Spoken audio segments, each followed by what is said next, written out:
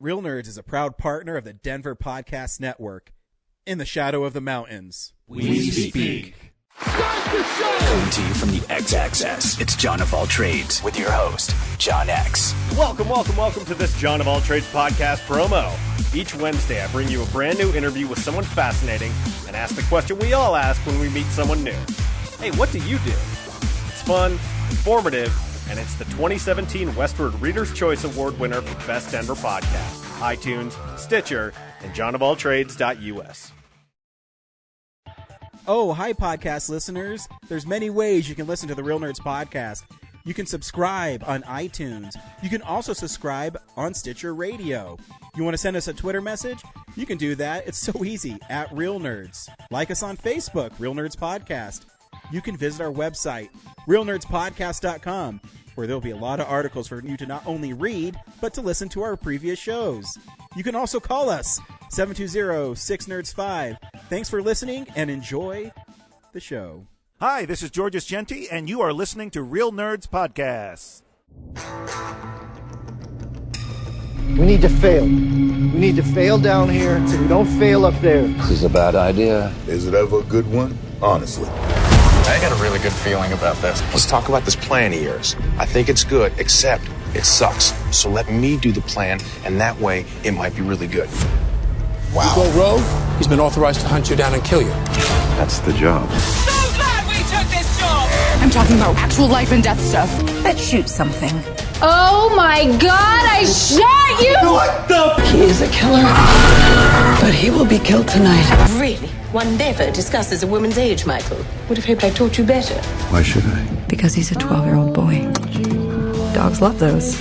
Children have very deep feelings, just the way everybody does. You gotta say I love you back. Dad, are you serious? I want to hear it. Look at this place. Dad, I love you.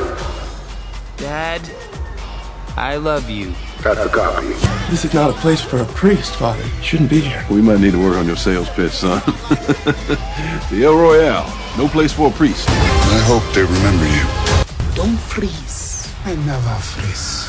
Because we're welcoming everybody to Real Nerds Podcast. End of the year extravaganza, following into the new year. Filmsplosion 2018. Hi, everybody. Hi. And that's how everybody's doing, but fuck everybody. Our show's too long. Well, I'm doing well.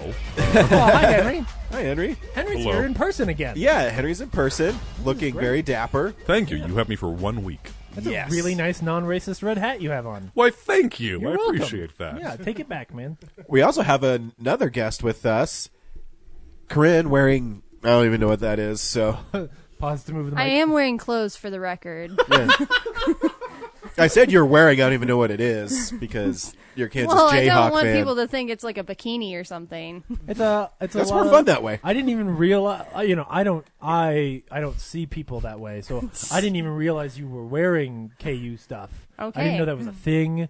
Like, I don't judge anybody based on their It's game day. I'm wearing KU clothes. There's sports orientation. I just don't judge people like that. You're not a sportist? Yeah. I'm not. Sportist.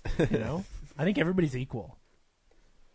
Cool. Corinne, welcome to Filmsplosion. Thanks, guys. Excited to have you on. I appreciate you letting me join you today. I appreciate you being here. Yeah, anytime.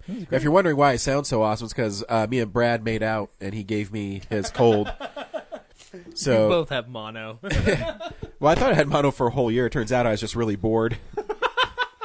If two people have mono, is it then called stereo? Hey. Oh, that's awful. That's an old Wayne's World joke. Any Wayne's World fans here? Oh. Yeah, the mono joke is. Nope. Yep. I fear change. Nice. So if you've never been on or heard a Filmsplosion episode, we all pick our 10 favorite films from 2018 and we share them with you. You will hear the trailer for each film, and to get you in the mood for why we picked it and what we liked about it. Brad, are you okay? I'm so bummed right now. Why? It's just been such a bad time. Oh. Like, I really wanted to have that DVD done. And then, like, as I'm sitting here, I'm just like, oh, we don't have all the mics we need. And then I totally forgot these two guys' DVDs that I made. That's okay. It's okay, Brad. We're all going to get through it. It's such a bummer. It's so fine. And I'm sick.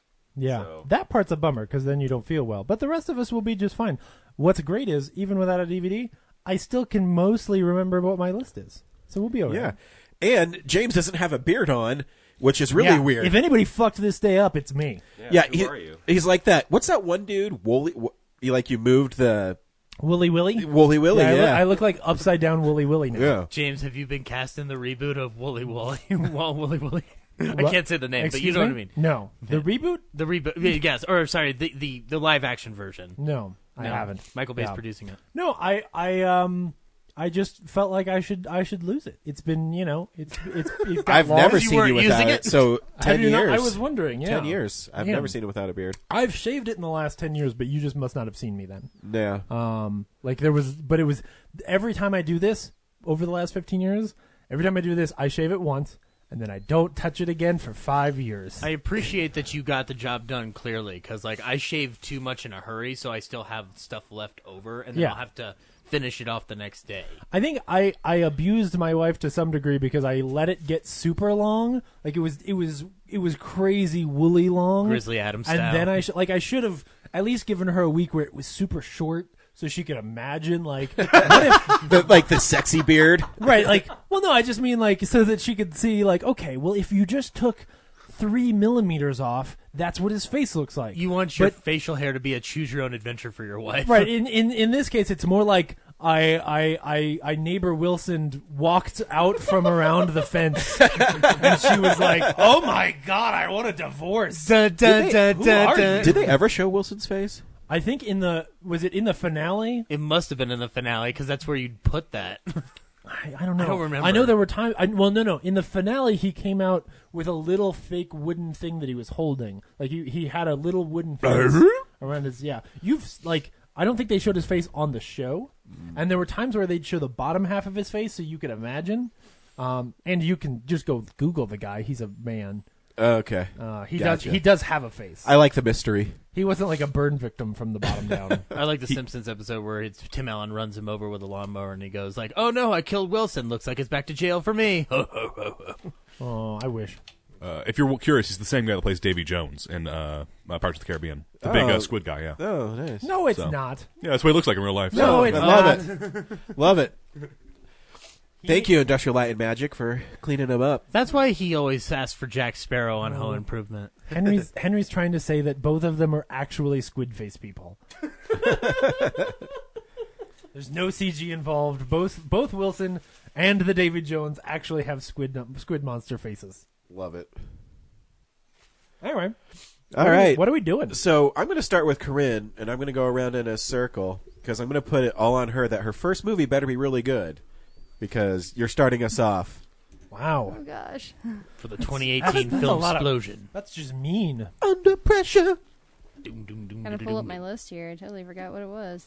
Oh, that's what number 10 should be. Number 10 should be like, What did I end up picking? I know what it is, but I have notes. Oh. Because I sent Brad You an email in case prepared. I couldn't make it. Gotcha. Man. So, yeah. Are y'all ready? Yeah, we're ready. Oh, we're ready. Okay. So, my number 10 was a film that by the time I saw it, it had been kind of hyped up a little bit too much for me, but I still really enjoyed it, trying to figure out what the F was going on. My number 10 is A Simple Favor. A few weeks ago, I met Emily, this wonderful, elegant person. Our sons brought us together, actually. Come here, little dude. Can me and Miles have a play date today? You drink? Does your kid drink? Maybe? I mean, it's never too early to start teaching I them. think you're joking, but great. J'adore mon poisson rouge. Every time we do this, I feel so high tone. Want to trade confessions? No. Come on. What's the wildest thing you've ever done? She's an enigma, my wife. You can get closer, you can never quite reach her. She's like a beautiful ghost. Did you just take my picture? Erase it. I guess I'm probably not the kind of person you're normally friends with. Oh, you do not want to be friends with me. Trust me. Stephanie, I need your help. Are you okay? I'm fine, but I do need just a simple favor. Can you come over? Yeah. 5 days ago, Emily went missing.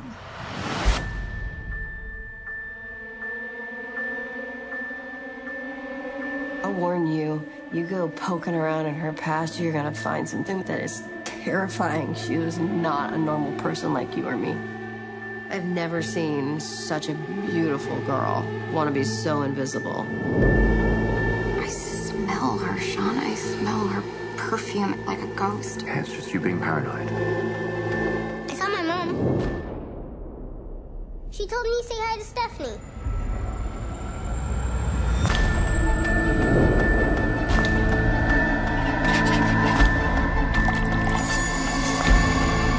Were you aware that he took out an extra $4 million life insurance policy on Emily before she disappeared? People do terrible things for their own reasons. He thought you knew more than you were letting on.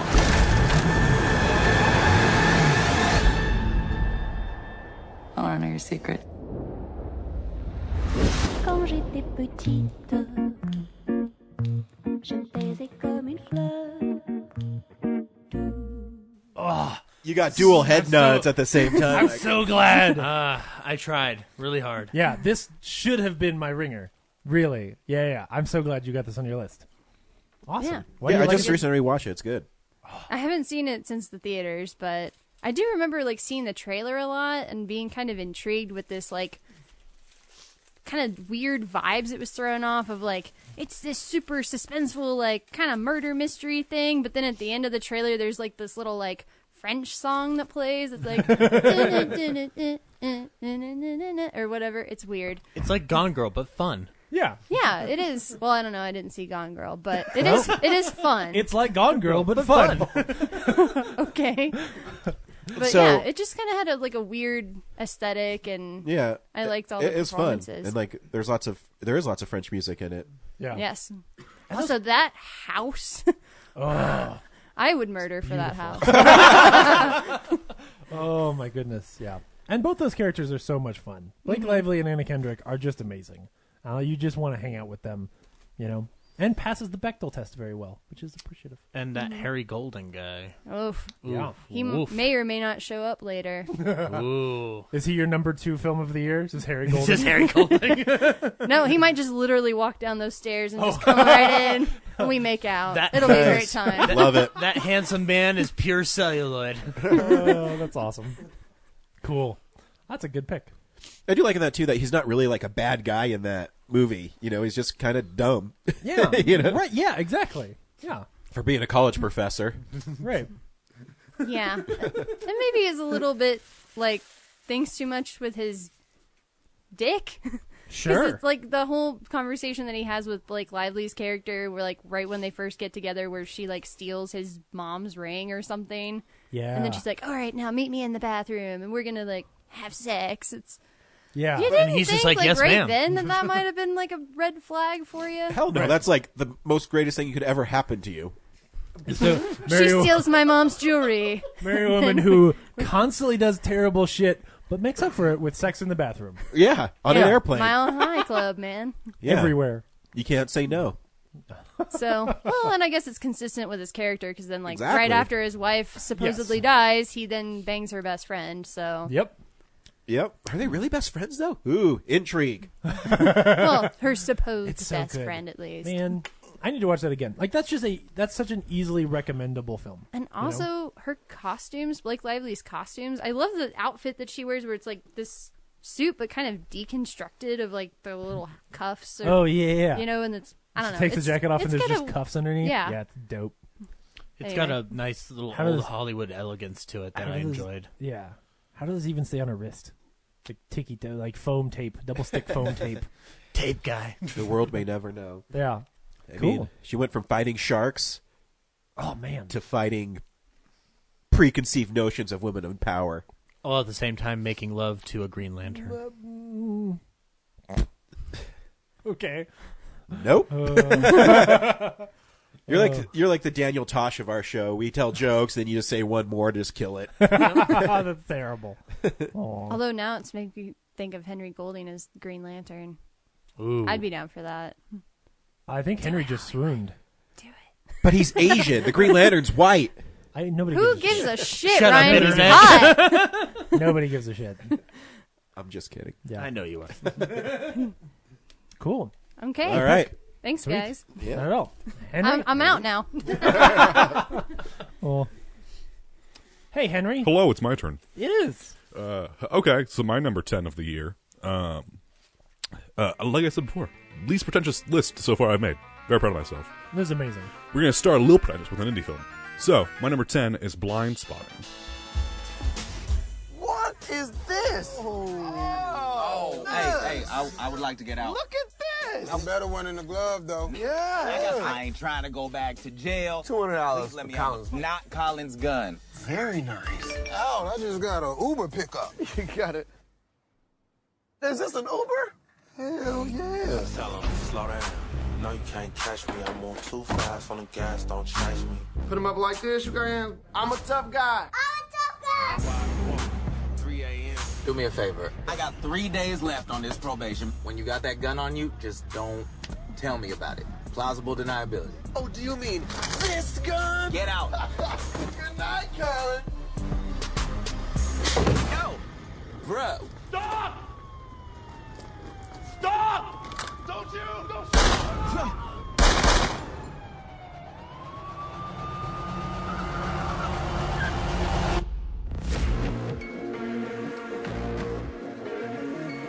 You are a convicted felon, Mr. Hoskins.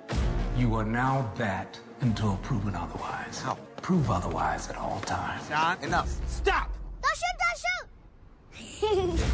Are you with me now? Said, are you with me now? In fact, it's good in a while. You know, you don't have to act ghetto to hang out here. Can you hear me now? You need to get rid of Miles. Miles, this is my best friend. He's gonna put you back in jail, or he's gonna get you killed. Don't make me write you up for your last week. The judge will extend your time here a year. That is the life we live in, and it's been since the beginning, and you know we stuck in that soil loyal. Don't be who you is.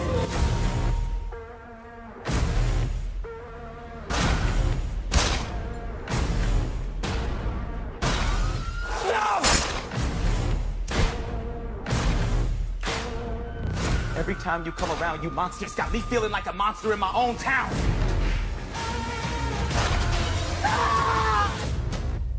So yeah. Is this a Train Spotting sequel? What is this movie? I don't know what this is. Blind Spotting came out in the summer. It came out pretty much at the same time as another film that the two are compared to a lot. I'm not going to mention it just in case it's on someone else's list.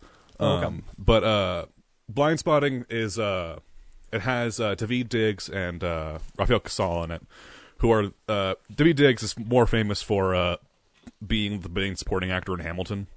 Oh. But before Hamilton, he was a slam poet in all of America, pretty much.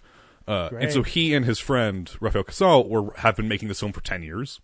And the film is basically about gentrification in Oakland. It's about these two guys who are, quote, from the ghetto that are living in Oakland as it's being gentrified. And it's about how one of them is really desperate to leave kind of that lifestyle and kind of embrace this kind of better kind of lifestyle, whereas the other one is really desperate for staying there and kind of defending what he has always been. Yeah. It's about that conflict that the two run into. It's only an hour and a half long, but it's, in my opinion, the best written film of the year, just because it has so many themes like just thrown into it. Like the trailer, I think, is pretty misleading because the trailer makes it all about like that the Daveed Diggs character sees like a police shooting, and that's what the entire film is going to be about. That's really like maybe 5 minutes in the entire film. Yeah, like he sees that, he then goes to hang out with his friends. He goes like, "Oh, by the way, I saw someone get shot yesterday." It's literally like he goes somewhere. It's like, "By the way, I think I saw someone get shot yesterday." And they're like, "Oh, okay," and then they just move on. But it's like it's technically a comedy, and it is it is funny. It gave me like probably my biggest laugh of the year. Yeah, I think it's very well done, very well written. There's a great you can find the scene online if you just want to see this one scene. If you look up like the street fight scene, which is just an argument between the two main characters. It is where it's because Raphael Casal is it them fighting with words or is it they live? It's them fighting with words. Okay, shoot. It's I was really excited for like they live because like Daveed Diggs is black, obviously, and then Raphael Casal is white, and Raphael Casal is the one that wants to stay in kind of the ghetto and kind of stay kind of like in that kind of lifestyle. And they get into this argument where Daveed Diggs says, "You need to call me the N-word," and kind of about kind of that what that word means and how that word applies to people. Huh. and it's a very, very well written scene. A lot of the film's actually in rhyme, which is really interesting. What? Because they're both slam poets. But I definitely recommend it. It's very interesting, very well written. It's the same length as Venom, and Venom had a lot less to it. So I only mentioned that name because I'm almost positive it's not on anyone's list. So. Is it? No, it's Zach's number one. Oh yeah, you fucking guessed it. Is that the movie that everybody compares this to? Is Venom? Are the end credits as long as Venom with a scene from Spider-Man Into the Spider-Verse at the end of it? But anyway, yeah, I strongly recommend it. It's very well done. I think a lot of people would like it. So. Yeah, it keeps popping up on the Best Buy shelves and whatnot, and it was a Sundance release, wasn't it? Yeah, it was. Yeah, but it's like one of those ones that came out with the other one that you mentioned. We don't want to mention it yet, I guess, but yeah, it looked pretty interesting. If it's not on your list, Zach, you're the only person I thought it would be on. So the other one's not on my list, and this one isn't on my list. So what movie is the other one? Sorry to bother you. Oh, sure. Okay. Oh, yeah. No. Damn it. I thought you were talking about. I thought you were referring to Monsters and Men. No. This in the film. I guess we're not mentioning anymore. Were released at the same weekend, so they were compared to. Okay, all right, gotcha. Well, okay. Whoops. Oh, what's your number 10 then, Zach? It's not that yet. Oh, okay, good. No, that would have been funny. So good pick, Henry. Great, thank you. Thank you. So my number 10 is it's a documentary, but the caveat is that in my opinion, it should be paired with a film that the documentary is talking about. It's a Netflix presentation, and it's from the director of Won't You Be My Neighbor. It's Morgan Neville's film They'll Love Me When I'm Dead. The Other Side of the Wind is the crazy picture. It's not a work of fiction, and it's a little of everything. It's kind of a departure in movie making. Orson Welles was the ultimate independent filmmaker. Somewhere between Zen master and God. No other director has been held up to such an impossible standard. Citizen Kane, the greatest motion picture ever made. Do you agree? No, certainly not.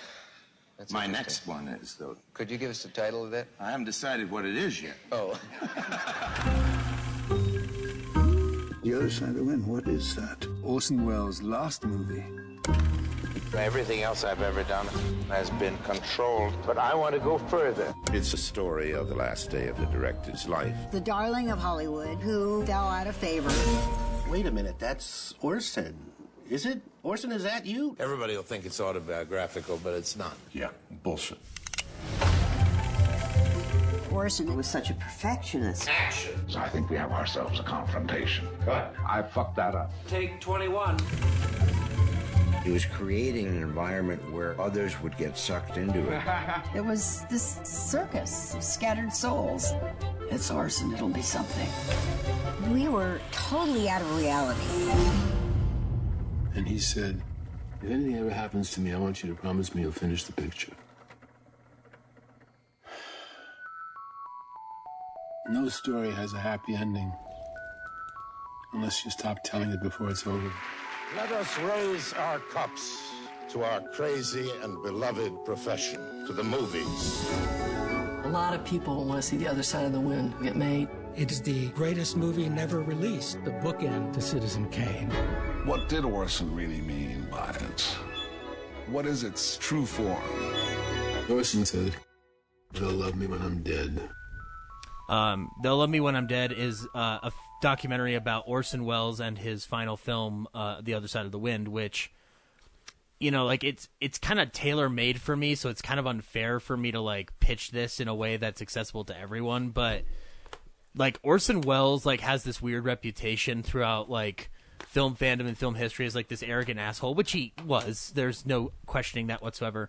But it always feels like if you look at the long lineage, like from Citizen Kane onward, even though his ego was bad, like he still got a bad shake in Hollywood because of Hearst and everything that Citizen Kane kind of brought upon him. Mm-hmm. And so when you watch the documentary, you get a sense of a guy who theoretically, like any other director who was getting a revitalization in the 70s, should have gotten some form of like like work, or the opportunity to maybe get some money from a studio at that small Zach period. Can't pick weird movies, and now we are just grinding to a halt. Go ahead. No, Zach. we're fine. So, don't listen to him. This film attempts this film attempts to kind of redeem him slightly, and it kind of does it. But it's also about the redemption of Peter Bogdanovich, who he talks a lot about Orson Welles, but he doesn't really talk about how much Orson pissed him off and how he kind of led to. It seems like it led to him and Sybil Shepherd kind of separating at some point, which is interesting. It's not like the best documentary of the year. I will easily agree to that, but I think it's an interesting one and one that is worth your time.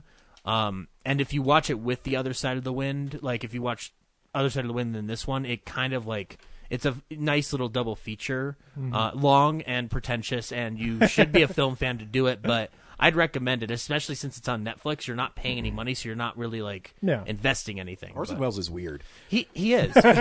He is. And like that's the thing, like this documentary shows a lot of like how like conflicted he must have been at this point, and how that film, like, because the finances are all like fucking shaky and there's like a deal with the Shah of Iran involved in it, like how by the time it's all said and done, like he dies without completing it.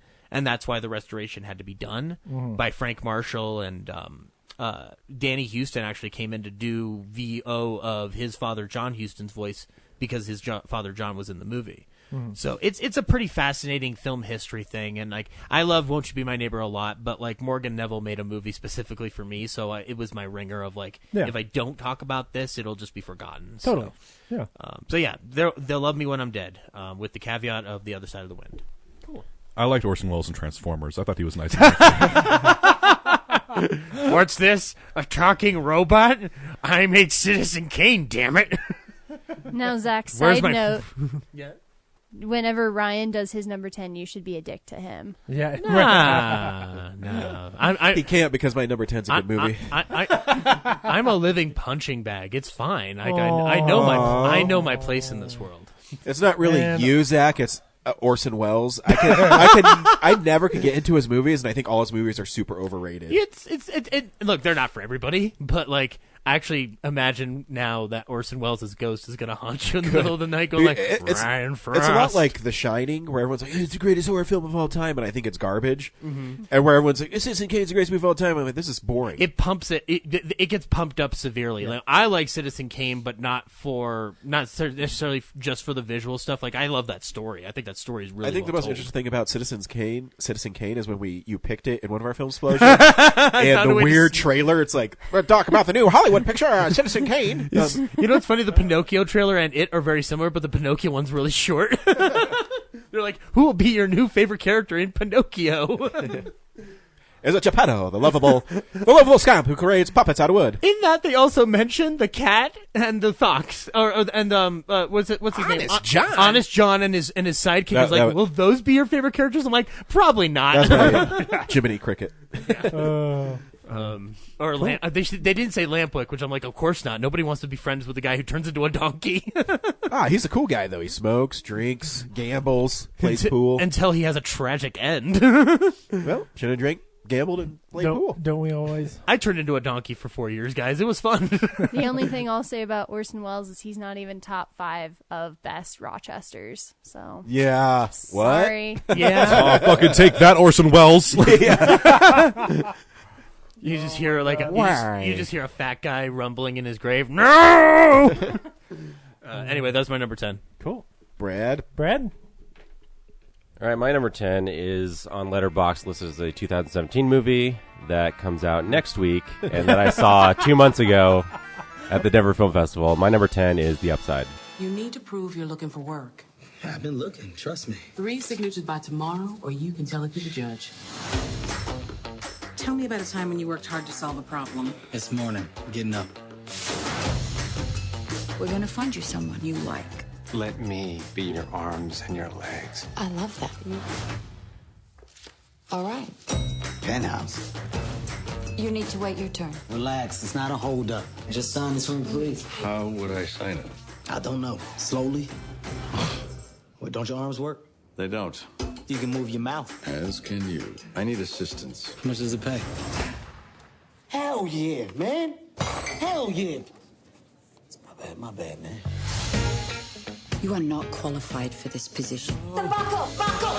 Have you ever changed a catheter? Nah. Pinch the head, insert. I can't feel it. Oh, well, I can. You want to feed your soul? Then listen to its queen. Think about what you're trying to do to me. It's amazing, ain't it? Sound just like her. Yeah, it's uncanny. You as rich as Jay-Z? No, richer. Which car is yours? All of these to the right. Oh, my God. They're not practical. Exactly. You can have any girl you want. What about this lady with all the Botox? I'll be perfect for each other. You can't move your body, she can't move her face. I specifically said nothing for my birthday. I'm sorry you gotta have a surprise party in your huge mansion. Some of us got real problems. I'm fighting to see my son. And whose fault is it? Is it yours, or is the world out to get you? Are you mad?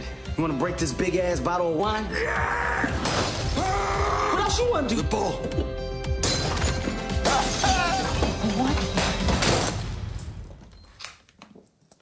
Dell made a mess. So I'll surrender. This is the moment I surrender. Even now, let it in. Just relax. I am relaxed. This is me being relaxed. What's the upside? It's actually apparently a, I guess the Hollywood remastered version of the Inconceivables, Untouchables, and it's about Bryan Cranston plays a writer who is paralyzed in a hang gliding accident, and then he is interviewing people for a caretaker position, and oh, that's right. They're showing that trailer a lot now.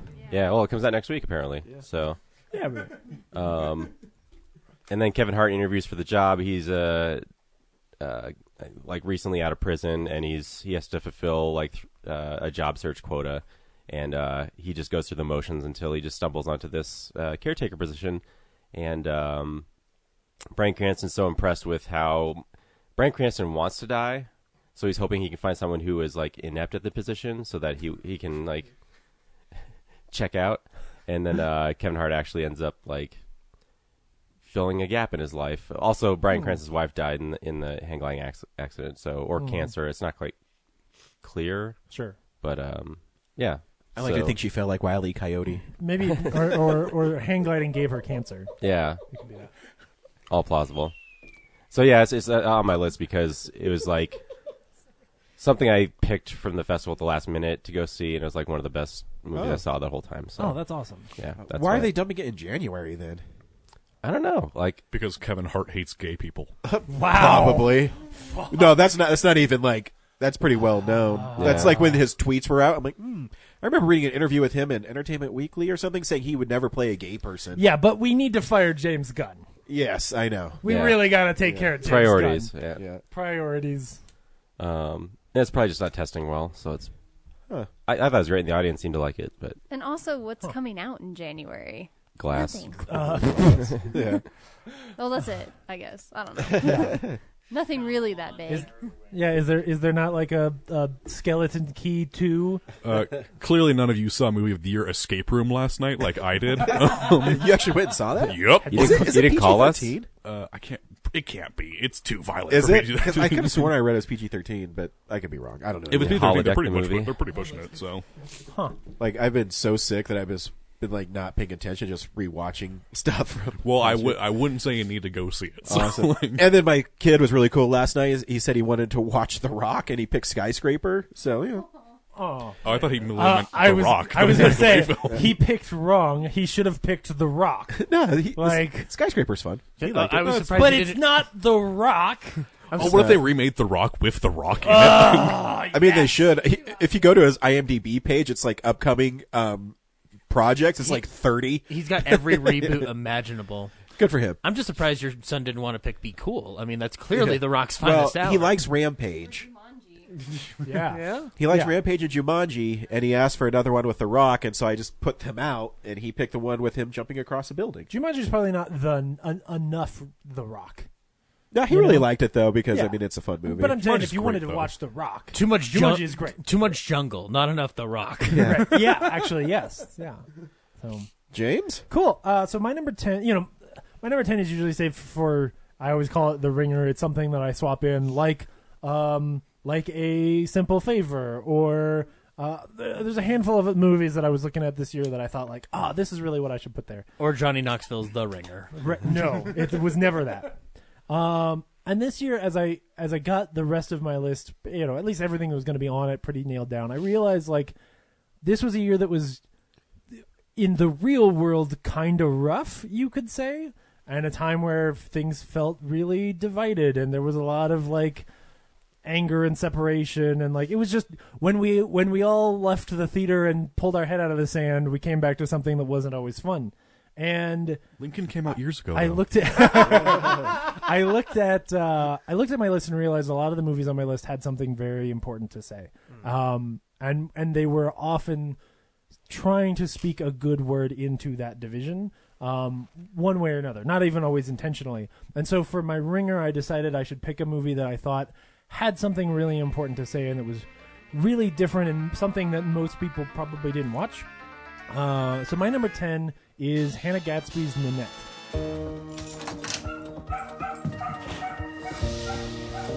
I don't feel comfortable in a small town. I get a bit tense, mainly because I'm in this situation.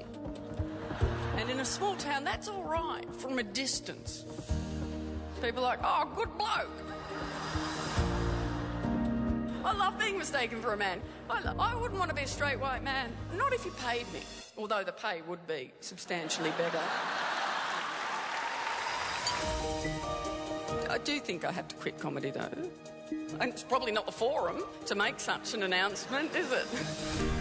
I've built a career out of self-deprecating humour, and I simply will not do that anymore, not to myself or anybody who identifies with me. Do you understand what self-deprecation means? It's not humility, it's humiliation. I want my story heard, because what I would have done to have heard a story like mine.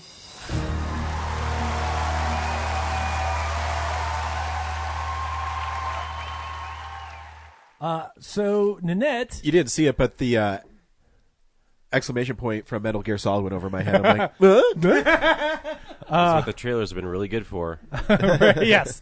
So Nanette. Does this even is count a- as a movie? It's a comedy special. Hey, hold your horses. So what is it? It is a film. It is presented on Netflix in the same context as any other film. It is a stand-up special by Hannah Gadsby. And even that, the reason why I would argue that it is more of a film than it is just a stand-up special is that about halfway through, much like Dave Chappelle's Bird Revelation, about halfway through it stops being funny. And Henry, I have a feeling you saw it. Yes. And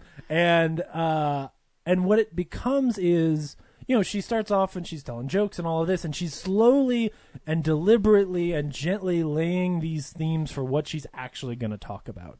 And the second half of it stops being funny and starts being a really intelligent and often heartbreaking conversation about why she frames it as why she needs to stop doing comedy. But it really is her just breaking down this idea that she has right now that comedy comes from two different places. It either comes from anger, and the reason she has to be angry, she doesn't feel like she's allowed, she should perpetuate anymore. And the other is that she is really good, like comedy comes a lot from creating tension and breaking that tension, and she doesn't think that we should break the tension anymore, that we kind of need to live in it. And so she starts telling stories about what it was like to be a lesbian in Tasmania at a really difficult time.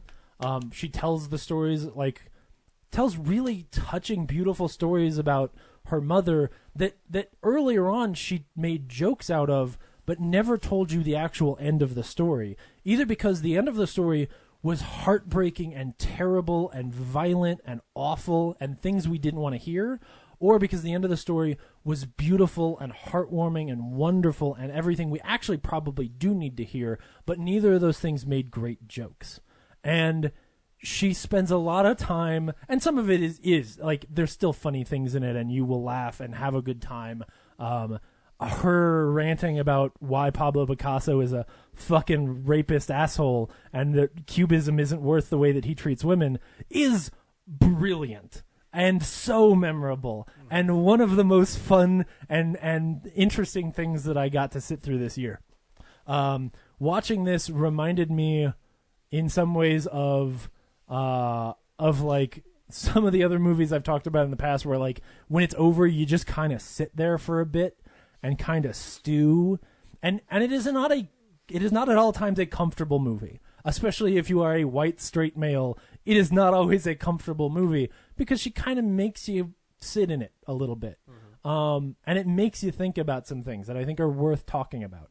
And so in that context where I felt like this was a year where a lot of movies were trying to actually say something good, this was one, and this was a conversation where she was ripping open a wound to say, like, hey, we got to talk about this stuff and not let this be open. And I think it's also just an extremely brave piece of art where, I mean, she puts a lot of her shame and guilt and pain into this thing. And so I put it here, yeah, it's above two unbelievably good stand-up specials from Dave Chappelle that I think are more brilliantly crafted and funny, but this one has sort of a passion and a heart to it that I don't think anybody else could have done. So, well, I mean, I've noticed like a lot with stand specials this year that there's been this trend where like the first half is very funny, yes, and then then halfway through they're always like, now I'm going to get serious. And they'll tell jokes throughout the serious part. Right. But another example is Annihilation, Patton Oswalt's. Yes, Patton Oswalt's Annihilation, very much so. Yeah. Yes.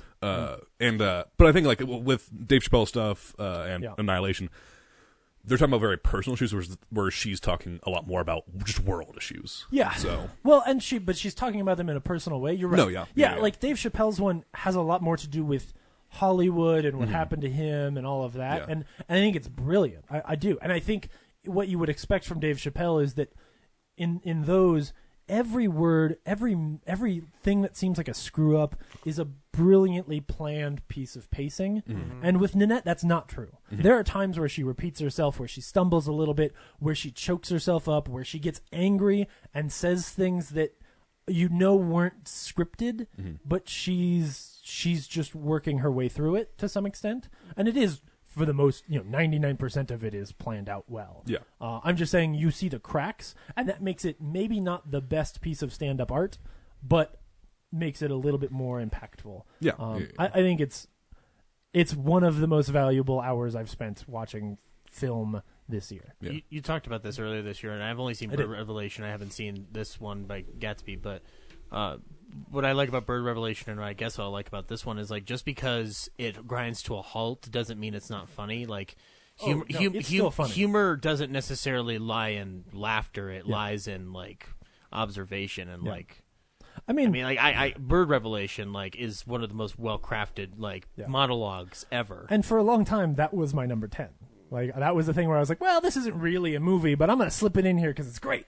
And I loved it, and I watched it like 4 times. Mm-hmm. But this was one where when I rewatched it, and you're right, it is still funny. When she talks about Pablo Picasso, she's saying awful shit and making a really good point, and it's hilarious at the same time. Yeah. Because she presents it to you in a way where you're like, how do you reconcile these two things? And you go like, you don't. We just laugh at it and go like, oh yeah, man, that guy was an asshole. We should be better than this, Yeah.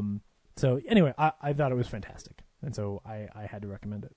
I do remember you talking about it on the show, and I went and watched it after hearing your recommendation, and yeah, it's really good. The one part where she kind of tells you like the rest of the story about when she was mistaken for a guy or something. Yeah, it's a rough movie. Yeah, things are still broken.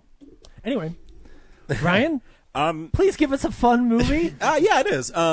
This year I actually struggled really hard with my list. I really enjoyed this year in film. And as I made my list, I whittled it down to movies I rewatched or movies that I enjoyed, obviously, goes without saying. Even though there's maybe some movies I might have rated higher or I thought were better films. Sometimes for me, it's not how good the film is, it's how much I enjoy the experience. Yeah. So this one might surprise people because it's battles that happen at sea. And I was really shocked that it ended up on my list. My number 10 film is I Kill Giants.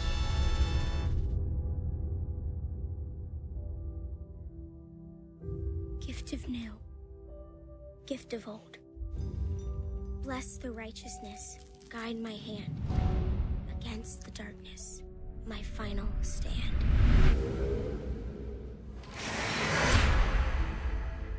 Barbara, I want to get to know you a little bit more. Do you have many friends? What about your sister? I play your dragons or whatever if you ask me to. That would be hilarious. What are you doing? What's it for? There's some serious stuff going down. I find giants. I hunt giants. I kill giants. Cool. Yeah, that's it. Dark omens are totally cool.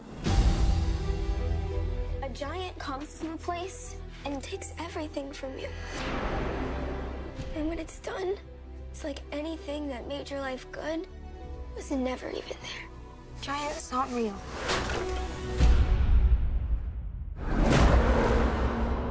Then why are you sweating? I know that no one likes me. I know that everything I do looks crazy. This isn't real. You're not listening to me! This giant is coming! We're gonna save this town. There are times where you have to ask yourself, do I want to live my life as a coward or a warrior?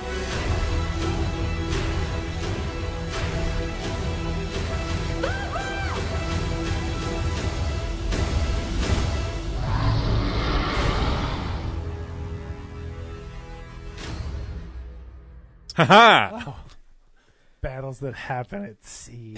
I Kill Giants is one of my favorite graphic novels introduced to me by Mr. Hart here.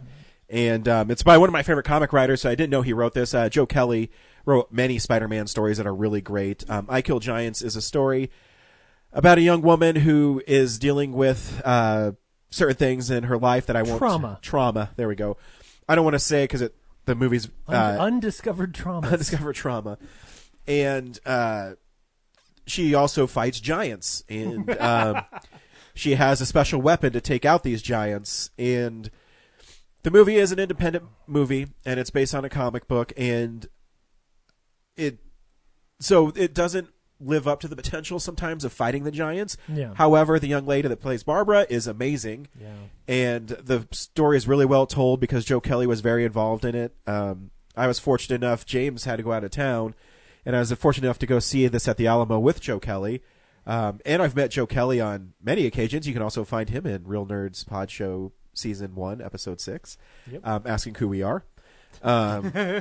He's a really nice guy. And it made my day, too. So he went and did the showing of I Kill Giants, and the next day he was at Dink. And he said, at the showing, he says, hey, if you bring the posters, I'll sign them and talk to you. Cool. And so I went to Dink, and my little boy went there with me. I'm like, oh, it's a comic book show. My kid's going to have fun. Dink's really not made for children. Dink is an independent comic convention, and it's fun, but it's hard for my son to get excited about, social issue comics. Just imagine him that was a swipe at independent comics. Anybody get that? You laugh now, but he'll be a big fan of those in 4 years. Yeah, I know. Daddy, I want the new issue of Saga. Hey, Saga's okay. Daddy, will you read my zine? No. Son, why? Anyways, so the next day I went to there, and I said, I'll get a poster signed for James. He wasn't able to make it, and so I go and see Joe Kelly. He's like, hey, I know you, Ryan. He remembered me from all our interactions. Shit. Yeah.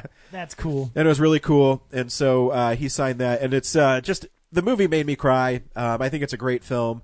Yeah.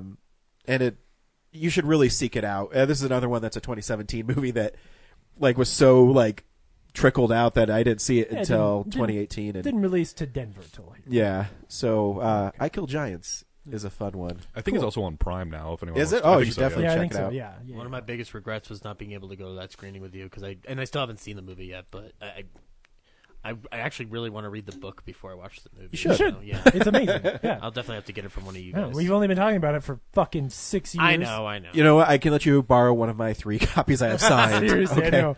Yeah. Oh, I don't want it to be a burden.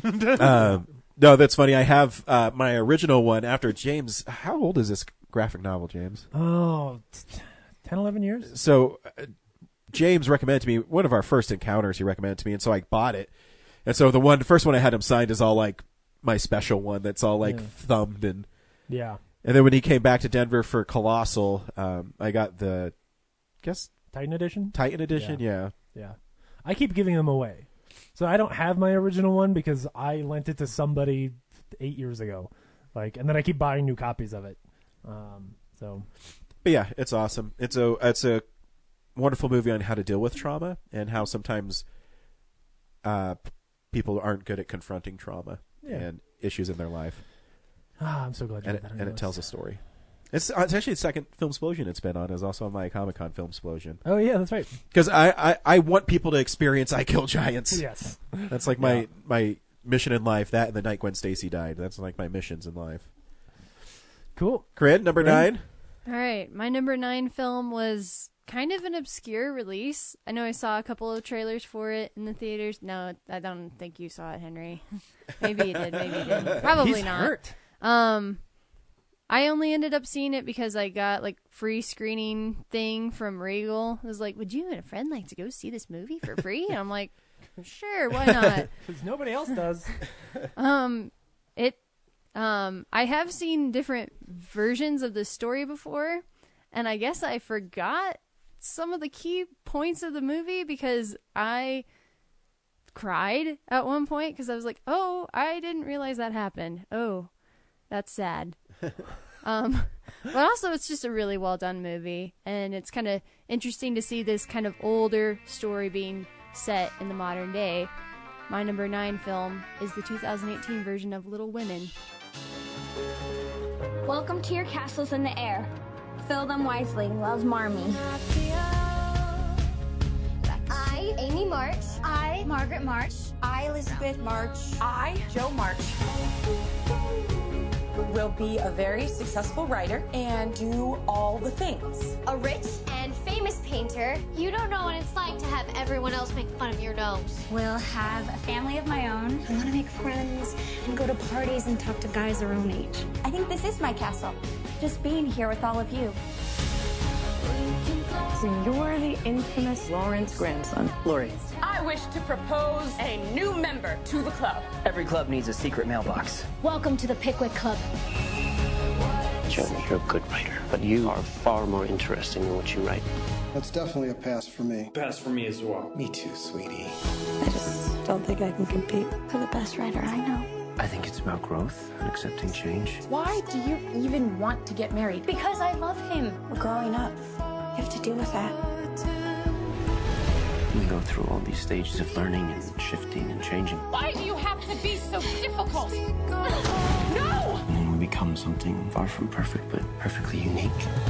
The longer it takes for you to forgive her, the longer your pain will last. We each have our own paths to our castles. What's that smell? What's most important is the workings of your mind, your humor, your kindness, your courage. I'd rather lose every word I ever wrote than lose you. Oh, how I've missed my Little Women. You're my person. I guess Brooke, Marmee has Dad, and I have you.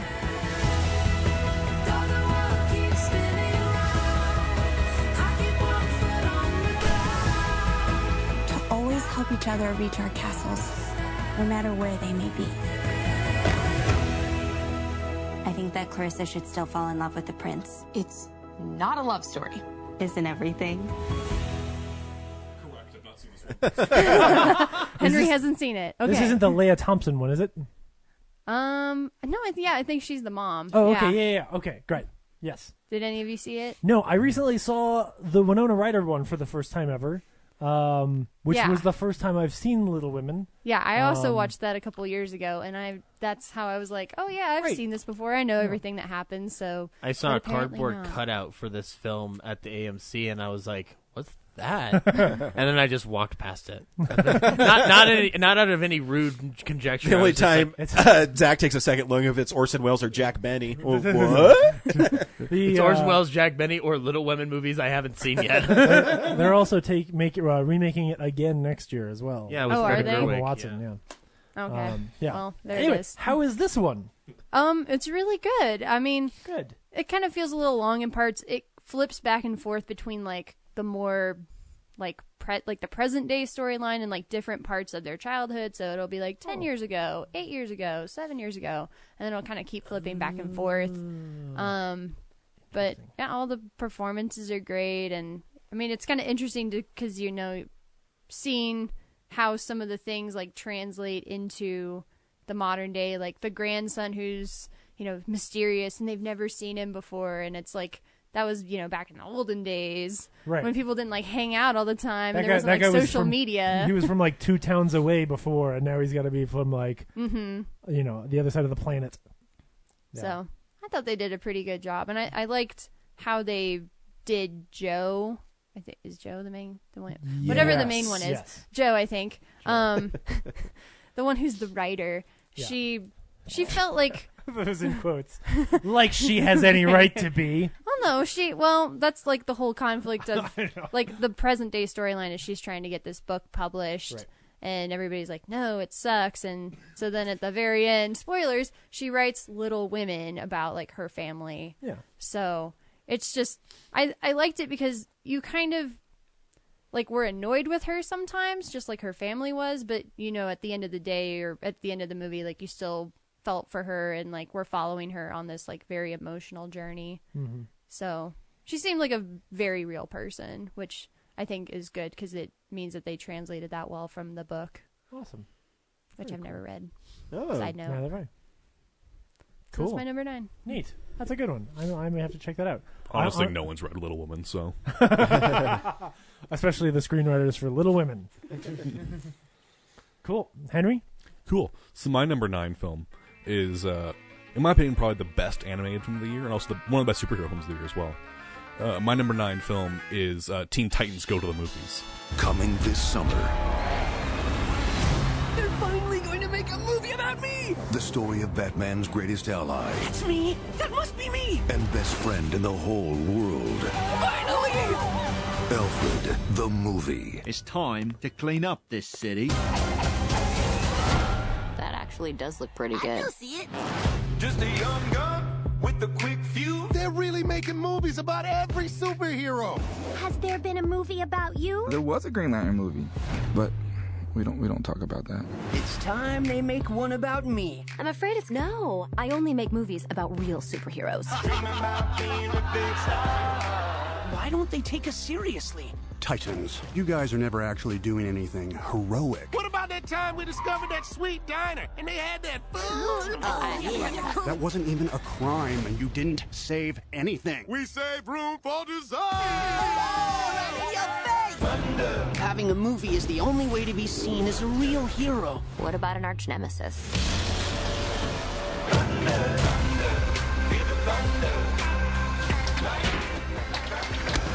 Stop right there. Deadpool? Deadpool? What? Why does everybody think I'm Deadpool? I thought Deadpool was a good guy. By the way, he should be saying that he's not me. Okay, because I came out, like, way before he did. Nah, I'm pretty sure you're Deadpool. I am Slade. If we can make him our arch nemesis, then they will see that we're worthy of a movie. I'm not interested in fighting a bunch of sidekicks and a half a robot.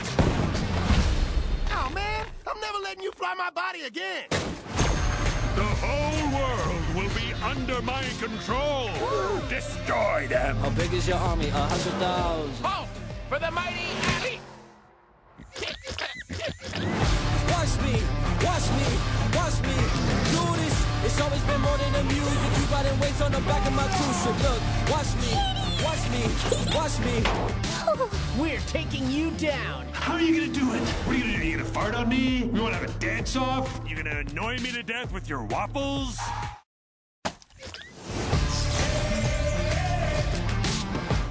I just watched Ryan sigh in relief. It doesn't matter. I recently saw this and I loved it. I'm glad you get to talk about this. Oh boy, this film's amazing. Yeah? It is. Oh, Teen Titans go to the movie. Now I really liked the original Teen Titans cartoon when I was growing up. Great. Everyone hates the new Teen Titans series, the animated one, not the serious one. Right. But the other animated one is also still pretty good, and I was still pretty excited for this movie when it came out. I saw this movie opening weekend. I was one of the 3. I took Kellen. He wanted to see it. You were the other 2. This one's great. This one's hilarious. There's a point in this children's cartoon where the Teen Titans hit and run someone and then leave the scene. They also kill Aquaman. Yeah, they kill Aquaman. Help Bruce Wayne's parents get murdered. Yeah, they direct him to Crime Alley and encourage him along the way. There's a great joke. There's like, why wouldn't you just go down Happy Alley? Oh boy, this one's amazing. Love it. Teen Titans Go to the Movie is about the Teen Titans, and Robin wants to have his own movie, but no one will make a movie of him because he's a sidekick. Right. And it's about how he has to prove that he is a hero. Awesome. It's so good. Oh my god, so good. I've almost watched it a number of times in the last few weeks and didn't because it's on streaming all over the place. I love how but I should. I love how of all the movies that they're making other than a Robin movie, one's Utility Belt for Batman. This is Utility Belt the movie. I was just gonna ask, is Slade in this movie? Yes, it is. Slade. Is he voiced by Ron Perlman? Will Arnett. So that's not anything like Ron Perlman. But yeah, it's great. Yeah, Will Arnett's is pretty great in it. He has his superpower is really stupid, but it's pretty funny. It also distracts him. Also just their theme song that they're singing throughout the film. Oh yeah, they keep trying to repeat it throughout the film. Which is amazing if you know the comics and just how absurd is that they're rapping. God, I just love this movie so much. Awesome. So good. What's your mother's name? Martha. Mine's Martha. And they're friends. Wait, what's your father's name? Jonathan. Thomas. And then they start beating each other up again. Oh boy. But yeah. Good movie. Yeah. Awesome. I'm gonna have to check that out. Yeah. Add it to the list. Cool. Zach? All right. My number... Interesting you bring Asshole. up. Interesting you bring up that sound effect because there is a lot of screeching of tires and driving in my next selection. Fast and Furious came out this year. No, shit. If only, man. I'd argue more. I'd argue that this is a little more fun for me at least. My number 9 is a film that's based on a miniseries from the UK that got turned into a fun action heist film that no one talked about. Are you sure Fast and Furious didn't come out this year? My number 9 is Widows. You have no idea, do you? Or did you choose not to know? Your husband stole $2 million from me. This is about my life. This is about my life. And because it's about my life, it now becomes about yours.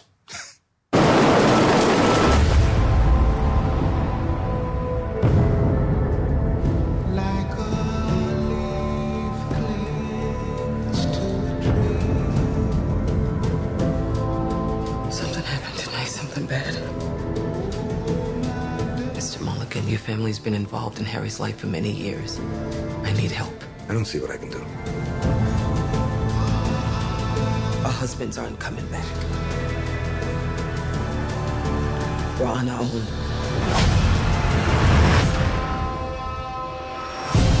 My husband left me the plans for his next job.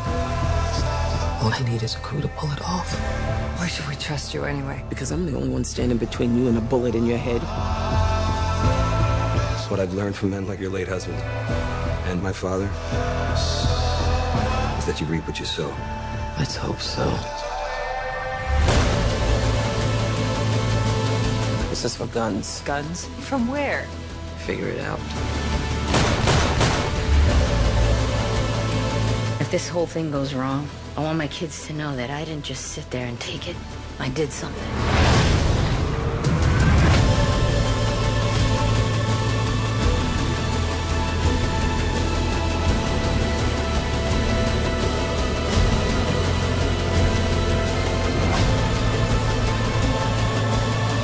Now, the best thing we have going for us is being who we are. Why? Because no one thinks we have the balls to pull this off.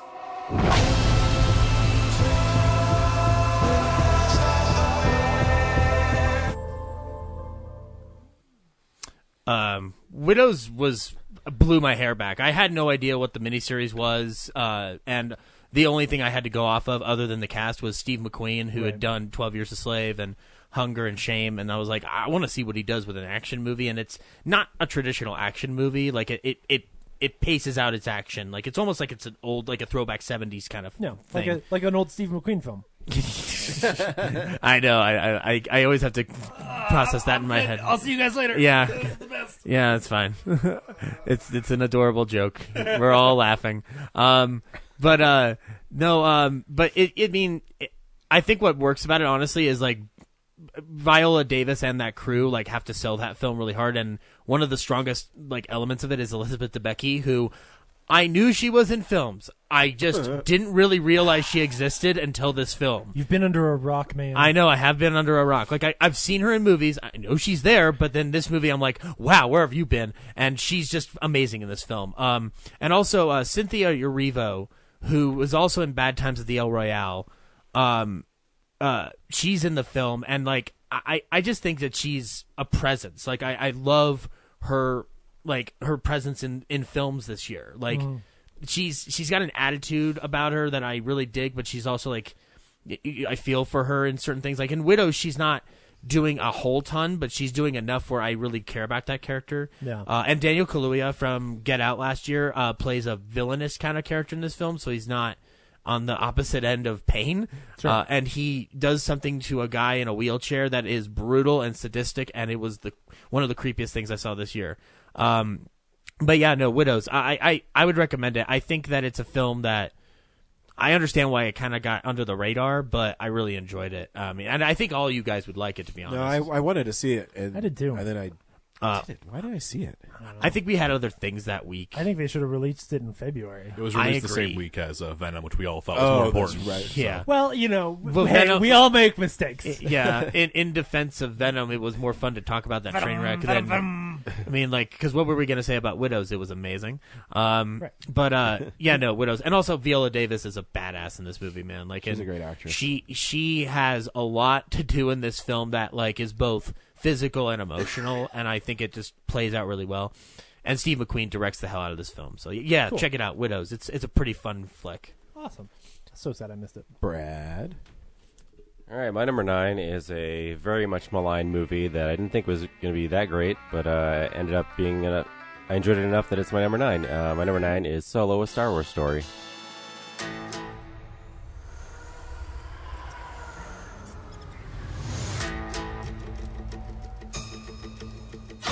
You're after something.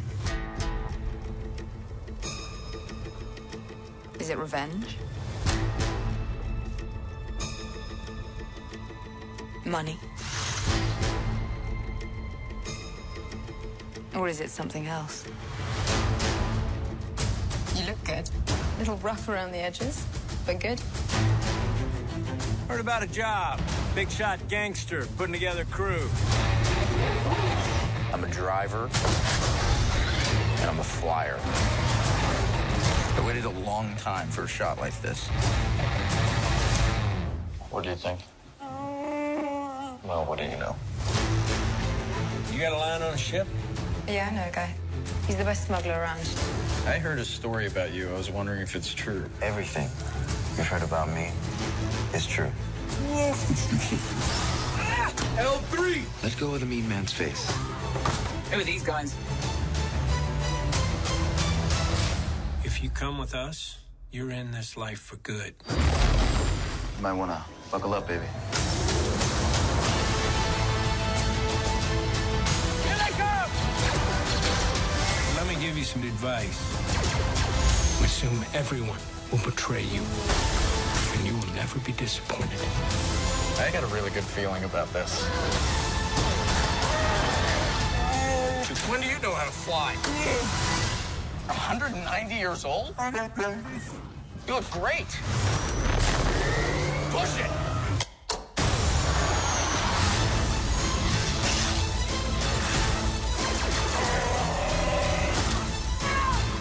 So glad we took this job!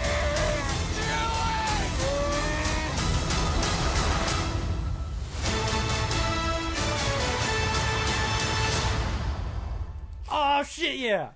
Yeah. So I really wanted to see the Lord and Miller version of this movie and was denied it, and somehow Ron Howard pulled it together. So He's good.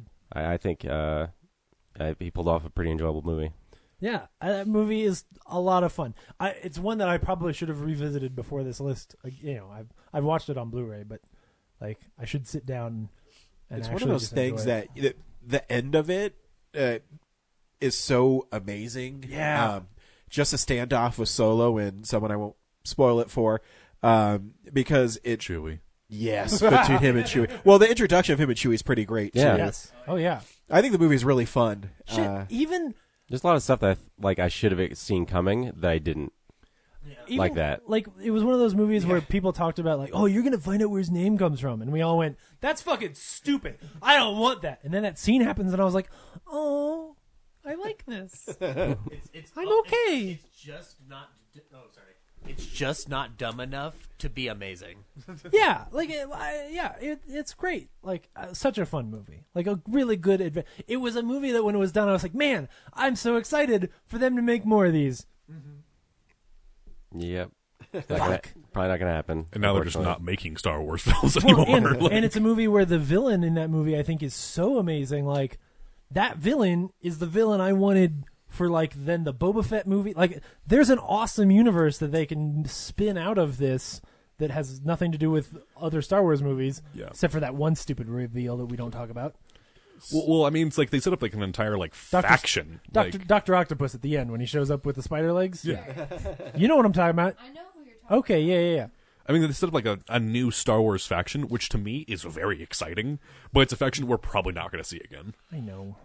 I this film accomplished two great things for me. Number one, it was fun, and that's all I wanted out of the Han Solo movie. Yeah. And two, my folks loved it, which they don't go out to movies that often, and the only reason they went to this was because they heard Ron Howard directed it, which is a weird little Ronnie Howard. It's not the Star Wars. They were just like, Opie directed a movie, and I'm like, yes, he's directed several, but no, this this one about a rivalry. I don't think you've ever heard of it. It's called Rush. But they loved the heck out. They loved it, and they loved Donald Glover as Lando and whatnot. So like, if I can get them to watch a Star Wars movie that isn't that theoretically could be like a bit of a loss for them because they have a specific set of Star Wars standards, I guess. Sure. It was fun. So like, and I loved Donald Glover in it, and I loved Alden Ehrenreich, man. Oh yeah, he's a good Han Solo. Every performance in that movie is great. That young lady who plays the masked person, she's good. Anyway. Yeah. Cool. The guy who plays Chewbacca is really nice. I did a panel with him at Denver Comic-Con. Yeah. I love how he's about to eat Han Solo in that pit, but then he has to talk him down. Like, I love that. Good stuff. So good. And that puppet at the beginning. Holy shit, that puppet. I don't remember its name, but it's been talked about. The giant squid thing. Yeah, the giant sluggish squid. Sluggy thing. Yeah. So good. Yeah. Did you say James Marster? Penis Monster. Oh, Penis Monster. Sorry, I'm the one with headphones on. So I was like, James Marster. That's James Marster's new nickname is James Marster, Penis Monster. Do you guys know how great that guy smells? I don't know if I've ever told this story. He hugged me, and it was like the greatest hug I've ever received. Oh my god! I was like, man, he smells great. I'm gonna stop hugging you.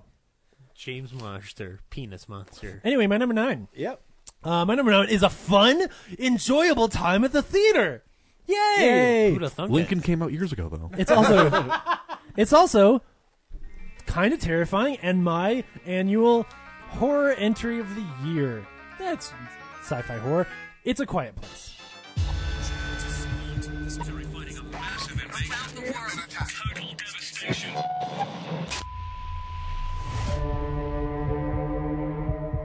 1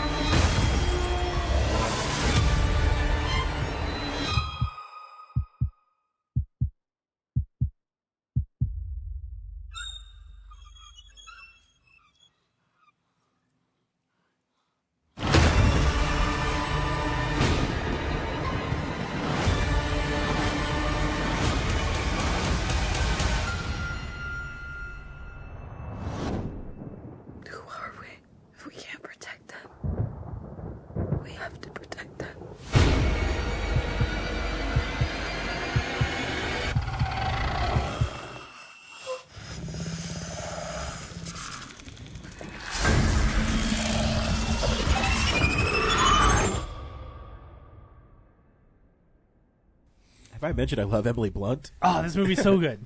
I have a feeling that this will get talked about more down the line because it's easily one of the most fun movies of the year and so impressive, and the sound and all of it is just great. And at its heart is this really amazing... The sound? Great. I know, but I know. The sound of this movie is amazing. It is one of the best sound design jobs ever in the movie. I watched it twice. The second time I saw it in an Elvis theater, that was a mistake. It's the one film of this year where people who were in the movie theater actually were polite and did what they were told by the announcements prior to the movie. Maybe your theater. Oh, fair. Did you have a bad experience with A Quiet Place? It was okay. More like a loud place. Did you see it in New York? Yeah, I didn't drive to Oklahoma. I'm just saying. What a great random poll to Oklahoma. That's a pretty quiet place. Yeah. Anyway, I was just going to say, at the core of the movie, there's a really great heart, and it's got a good message, and I just love it. It's a movie that makes me cry, even though it also scares me sometimes. It's a little spooky. Who knew Jim had it in him? Seriously, really well done. So, anyway, A Quiet Place, number 9. Of my legitimately ranked things, I actually did things for this list. This was my number, I think, 6 or 7. But I was like, I'm going to remove it because I don't want to sweep any legs. I know. Hey, that's why I'm trying to move on. It's okay. It just means that more people enjoyed the movie and that we have similar tastes. Yeah. If Good it shows pick. up on my list, I don't know. Yeah, if it shows up on your list. Yep. Good pick, I guess. Thanks. My number 9 is a really fun movie, I guess, if you want to call it a movie, because I guess yours, you said, isn't qualified as a movie, but mine is because it is also on Netflix, and it's Adam Sandler, 100% Fresh.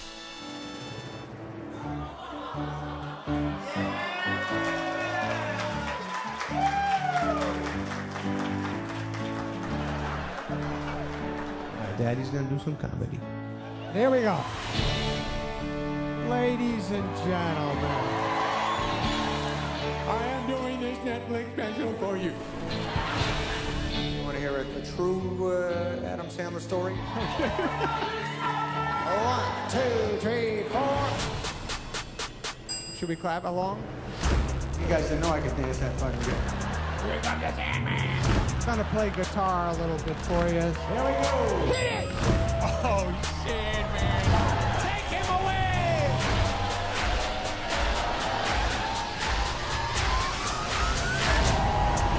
All right, let's lose that. I hate it. Sorry.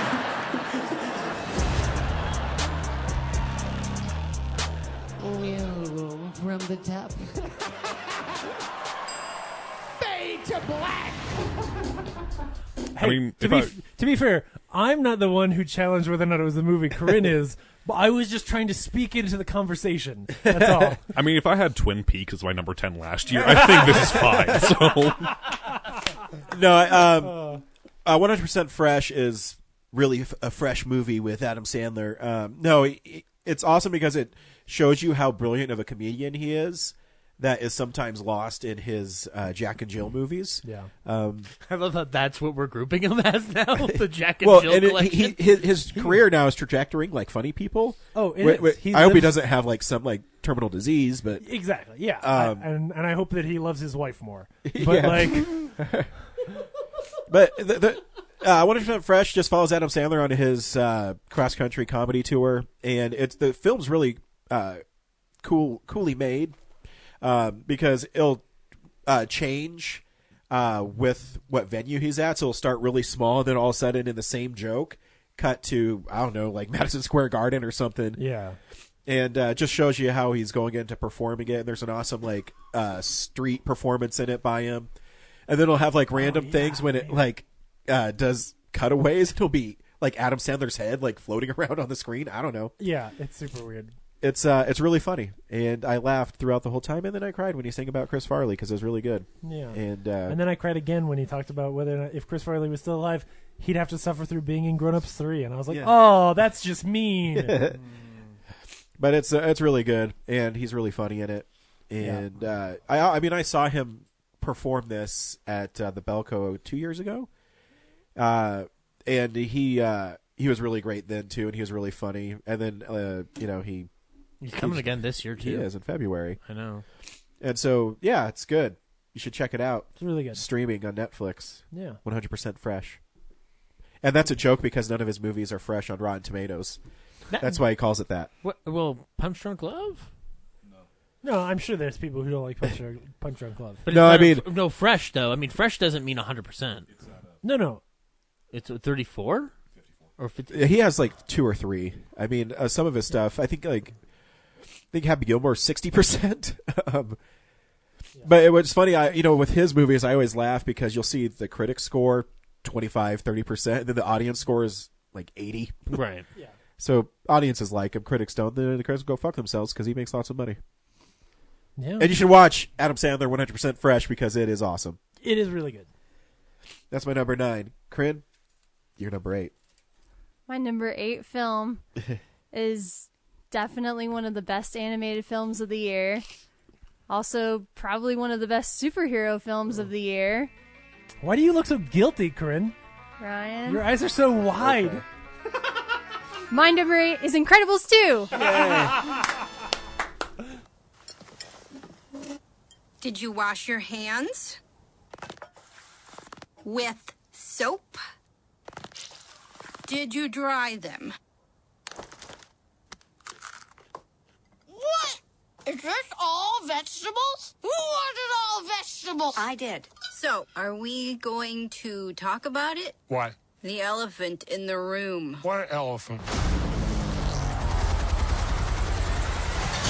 Mom's new job. It's time to make some wrong things right. Help me bring supers back into the sunlight. We need to change people's perceptions about superheroes, and Elastigirl is our best play. Better than me? Whoa! I like Mom's new job. Bye, sweetie. I'll watch the kids, no problem. That's not the way you're supposed to do it, Dad. They want us to do it this way. I don't know that way. Why would they change math? Math is math. Okay, Math Dad. is math. Hello? Hey, honey. How are the kids? Everything's great. Is she having adolescence? And Jack? He's in excellent health. Whoa, what the? Num num cookie. Oh, my God. Cookie. Wow, gay. That is freaky. You know it's crazy, right? To help my family, I gotta leave it. To fix the law, I gotta break it.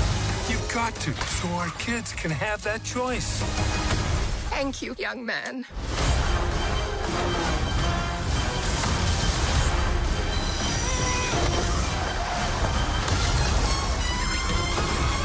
Combustion imminent? What does that mean? Ah! It means fire, Robert. The Screen Slater interrupts this program for an important announcement. Suit up. It might get weird. I'll be there ASAP. Where you going ASAP? You better be back ASAP. That was good. Are you done? I ain't got nothing to say. No, I'm just kidding. What do you want me to Cool. say about this? I mean, although I will say that I was like maybe the only person on Earth who didn't need this film to exist. I didn't need this film either. I mean, I was good. it exists now, and I'm fine with it. It's I obviously needed number to know 8 what on my happened. Filmsplosion. So, I mean, this was a good time at the movies. Animation is gorgeous. Yeah. I love the Michael Giacchino score, especially that last action sequence. I love the design of Screenslaver. Mm-hmm. He's just with his weird eyes. And although, don't go see this movie if you have epilepsy, or at least skip the parts of it that are triggering or something. Yeah, I had to shut my eyes throughout that entire segment. It's like, I can't handle this. So, yeah, I liked it. I liked seeing all the characters kind of come back and use their powers again. Yeah. I really want a good Fantastic Four movie. That's what I kept thinking the whole time. I was like, Keep this wishing. is so close. Keep wishing. Somebody just get Brad Bird to do it. Yeah. Good pick. Okay, that's all I have Good to say. job. I like how Henry shook his head yes. I was just like, let me make a couple calls. Me and Brad are tight. Most people call him Mr. Bird. I just call him Brad. I call him Tweety. Oh, boy. All right, good pick. Henry, you're number 9? My number 9. We already did my 8. number 9. Number 8. Whatever. That's why I host the show, because I can remember numbers. I'm just trying to move along. My number 8. I'm not going to talk about it very long because none of you will like it. My number 8 is Never Going Back. Get up. You have to get up now because I have something really, really awesome to show you. Did you draw a dick on my face? What? You think it's funny? We are going to Galveston for your birthday. Oh my god! We deserve this. We work our asses off. Yep. Let's go to the fucking beach. Y'all gonna be up later? No, because we actually have to work tomorrow. Sucks for y'all. Not when we're at the beach next week. One of y'all kids needs to mow that lawn. Maybe you need to mow your lawn. The city's gonna come down on you. Wait, the city's gonna come on us? Well, look at this. We want to go to the beach. We're going to the fucking beach. You're not hitting up our dog's party? We have to see Roderick sober. Ladies, be here in the morning. We don't have to get fucked up. We can just like hang for a minute and say hey. Is this seriously how you're coming to work? Y'all are high as fuck. Shit, she knows. Dude, how does she know? You cannot leave me alone here because I will literally die. Now you know I'm disappointed. You two are right. Funny. Working hard, entertaining as hell. One of the only things about this place I don't hate. Go do something with your lives. I'm not going anywhere without you. Fuck you! What the fuck are you doing? Have some decency. Y'all are dirty, dirty girls. True that. That shit was stupid. No, you want to know what's stupid? Not being able to use a goddamn bathroom for 2 days because you're in fucking jail. Hey, you didn't go yet? No, I told you I couldn't. I thought you went last night. There's no piracy in that place. You know that. Dude, that's not healthy. It was very little release. What is this? It was very little release. It was barely released in New York even. It's an A24 film. So it's great. It's in like kind of like the, I don't know like if there's a name for the movie yet. It's in the same kind of vein as like American Honey and Florida Project. Oh. About like poor millennials and like kind of them growing up and living in that kind of situation. Okay. So tough. My iPhone didn't fully charge before I left my tent. I don't know. That's what those millennials living in tents. Trying to figure out. Yeah, they're occupying Wall Street, bro. Why doesn't my tent have a USB charger in it? Yeah, Never Going Back. It's like those films, but there's not like. It's like those films, but the stakes are much lower, so it's a lot more. So it's a lot more enjoyable. Sunshine Tent has a Bluetooth connectivity. Never Going Back is tells a story about these two girls that live. They've ran away from home and they're living with I think it's one of their brothers in like this one kind of like shitty apartment.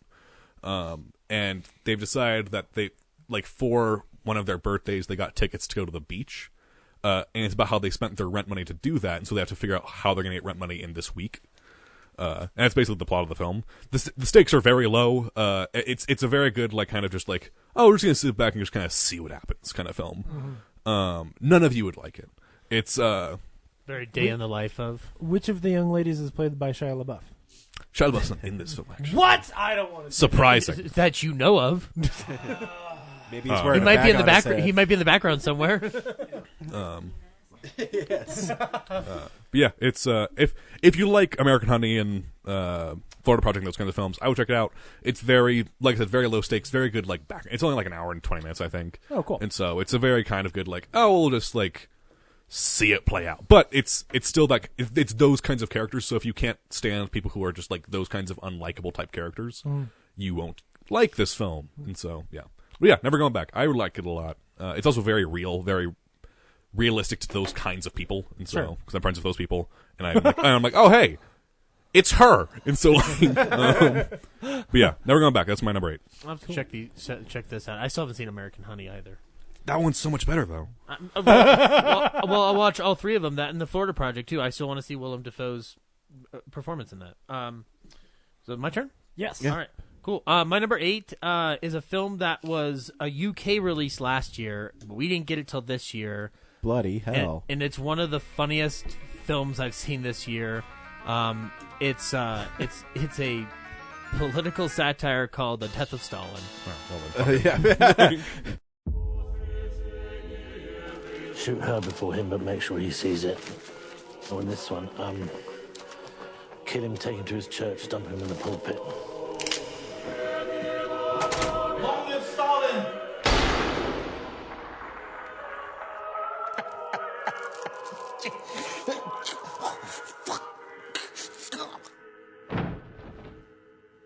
Should we investigate?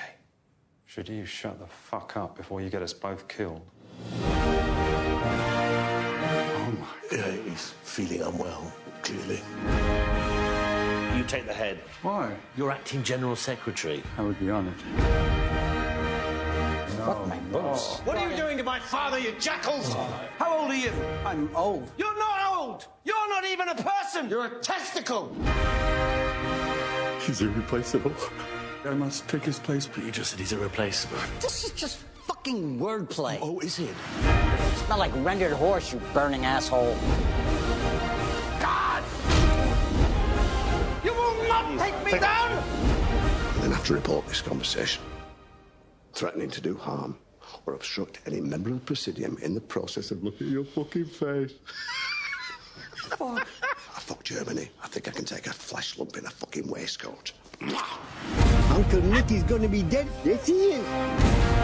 I may as well just shoot myself like Mother. I will deal with whatever horse shit you have presently. Actually, I'd like you to see this. Come on through.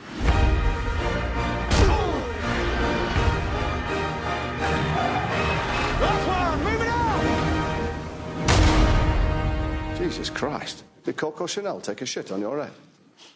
No, he did not. It's from Armando Iannucci, the guy who does Veep, and also Veep did is a In the great Loop. It's basically, and it's based on a graphic novel which I've never read or heard of before, but it's a film about the political squabbling of everybody in the regime of communist Russia after the death of Joseph Stalin. But it's all starring English-speaking people, like never really trying to affect their accent or anything. So, like, Steve Buscemi plays Gorbachev, but he plays Gorbachev as if though he's like a guy off the boardwalk. It has, I mean, it's got a star-studded like comedy cast and stuff like that, and it also has Jason Isaacs from the Harry Potter movies playing like a high-up general. But the basic Is he a bad guy? He makes a great bad guy. There's not really a like in The Patriot. Yeah, he is a good bad guy, but there's not really a bad. They're all shitty people. The movie starts with Stalin dead. Yeah, so that's good. So already the bad guys are gone. Yeah, so but like so the whole notion of it is like, how do you balance slapstick with like supremely dark content? Like, it doesn't stray away from the terrible things that you could like easily hide. Like, I mean, it's like an Ernst Lubitsch movie where it's like it's not afraid to like tiptoe into dark territory, but it's supremely hilarious. The ending is hilarious but terrifying at the same time. It's beautifully shot. One of the issues that I have with how it's been handled release wise, though, IFC put it out, but they've only put out a DVD. You can only get a Blu-ray in the UK. So if I want to watch it, if I want to watch it in HD, my only option is digital. I haven't checked the DVD to see if it looks good on the player or anything, but it's a pretty fun, solid flick, and it's not too long. I think it's one of the most brilliant scripts of the year, because it technically would count for this year, and how it hasn't been part of that conversation kind of frustrates me. I get why it's not, but it's really well done, and it's made me want to watch Veep, because I still haven't seen it. And I had seen In the Loop before, so I knew, but I didn't really think he'd go beyond that. So yeah, it's pretty amazing, and it's just so fucking funny. Cool. Yeah, I don't know how else to describe. I mean, I just say go check it out. One of the actors, I can't remember which one. One of the actors said that it wasn't his accent that he used in the film, but he was like, I specifically chose this kind of accent from somewhere in England because like I'm playing a very brash and brutal character, and that accent's the most brash and brutal accent I can think of. That was an interesting kind of way to do it. Yeah, cool. I mean, and the cast is very like they don't hold back from what they think might be the most terrifying version of something. Like Michael Palin like plays the affectation of like terrifying in the quivering sense. So like he's terrifying, but he's also very like cowardish. So it's interesting. Like I can't. You have to watch it to kind of get where the vibe's going and whatnot. But Sure. it's and also there's a great one of the best scenes is them trying to figure out what to do with Stalin's body, and they all keep hitting it around the room like it's like a freaking like. And it feels like they're holding the actual weight of who's playing Joseph Stalin and whatnot. So it's pretty cool. Funny. So yeah. Cool. Another British comedy from last year better show up on your list a little bit later, Zach. I will say How that. coy. I will say it. It would be rude of me if it didn't. If it's number 7, I'm going to lose my goddamn mind. Brad. All right, my number 8 is pretty impressive that 6 movies down the line, they still managed to make better movies than the ones before it. My number 8 is Mission Impossible Fallout. There cannot be peace without first a great suffering. The greater the suffering, the greater the peace. The end you've always feared is coming. It's coming. And the blood will be on your hands. I prayed to God that it wasn't true. Solomon Lane escaped in Paris. Now the world is at risk. This is the CIA's mission. You use a scalpel. I prefer a hammer.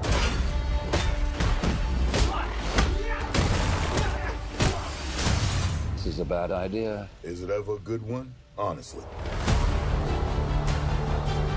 He's not just some observer. He's an assassin. I don't trust anybody outside of this room. You go rogue, he's been authorized to hunt you down and kill you. That's the job. No hard feelings. Which way, Betty? Turn left! Go, go, go, go! What are you waiting for? I'm jumping out a window! Oh, sorry. Good luck.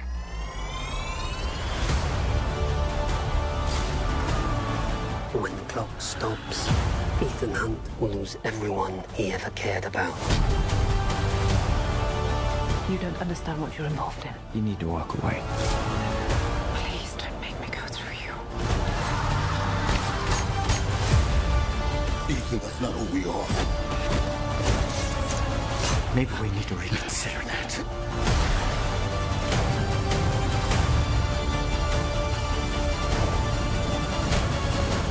Accept it, Ethan.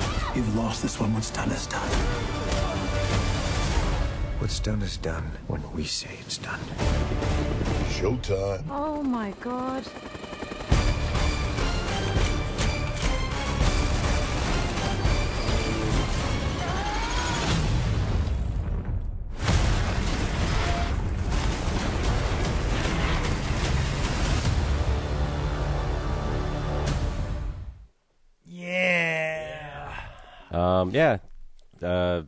Great action set pieces.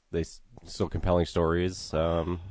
Just amazing the way they try to top themselves. I love that there's an action scene literally around Tom Cruise running. Yep, because he runs so well. They finally heard our podcast and they're like, Yep. "You're right. He does run really well. Let's use that." Yeah, I like how Henry Cavill's name in it is Walker, just to be like the exact opposite of everything he is. Like, I am so impressed that like they put out a movie every 2 or 3 years, and every time they put out a movie, it only makes the conversation harder when you talk about which one's your favorite. Like I'm almost afraid to rewatch this one because I'm like, shit, it's gonna be so good. Like, what if it's the only one I favorite? can say definitively that's not my favorite is Mission Impossible 2. Not that it's a bad movie. No.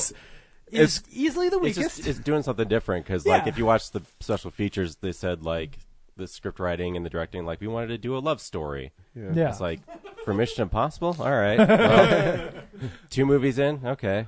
That sounds yeah. The That Blu-ray sounds for like a Mission John Woo Impossible content. Fallout's awesome. It's like the making of is just I think it's 5 or 6 about 20-minute long featurettes about one of the stunts in the movie. Yeah. And that's the whole making of it, and how when they don't even have a completed script, and they're like, I want Tom Cruise to jump out of, do a halo jump. All right, how will this fit into the story?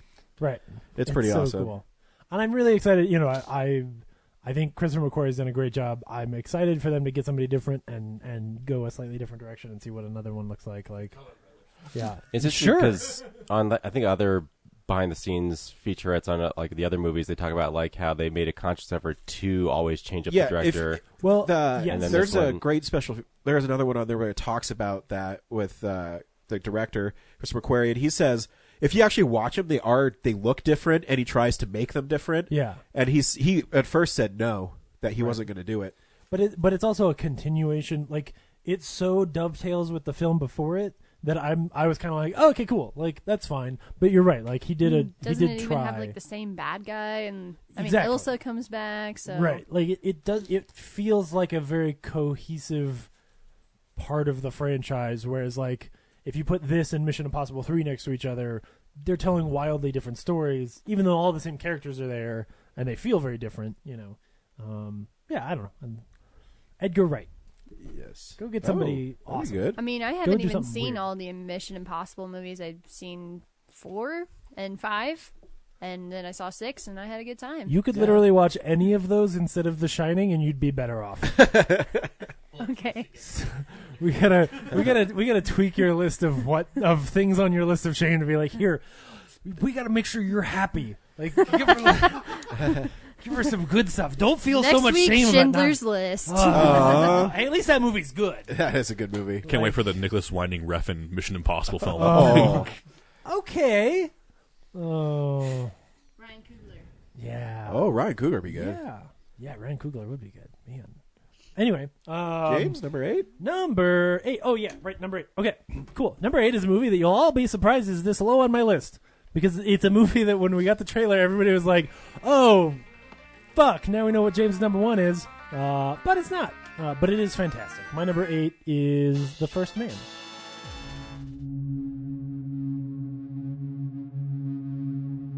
I see the moon sees me. Down through the leaves of the old oak tree. The vehicle's not safe. We need to fail. We need to fail down here so we don't fail up there. Please let the light that shines on me. Neil, everyone's in agreement. We'd like you to command. Shine on the one I love. Mom, what's wrong? Nothing, honey. Your dad's going to the moon. Neil Armstrong, Buzz Aldrin. We have a go for main engine start.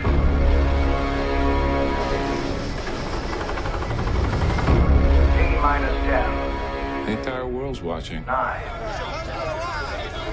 Do you question whether the program's worth the cost? In money and in lives? 6. 5. What are the chances you're not coming back?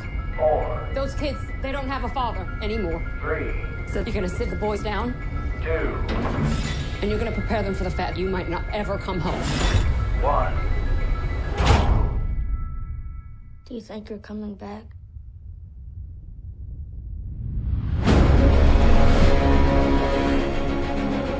We have serious problems.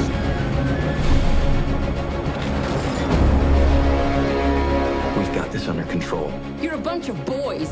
You don't have anything under control.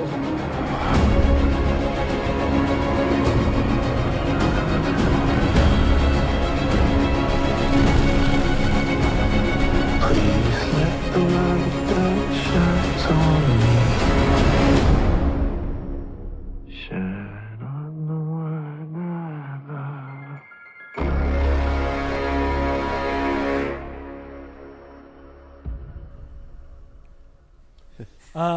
So There's no this- definite article on that title. It's You're just right. First I Man. know.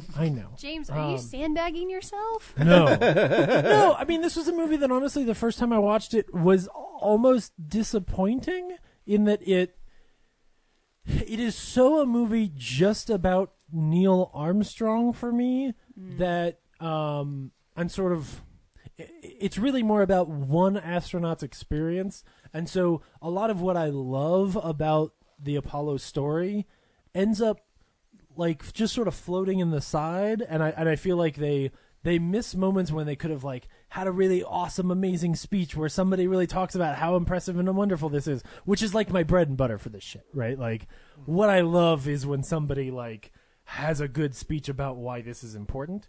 But that's not what this movie is. What it ends up being is a really amazing, heartfelt biography about the first man on the moon. And I think that story is incredible.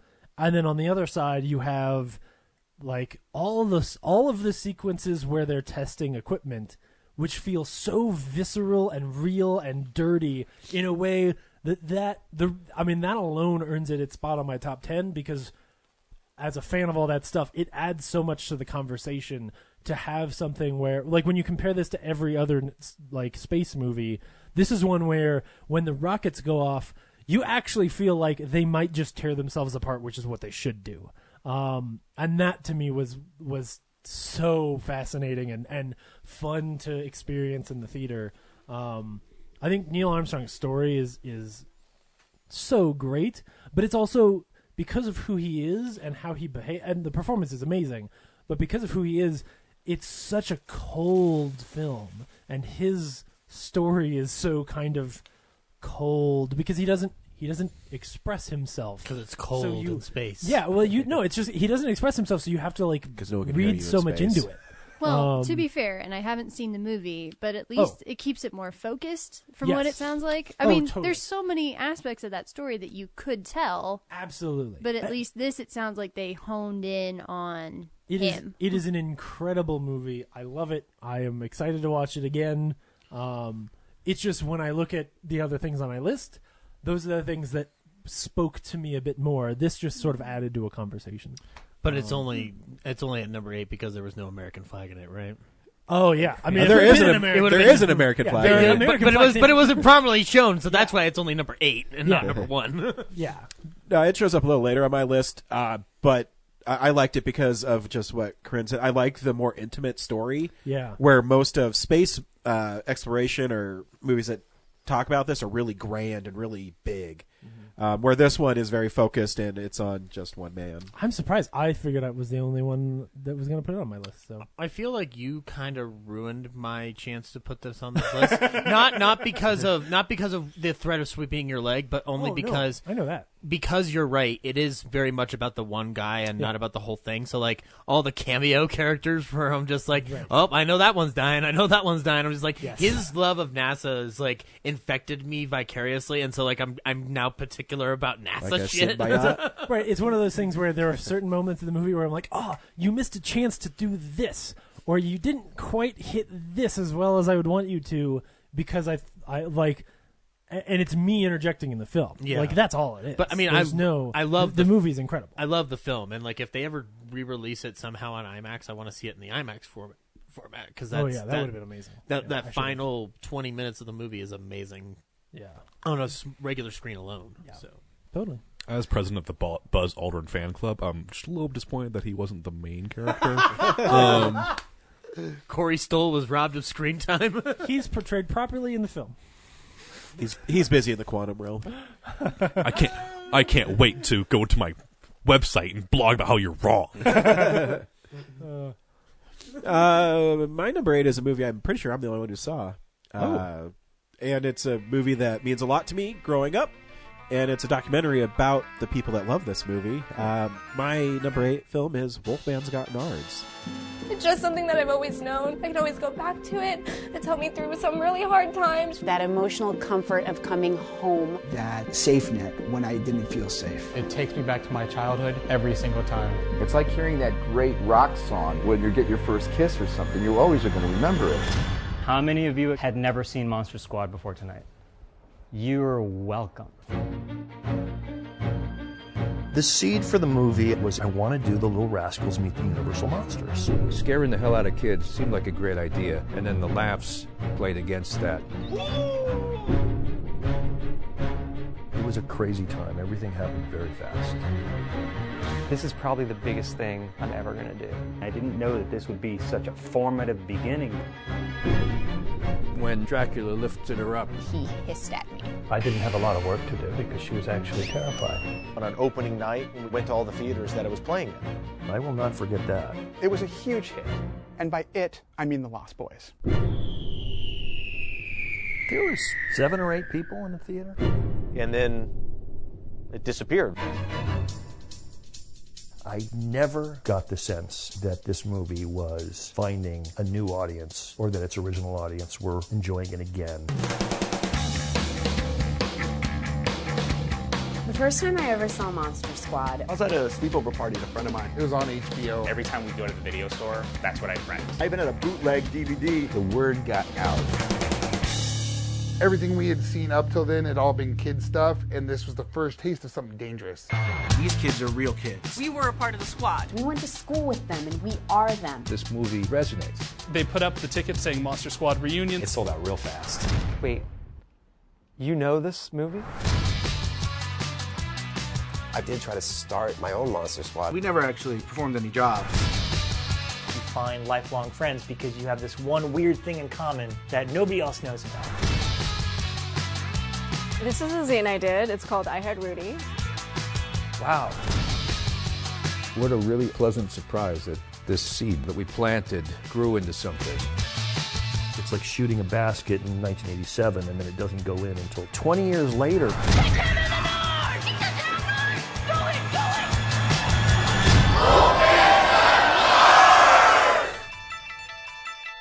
Wolfman's Got Nards tells a story of not the making of the Monster Squad, but how after 30 years the Monster Squad has kind of taken on a life of its own and has its own fans.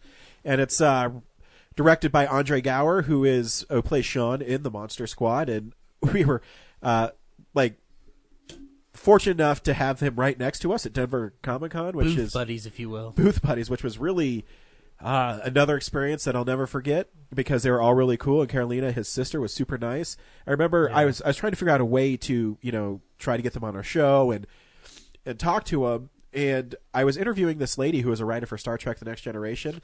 And, this lady. It's you can find the interview on RealNerdspodcast.com. She was amazing to talk to, and she talked about how she was sexually harassed and stuff by Riker and people. And Jonathan Frakes, yeah. And it was really fascinating. And I remember Carolina told me, she said, that was the greatest interview I've ever heard. And she was really fascinated. And then we kind of just hit it off there. And she doesn't take a lot of credit, but she's also a producer on the film. And she works really hard. And another way they got into my heart is they set up press interviews at the press area in Denver Comic-Con. And because I'm not like elite press or whatever the hell they call it, I don't know what it is, I had to wait outside the media interview room. It was really bizarre. And I'm just sitting there and I'm like, this is lame. While everyone else just, because I don't have some star or something on my pass. Yeah. Even though I should. I'm not going to talk about it. You could have just drew one with a Sharpie. So I'm sitting there. Carolina's like, what are you doing? I'm like, I'm not allowed in here. She's like, fuck that. Come in with me. And so she sat down and talked to me. But anyways, the movie is really great. It really just talks to fans about their experience with Monster Squad. And it's really funny, and there's really some heartfelt moments in it. It talks a little bit about the making of it, but they do interview Fred Decker and Shane Black and a lot of people in the film. It's pretty great. And because when you talk to Andre, he didn't know that it kind of grew from it. He just slowly started learning that a movie that he did 30 years ago really caught on HBO and on video cassette because it only made $2 million at the box office or something. Yeah. And so he's slowly started realizing that the story isn't the making of Monster Squad. It's these people that have experiences with it. And I mean, I remember being a kid and I always wanted to be part of the Monster Squad, fighting monsters and saving the world. And it's really fascinating. And there's some great stories. Talking to the kid who plays Rudy, Ryan, he says in the documentary that he didn't tell anybody he was in the movie because it bombed so bad. But then after a while, he started learning that, this actually means something to people. So they The documentary goes 17 different Alamos in 17 days, so they all go to different Alamo draft houses to show the movie, and you should definitely check it out. I don't know when it's going to be released. I know they want to release a Blu-ray because they have tons of more interviews that weren't able to make it. There's some great celebrity interviews in it that I won't spoil, but you should definitely check it out if you have the opportunity to. Is it not on streaming or anything yet? No. You can go to thesquaddoc.com, and you can see where it's at currently. I keep on hoping that they're going to release like a definitive Blu-ray, Yeah. and then they'll just put it on that as well. A Scream Factory would be good. That'd be awesome. But I think it's owned by Lionsgate. Oh, they won't go. Yeah, then Lionsgate's not giving it up. They have a bunch of shit that would be great for Scream. Yeah, they have. I mean, they have the Vestron series, which they could probably put it on, but we'll see. But you should check it out if you ever have the opportunity. Wolfman's Gotten Arts. They're putting it out in festivals, so if one comes to your neck of the woods, support them because they're really nice dudes. They were really cool. I was just too shy to talk to them. Like you were confident with them, and I was just listening. Going, yep. Through your years of doing Comic-Con, you just realize who gives a shit. They're just people. Yeah. Oh, yeah. They were super nice though, like as booth buddies. And Oh yeah, no, they're awesome. They watched our booth one time. Yeah. So Right. thanks, and they said I was part of the squad. So that. Oh. And he bought one of our shirts. So He did. Andre Gower might be rocking a Real Nerd shirt somewhere. He said they're really cool, and he liked the design. Yeah. Cool. Corinne, number 7.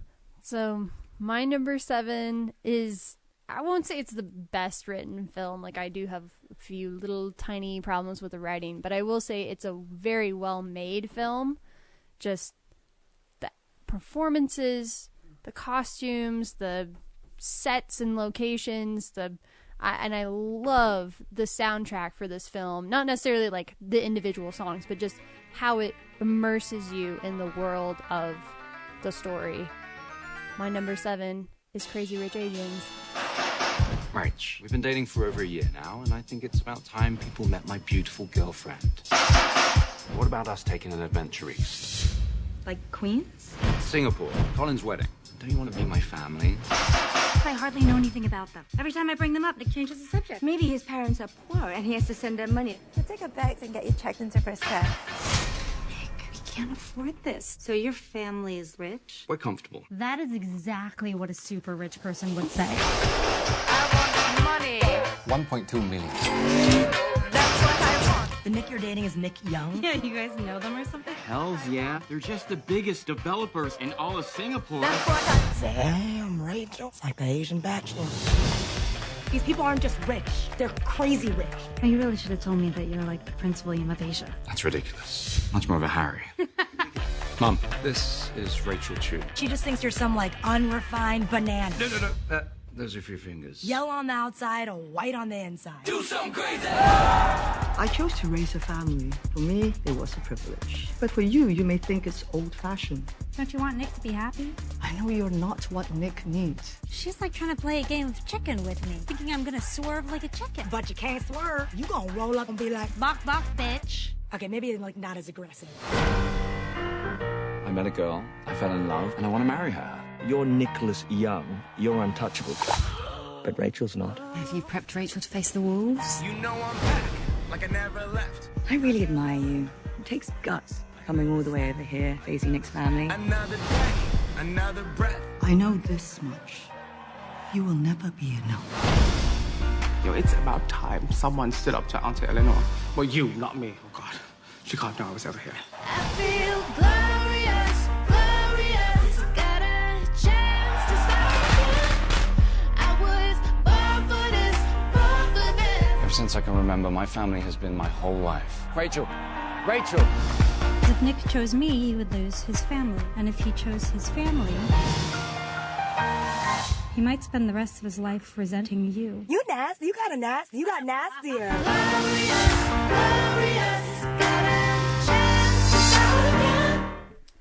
So I think a couple of you guys saw this, right? Yeah, and I did not expect to like walk out of the theater smiling. I know. Like, it's just a delightful film. It made me believe that studio rom-coms could be fun again, and I love, again, Harry Golding, but also like everyone involved in it. Like what's her name? Aquafina. Yes. Between this and Ocean's 8, I was just like, I want more of her, man.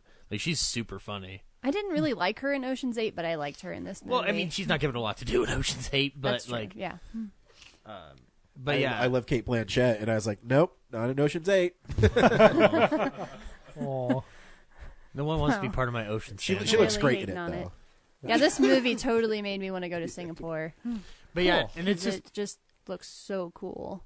I liked how that film Crazy Rich Asians, so like it feels like an old like it has the audacity of a Busby Berkeley musical in places. Like, it's very bright and shiny.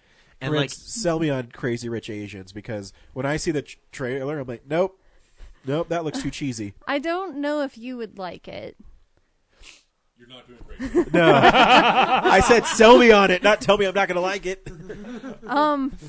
Constance Wu is just like, I like her on Fresh Off the Boat. she is just adorable, and she just like steals your heart in this movie. Okay, you just sold me, because I Harry do love Constance Golding, Wu. You want to make out with him? Okay, I'm still with you. Every second he's on screen. In fact, way more. Oh, what's the mom's name? Michelle Yao. Michelle Yao, yeah. Oh, she like throws daggers at you. She's the great whole in Super time. Cop. Is that the Jackie Chan movie? Super Cop? Yes. I'm pulling that from 1996. She was great in Kung Fu Panda too. But yeah, she just like, you're afraid of her the whole movie. So the performances are great. There's a sequence where they rent an entire cargo ship to shoot missiles off of it just for fun. Oh, yeah. That's a thing that happens. The bachelor party, yeah. The bachelor party. I mean, it's insane. Okay. Like, to think like there are people who live a life like this. You had me on Constance Wu and Harry Golding. Now I'm wavering a little bit. But Okay, you know what? Constance Wu and Harry Okay, Golding. I'm back. Keep talking. They're hot AF, as They Henry are. would say. They are very attractive people. You just want them to get together. Yes. Yeah. Yes. That sounds all right. I will watch it when it's It's- streaming on Netflix or Prime. Yeah. And as I said, I love the soundtrack for this movie. When I was putting my list together, I revisited it because I remember it standing out so much to me in the theater. Every song in this movie is in an Asian language, Chinese, presumably, something. Not in English, but you like recognize some of them because they're like Asian covers of popular songs, and then others are like just, original rap or hip hop, or there's some that Zach would probably like because they're from like the 50s and 60s and they sound like really old. That's too new. He needs like 30s, 40s. Yeah, exactly. So it just Earliest is 20s. It just kind of helps you contrast like this younger generation of like these crazy rich Asians like Constance Wu and Harry Golding and their friends versus like Michelle Yao and like the other, like the grandma and like the older generation. The traditionalists versus... the traditionalists. Old money versus new money, I guess, but not really. I mean, it's the same family within this, but it's just different generations within the same. Yeah. So that sounds good. And it utilizes a lot of like comic actors really well. Like Ronnie Chang from The Daily Show's in it, and his role is really fun. And actually, I like how they use what's his butt from the Hangover movies. Really, Ken Jeong. They utilize him really well. He kind of underplays stuff. Oh, from Community, yes. Yes, from Community, yes. But he underplays it really well. Like, he's usually like bombastic and out there, and then this one he's kind of just like a quiet but like meddling dad, and it's really fun to watch. But yeah, no, I dug it. I really wanted to try to find a place for it, but I just couldn't do it. Cool. I think it'll make your heart smile. All right. And you're sick, so you need that. Oh, thank you. So I'm going to try it. That's the cure for the common maybe cold one now. day. Is Crazy Rich Asians. Not anytime super soon, maybe. The Producers Guild announced their like Best Picture nominees yesterday, and that's one of them. Yeah, it was on there, and I was talking to some of my producer friends about it, and a lot of them were saying like where they wouldn't call it like a Best Picture type film.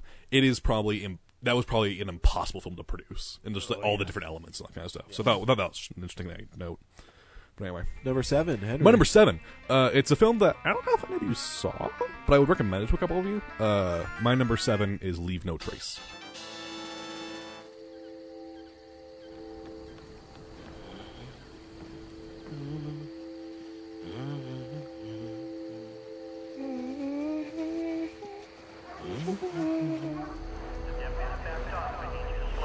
It's not a drill.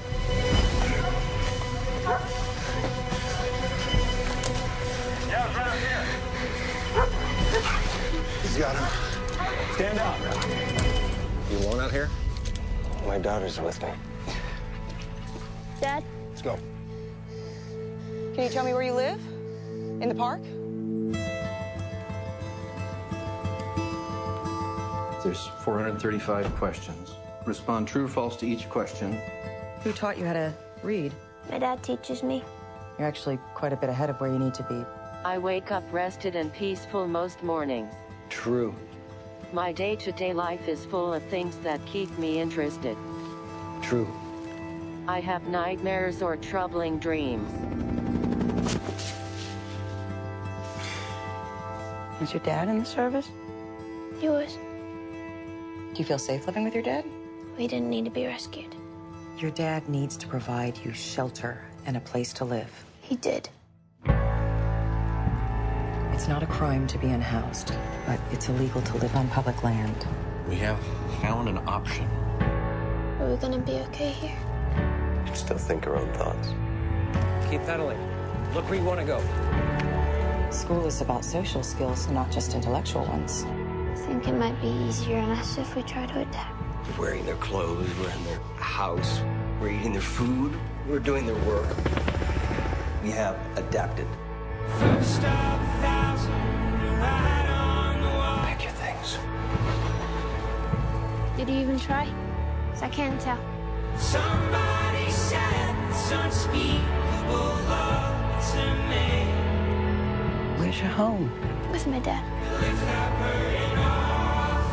I don't want to leave. Same thing that's wrong with you isn't wrong with me. Where are you guys headed? I don't think we knew where we were going. It remains to me.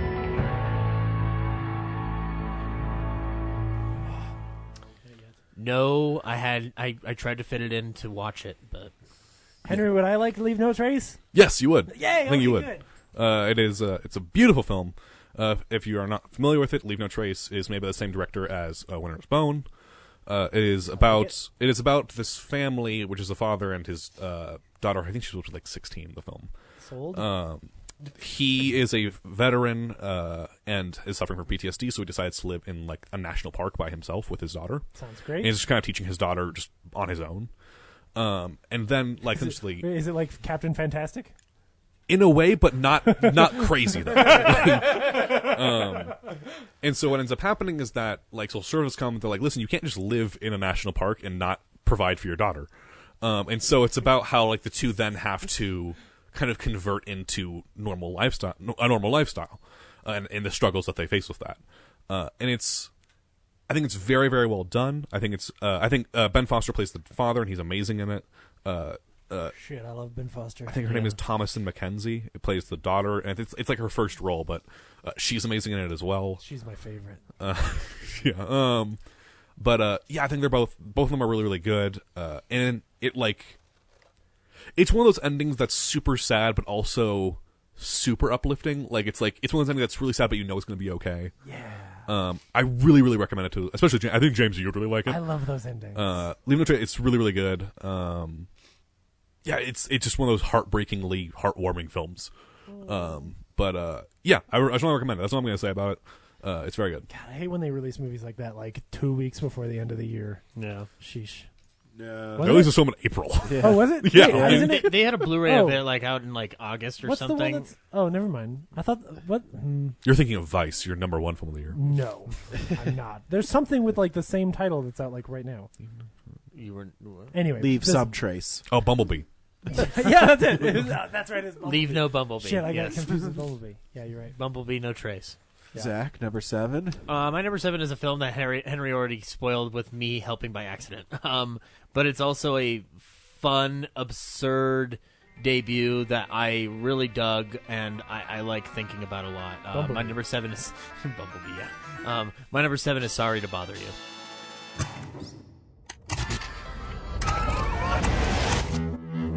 I'm just out here surviving. And what I'm doing right now won't even matter. Baby, baby, it will always matter. thought you said you'd fix that. Get a room. I got a room, mother.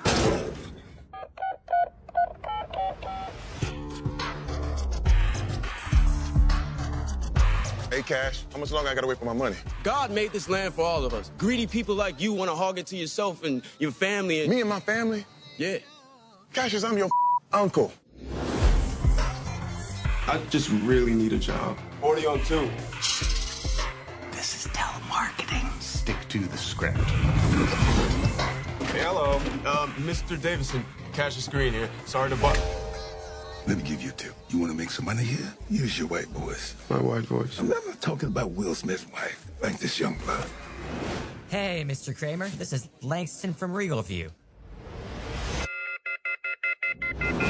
As always, we'll be getting that out to you right away. You're doing so good with the voice thing. Holla, holla, holla, holla, holla.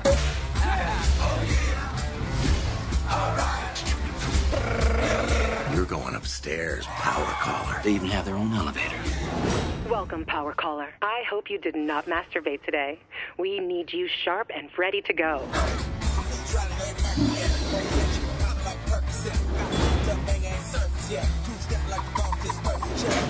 I got promoted. I'm a power caller. What do they sell? They're not selling the we selling. No, there's no amount of money that make me do that. Here's the starting salary. Well, man, I'm gonna have to get me some new suits. Whatever I wear, no, I'm here to be clean. It is morally emaciated. I can't ride with you. I'm doing something I'm really good at. Cash, I'm gonna make you a proposal. I can see that you want to say no, but I wouldn't do that before you see what I'm offering you. Cash, you are awesome. Some for the homies and some for me.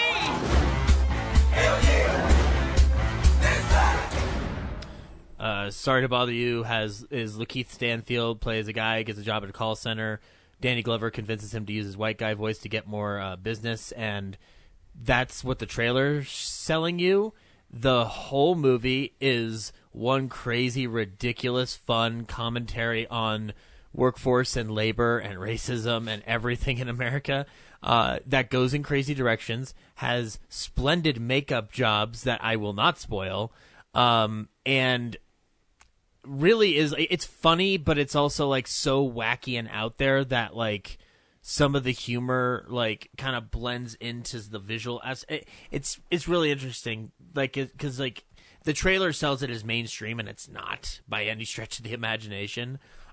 It's got wonderful performances across the board. Lakeith Stanfield's great. Armie Hammer's hilarious in this film. Then Stephen Yeun is in it. From Walking Dead, he plays an interesting role in it.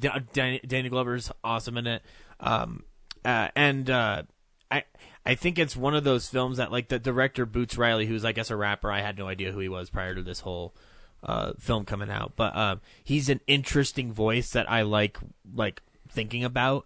And this film, like I've thought about, especially the last 30 to 45 minutes of the movie, like intensely since I've seen the movie. And it's. Are you not going to talk about the movie after you announce it, or? No, he already did. Yeah, so, Oh, you did? Yeah. I said sorry to bother you. Yeah. Oh. Yeah. Sorry, Brad passed out. He's sick. No, it's all good. But so yeah, no, it's but yeah, it's one of those. It's an interesting It's hard to sell it to you guys because it is a surreal film, but it's not like surreal in the way of like it doesn't make sense. Yeah. Like it's just like the things that are happening you won't expect. And then when they happen, you may not like it, but I was able to ride with this film's logic very well. Yeah. So yeah, sorry to bother you. I would check it out if you can. It'd be really great if this could get a screenplay nomination. I'm not like aspiring for the moon, but like it's a really good screenplay, and I really enjoyed the hell out of it. So cool. Yeah. I'll be honest, I fucking hated this movie. That's like your opinion, man. It's like what I talk about like with friends because Blind Spotting came out like the same week essentially as this film, and they're very similar in nature, and like it's like one way I describe it is that Sorry Brother is written by a failed rapper, and Blind Spotting is written by poets, and so it's very similar structure, kind of thing. Interesting. And I fucking hated this movie. It's yeah. I'm glad you liked it. Takes off. Well, thank you for being glad that I liked it. Movies are interpretive art, and what other people's turd is someone else's diamond. Turd. You said turd. Okay, Cool. someone else's Shrek. coal dipped in poop is also somebody else's diamond. There we go. This metaphor needs to be on a T-shirt. I demand a T-Public T-shirt for It'll this. have the poop emoji with it. Yes. with diamond eyes. Someone's poop is another coal-turned diamond masterpiece. Anyway, that's my number 7. Sorry to bother you. Brad, You're forgiven. number 7. My number 7. See, because he said that was my number 7. Sorry to bother you. And see the joke? Yep. Yeah. It's still there. Anyway. My number 7 is a movie unlike any I've ever seen before. My number 7 is Spider-Man Into the Spider-Verse. My name is Peter Parker. I'm pretty sure you know the rest. I saved the city, fell in love, then I saved the city again and again and again. Look, I'm a comic book, a cereal, I did a Christmas album, and a so-so popsicle. But this isn't about me. Not anymore. Spider-Man swings in once a day, zip-zaps off in his little mask and answers to no one. I love you, Miles. Yeah, I know that. You gotta say I love you back. Dad, are you serious? I want to hear it. Look at this place. Dad, I love you. Dad, I love you. That's a copy. Ladies and gentlemen, my name is Miles Morales. I'm the one and only Spider-Man. At least that's what I thought. You ever hear of the Super Collider? You're gonna love this. Dimension opening now. You're like me. That's impossible. All right, kid, listen up. This fry is your universe. It's soggy, it's weird, it's gross. And this delicious normal fry is my universe. So you want to learn to be Spider-Man? Can you teach me? Yes, I can. Time to swing. Good, you're doing it. Double tap to release and whip it out again. Okay. Whip. And release. You're a natural. Whip.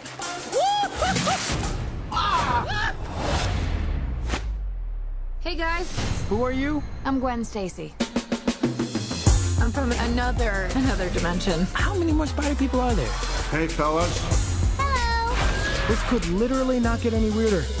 It can get weirder. Okay. We need to get back to our universes soon. Brooklyn is gonna collapse. My family lives in Brooklyn. Whoa.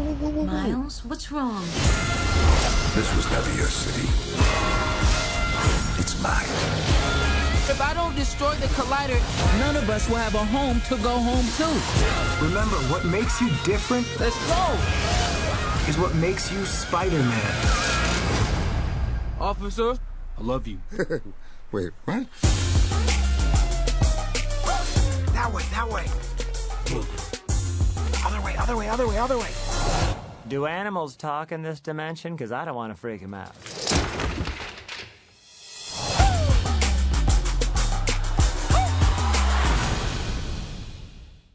I feel like it's every single number so far has been an apology to Ryan. So.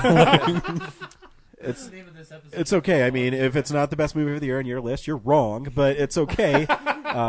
Because, Brad, why is it number 7 on your list? And it better be a good fucking reason why there's better movies ahead. I'm just kidding. Yeah, I don't have a good reason. It's okay. Yeah, it's just fine. You take No, that back. It's an experience. Like, every year we go see movies and you kind of see the same thing with a different story behind it. This one actually pushed the envelope on, like, what you see visually.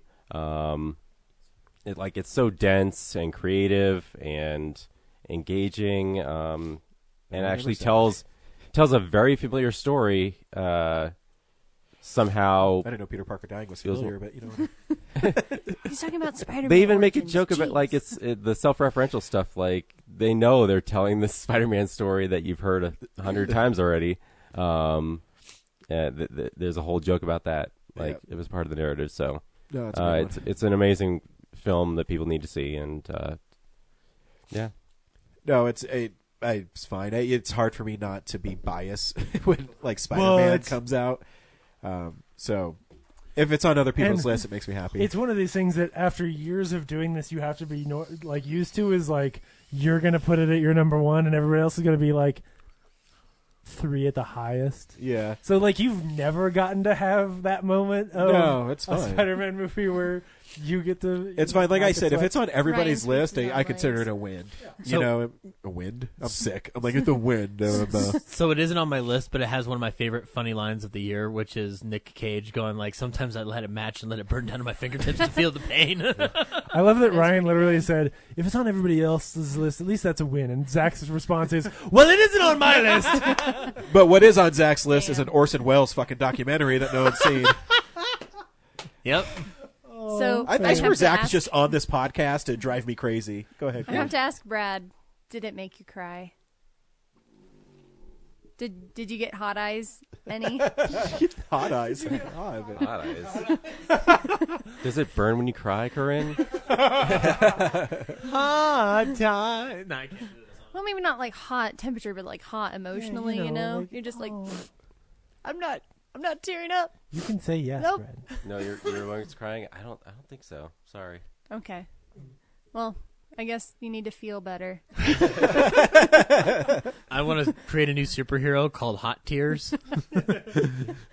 I don't know what his origin is. No, I'm just trying to remember because there's 2 movies this year that I did kind of well up about, and I can't remember what they are right now. But I don't think it was Spider-Man. Mary Poppins. Venom. Yeah. Venom. Mary Poppins. Yeah. Venom. Ocean's 8. Venom. Ocean's 8. Venom. Yes, he missed Danny Ocean so much. The 3rd best Spider-Man movie this year.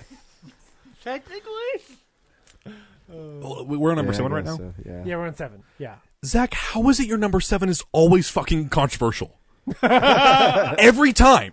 Well, no, this is all So right. what? Explain. I can't remember because I'm sick. Well, because last year was Nice Guys. Well, that was 2 years ago. That was 2 years ago. Oh, Number you're right. 7 last year was what was it? I think last year it was fine. Because remember, I was going to say like, if yours number 7 is something, I'm going to kill you. Oh, that's right. But yeah. and then like he also had Princess Bride as number 7 in one That's year. right. I didn't put Princess Bride on mine. I don't think. No, I remember because it was a sweep because you put Princess Bride as number 7. Everyone was mad at you. So I'm fairly sure no, but Monster Squad was one I swept for Ryan. Yeah, that's all right. It was Wreck-It Ralph. Or Ralph Breaks the Internet.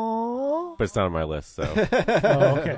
Hope it's on no one else's list. Like, and that's wrong. I can't have emotions. Because Brad removes things that make him cry. Yeah. He gave me hot tears. Yeah. This made my face hot. This is intolerable. I think the other one was Bohemian Rhapsody when like he announces he has AIDS to the rally and they're all just rally behind him. Gotcha. There's the other one. That's not on my list either. Yep. He removes things that make him cry. There's an old Ian Michael Black thing where it's like, I have emotion when a dolphin swims. It's really stupid, but it's really funny. James, number 7. The headphones hurt my head. You okay, bud? No. All hot eyes over there? Yeah, all of a sudden I got a hot head. So number 7 is one of not just the most unsettling experiences I had this year, but one of the most unsettling experiences I've had in a theater. My number 7 is Annihilation. Can you describe its form? No. Start from the beginning. What do you think I do when you're away? You think I'm out in the garden pining, looking up at the sky? Why aren't you here? I gotta leave a day early.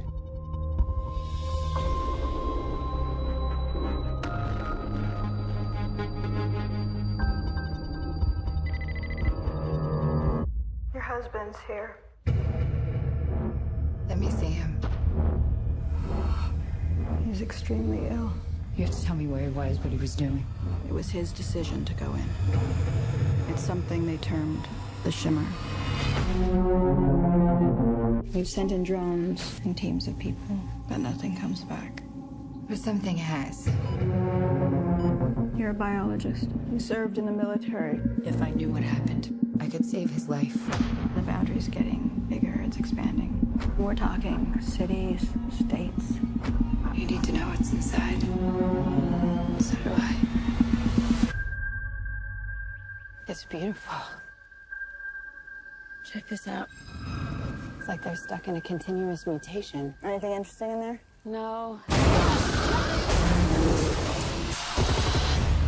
Sharks have teeth like that. It's not possible. You can't crossbreed different species. What is it? The soldiers on the last expedition. They went crazy, or something in here killed them. Something's come through the fence. Through the fence? We have to go back. I can't go back. We can camp here tonight.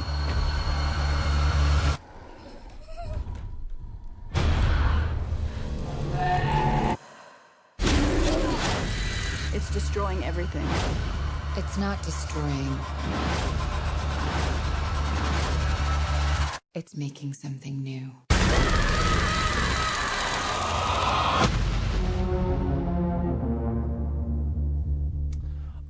Why? I mean, no, this is a great film, and I'm frustrated I didn't find a place for it. Yeah, I'm frustrated too. but I'm frustrated I did find a place for it.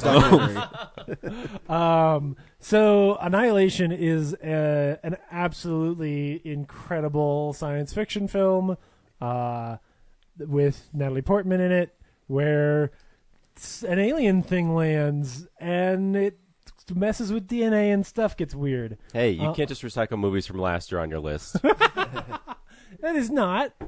Oh, you. Yeah, right. Sounds right. like a rival. Yes. Yeah, I think the experience of seeing this in the theater, especially because you so don't he does such a great job of making this movie like you don't really know what's going on, and everything is very unnatural. I think the fact that you're trapped in a theater having to watch it makes it even more encapsulating. And he does such an incredible job of making the aliens feel look and feel very alien, and the effect of their presence be very alien, and you're just sort of you relate to the character in that neither you nor the character can comprehend what is going on. That scene where they're in the house and she's got them all tied up and whatnot. The bear sequence. The bear sequence is one of the most terrifying things I've ever seen. And it's has everything to do with the sound design and like whoever thought that up is the most brilliant evil genius, because that moment is just the stuff of nightmares. The one that creeped me out even more though is in that last 20 minutes in the cave. Yes, because like it's so like it's nearly silent. Yeah. And just the way the visual is moving around, like it's really good. I did see this in the theater, and you guys saw Tag and left me to review it solo because he wasn't on that episode either. I didn't see Tag either. No, not Tag. Game Night. Sorry. So I got on your recommendation, like, oh, you should just get it. I was like, all right, cool. So I got the Blu-ray, and I was watching it, and Kellen was with me, and then they were like, no. They're like, oh, this isn't bad. And then they were like, people being eaten by plants. I'm like, oh, this isn't good. So I had to finish that later. Yeah. It was definitely one that sort of sticks with you, especially seeing it in the theaters where you've got the big sound and like when the terrifying moments happen, like it hits you to the bone. Like it was just rough. And it's one that I've revisited maybe the most this year. Like I think I watched it on a plane once. I watched it at home once. It is a bizarrely kind of fun movie to just put on in the background and glance up at every now and then and go, "Ah, fuck." So yeah, Annihilation is great and one of the most introspective, interesting, and like movies I've thought about and tried to figure out the most this year. Because it's a movie a lot about self-destruction and all these, different themes. And so trying to piece some of that stuff back together this year has been really fun. So, in terms of Alex Garland's filmography, like it's the film out of the two with Ex Machina. Like Ex Machina is the one that's most concise for me. Yeah. And Annihilation's the one that's the most like choose your own adventure in your head about like what you think of this. Yeah. Because it's not, I wouldn't say open ended, but it's like it's very No. like it's open to a lot more interpretation than Ex Machina is. Oh, I totally. think. Yeah, So- and I don't even think the interpretation goes to the ending. Like the ending is like, well, whatever.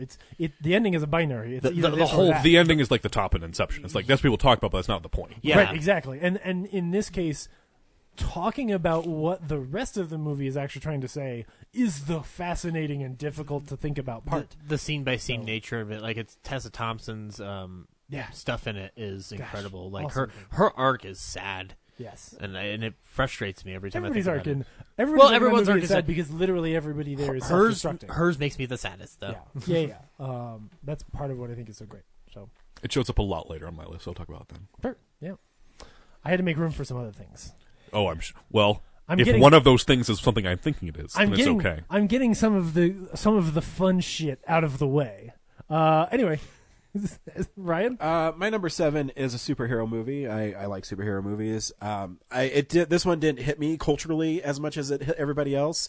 I still think it's a great film. I think the performances are all really great. It told a different story. It made a character from comic books I always thought was really cool that on the big screen for the second time and be cool. My number 7 is Black Panther.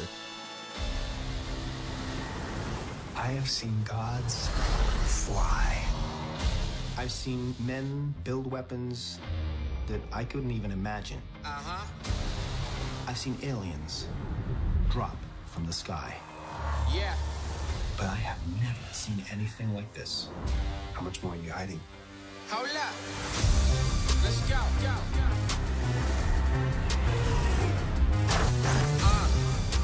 We are home.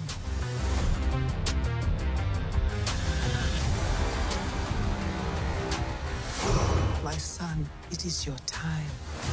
Show me my respect and bow down. You get to decide what kind of king you are going to be.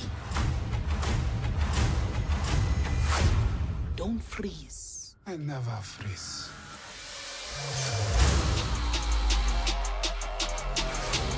The revolution will not be televised. Show me my respect and bow down. We own ya. We own ya. We only getting started now. Cause we own ya. Everybody think they know me now.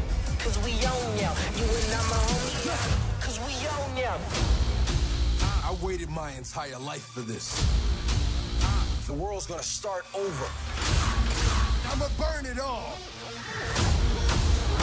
What happens now determines what happens to the rest of the world.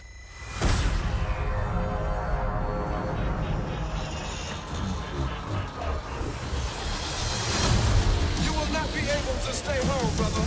You will not be able to plug in, turn on, and cop out. Wakanda forever! The revolution will not be televised. Let's have some fun.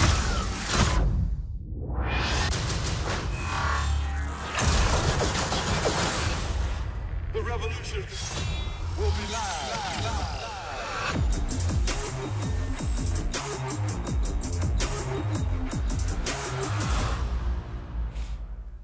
Cool. Yeah, I didn't. That's a great movie. Yeah, I really like this movie. I like 2 other superhero movies more, but the movie is really well done. It really gets you into Wakanda Forever. The costumes are brilliant. The story being told is really good. The movie's really well done. It's what I like about sometimes these Marvel movies that aren't the Avengers or not Captain America or Iron Man is they're really great at scaling back and focusing on the story that they're telling, whether it's Ant-Man and the Wasp or this one. You know, this one's a big movie, but it feels smaller compared to Avengers. And Chadwick Boseman's amazing. Michael B. Jordan, man. Michael B. Jordan's Michael B. great Jordan. in it. The whole movie is really well done. Andy Serkis' missing arm that frustrates James. Dude, Andy Serkis in general, fucking awesome in this movie. I remember when we chewing scenery. When we walked out of it though, weren't you frustrated by his like CG missing arm or Yes, something? there is one scene where he's got a terribly CG'd arm, but you just have to not look at it because his performance is so incredible. Right. You just have to forgive it. Yeah. Yeah. Yeah, I thought it was fun. It's a good film. Yeah. We'll probably be talking about it later. I guess my only thing, if I had to nitpick one thing, I think the end fight was meh. But Sure. Yeah. But the emotion's there, Right. And that's what's most important. Yeah. Maybe in the hands of a better director had been. Just kidding. Wow. I'm just kidding. Wow. I'm just If kidding. only Michael Bay had made If it. only Michael Bay. I need more. You I wanna need ta- more hero shots. Do you want to take a shit on Creed too? I will. Oh, Creed 2. Yeah, Creed T-O-O. Creed as well. Yeah, Creed as well. Sorry. No, I think it was awesome. I think like with Black Panther, because a lot of people complain about that end fight scene. I think for me at least, it's more about the story. I think totally. The director was very much like, I want to tell this story, and I know I need to have an action scene, so they're I just going to agree. be there while like it's really about there, Killmonger. there's Yeah. what I do like about Black Panther 2 is that there is a conscious effort to not have an action scene every 10 minutes. Yeah. There is gaps in it, and it's telling the story. I mean, the stuff like I think the best action scenes is stuff that was in the casino. Oh yeah.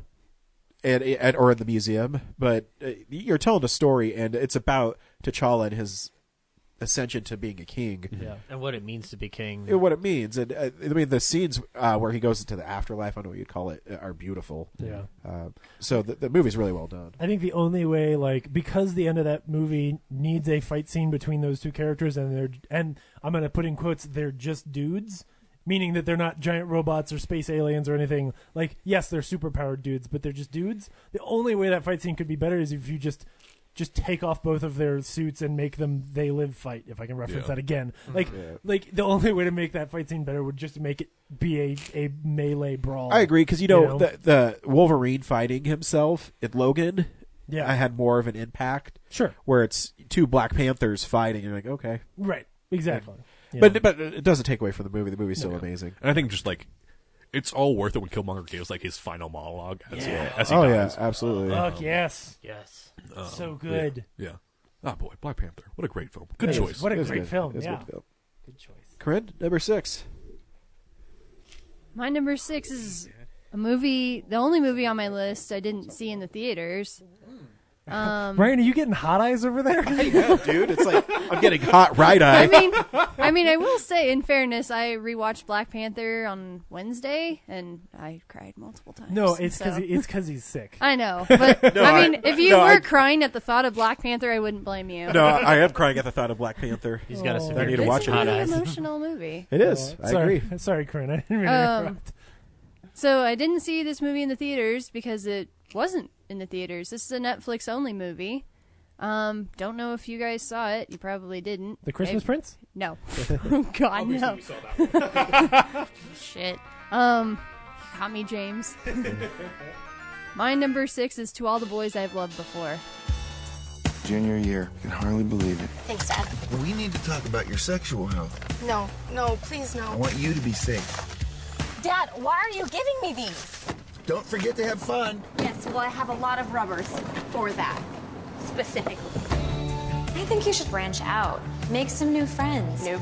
You never know what could happen. That's what I'm afraid of. My letters are my most secret possessions. I write them when I have a crush so intense, I don't know what else to do. There are 5 total. Peter, the most popular guy in school, Kenny from camp, Lucas from homecoming, John Ambrose from Model UN, and Josh, but he's my sister's boyfriend. What are you doing? Nothing. Nobody else knows about them.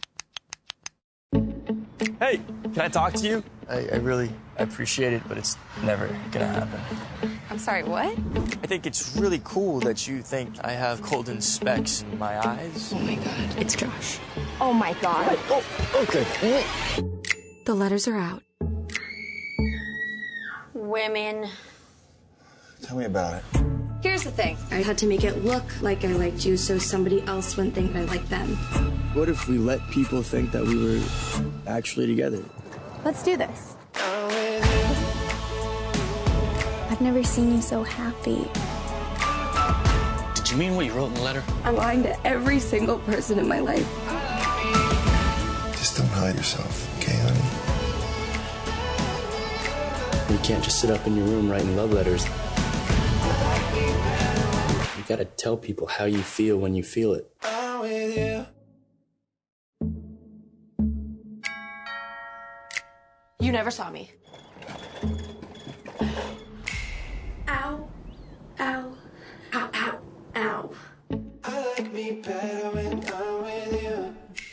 Made Henry excited. All right. Henry, did you see this movie? Oh yeah, I did. I wondered. I was like, if anybody saw it, it's Henry. He's a patron on Letterboxd. How do you get that? Pay $50.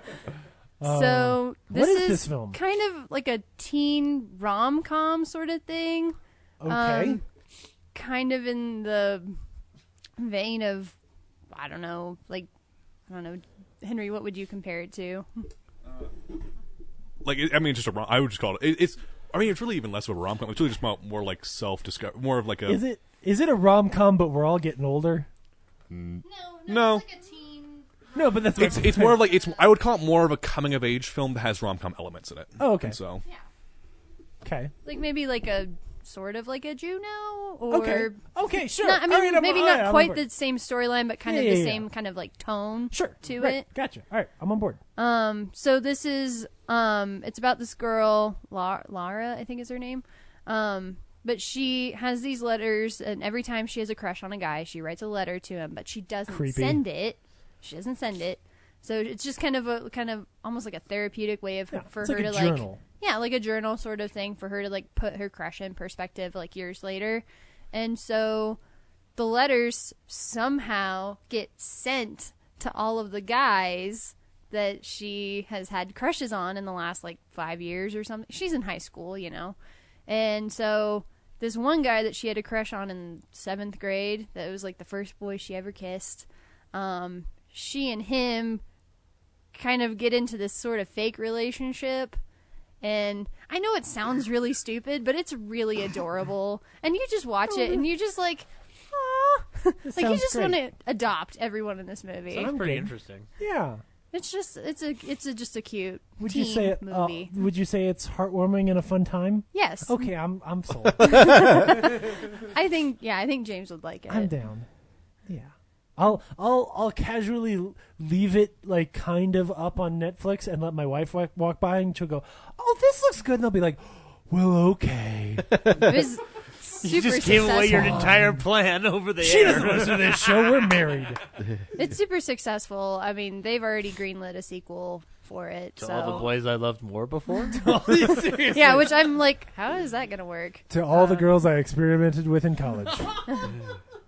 Oh boy. Yes, I want to see that story. And I do kind of want to like say for the record, it's kind of the same thing that happened with Crazy Rich Asians from like a social perspective, that this is a movie that has an Asian lead, and that there was like some desire to like whitewash that role, but they did cast an Asian young lady to good. play her. Yeah. So they should do that. What I thought was interesting about the film too is that they don't make a huge deal about it either. It's not like, oh, and they're always eating Chinese food. It's like no, it's just like okay, cool. We have an Asian lead, and we're just gonna it's a normal thing. Seriously, Henry, take the hat off already. God damn. But that's what I like about it, is that it's very much like they're like, fine, we'll have an Asian lead, and they still made it normal. Like it's not like it's a big thing. Like they made it not racist. Her dad wasn't the dude from Gremlins, is what you're saying? How harrowing of them to make it normal, Henry. I know what you mean. It's a well-made film. Awesome. It's beautifully shot. I think the two leads are very talented, and I'm excited to see them go and do bigger and better things. But Cool. It's a fun movie. Sounds good. Nice. Yeah, put that on the list. Do you have any other rom-coms on your list? Yes. Is there any other Netflix rom-coms? No. Okay, cool. I just want to give a shout-out to Set It Up, one of the best rom-coms of the year on Netflix. I'm going to throw Set It Up under the bus later. Oh, fuck. Oh, we're going fucking to town then. My number 6. No. I really wanted Set Up to be on my list. I couldn't make it. My number 6 is my favorite comedy of the year. I laughed probably the hardest in this film. And I will say that as a year for kind of weak comedies. Holmes and Watson. So yeah, my number 6 film is Game Night. We're down to 2 teams, so for double points, what is the name of the purple Teletubby? Tinky Winky. You're both correct. He always carried a Red purse. Ooh, weeks now. Max is very competitive, as am I. It's one of the reasons I fell in love with him. Oh, this is easy. He was Incredible Hulk. Eric Bana. Other one. Mark Ruffalo. Other one. Lou Ferrigno. Primal Fear. Richard Gere never played the Incredible Hulk. Time. Jesus Christ. Ed Norton. Oh, Primal Fear. Guys, what do you say we do this at my house next week? This will be a game night to remember. Oh, boy. Tonight, we're taking game night up a notch. We don't need a board and we do not need pieces. We won't need any extra rudeness either. Someone in this room is going to be taken. Oh, it's a murder mystery party. Fun! Whoever finds the victim wins the grand prize, the keys to the Stingray. Just the keys? No, Ryan, the whole car. Oh, yes! I just want to wish you the best of luck tonight. Bye. Baby, hand me those matches. I'm about to burn this door down. You're gonna light a fire in a windowless room that we're trapped in. Why you gotta make my idea sound stupid? You're not gonna know what's real and what's fake. Is this gun real? Oh, no, Andy.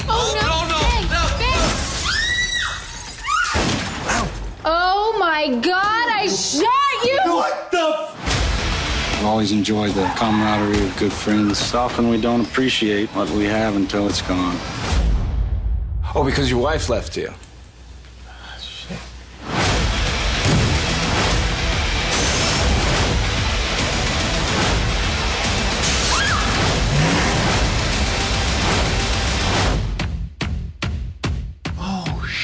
So take a little bath. Oh, it's so much worse. Okay. I have one idea. It's so crazy, it just might work.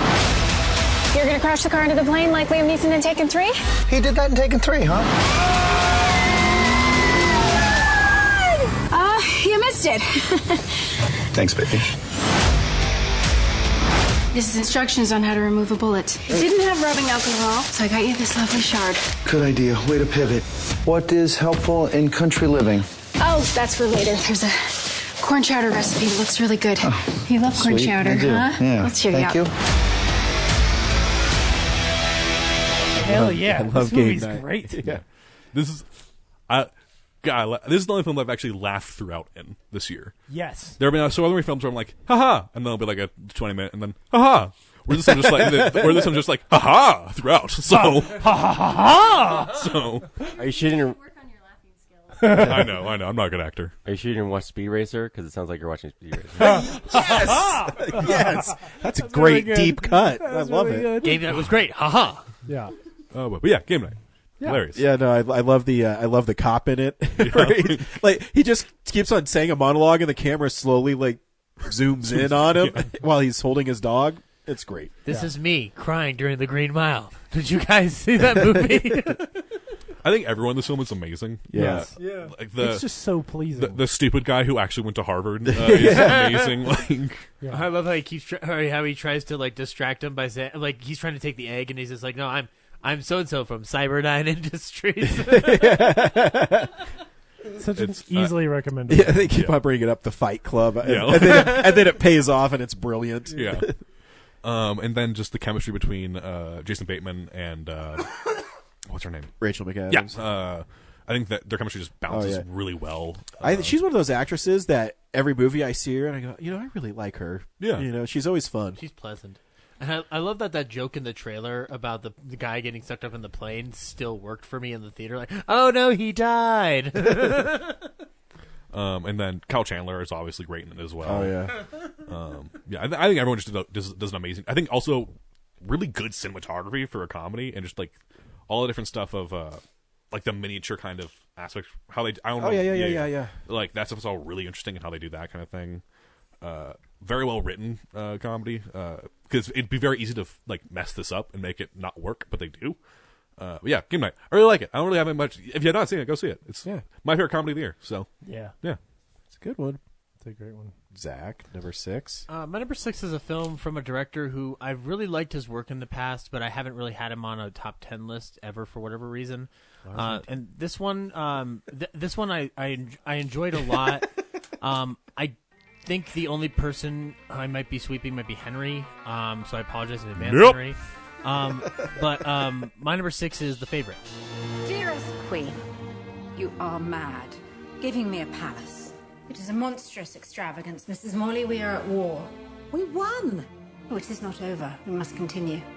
Oh, I did not know that. The Queen is an extraordinary person. They were all staring, weren't they? I can tell even if I can't see, and I heard the word fat, and ugly. No one but me would dare, and I did not. She's been stalked by tragedy. Everyone leaves me. Dies.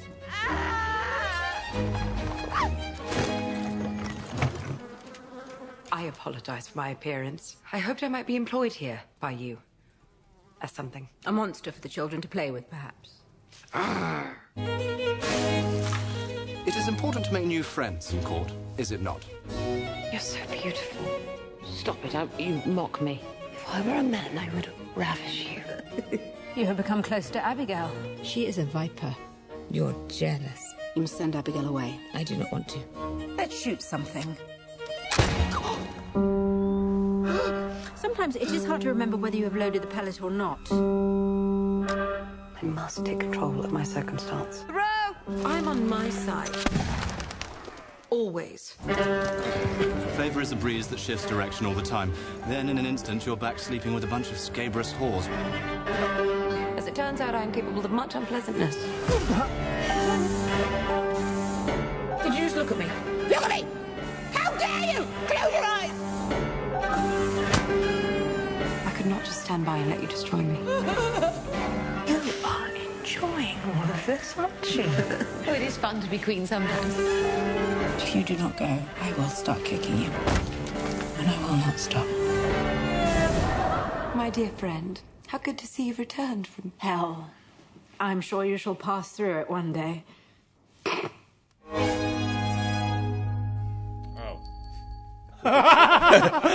So I didn't? Yep. Well, still no, but like, But now this isn't the one I thought you were doing. So. Oh, no. Ah, good. I'm glad you got this on your list. No, yeah, The Favorite's by Yorgos Lanthimos, who I really liked The Lobster the year it came out, and I really liked Dogtooth, which is it's a crazy fucked up film that I think about way too often.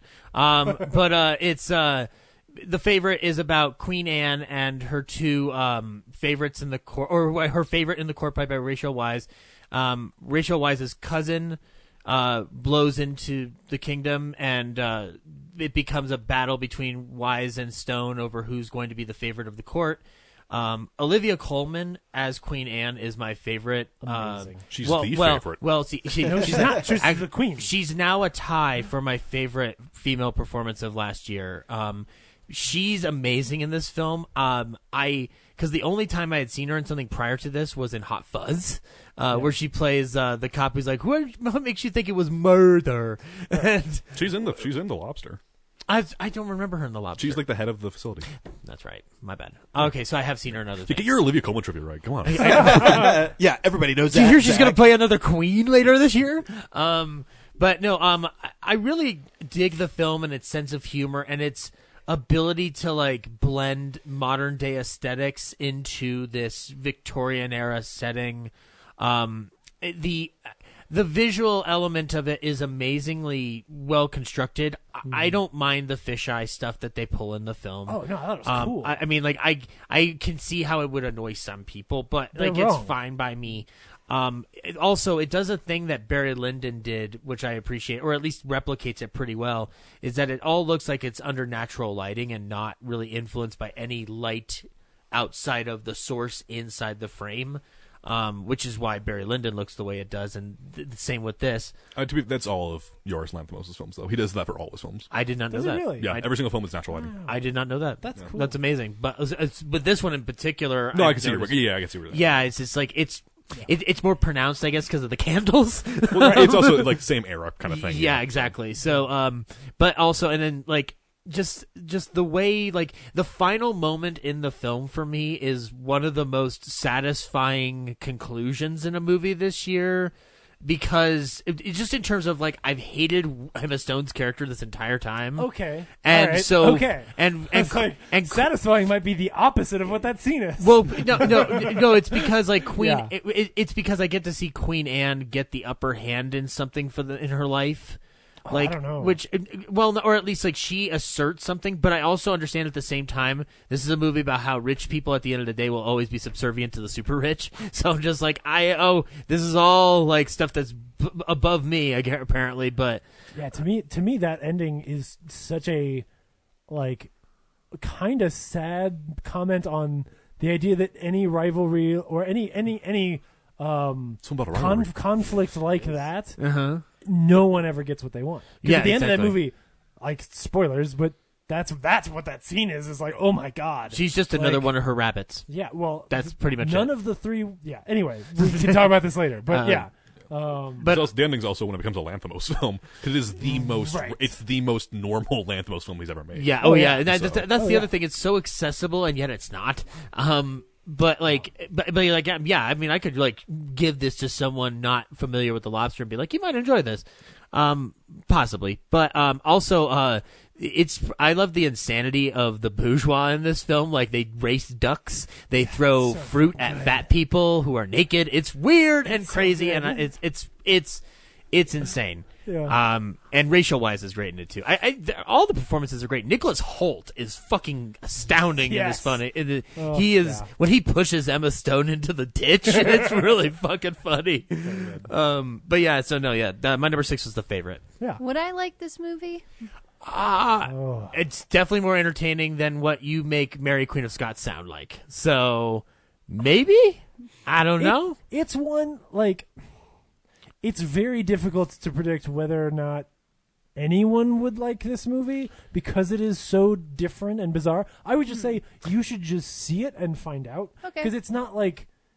And the thing is, we haven't even scratched the surface in the discussion yeah, here, because there's way more than this movie's about. We're not actually talking about the actual plot of the film. Yeah. But I'm like, period drama, women in power...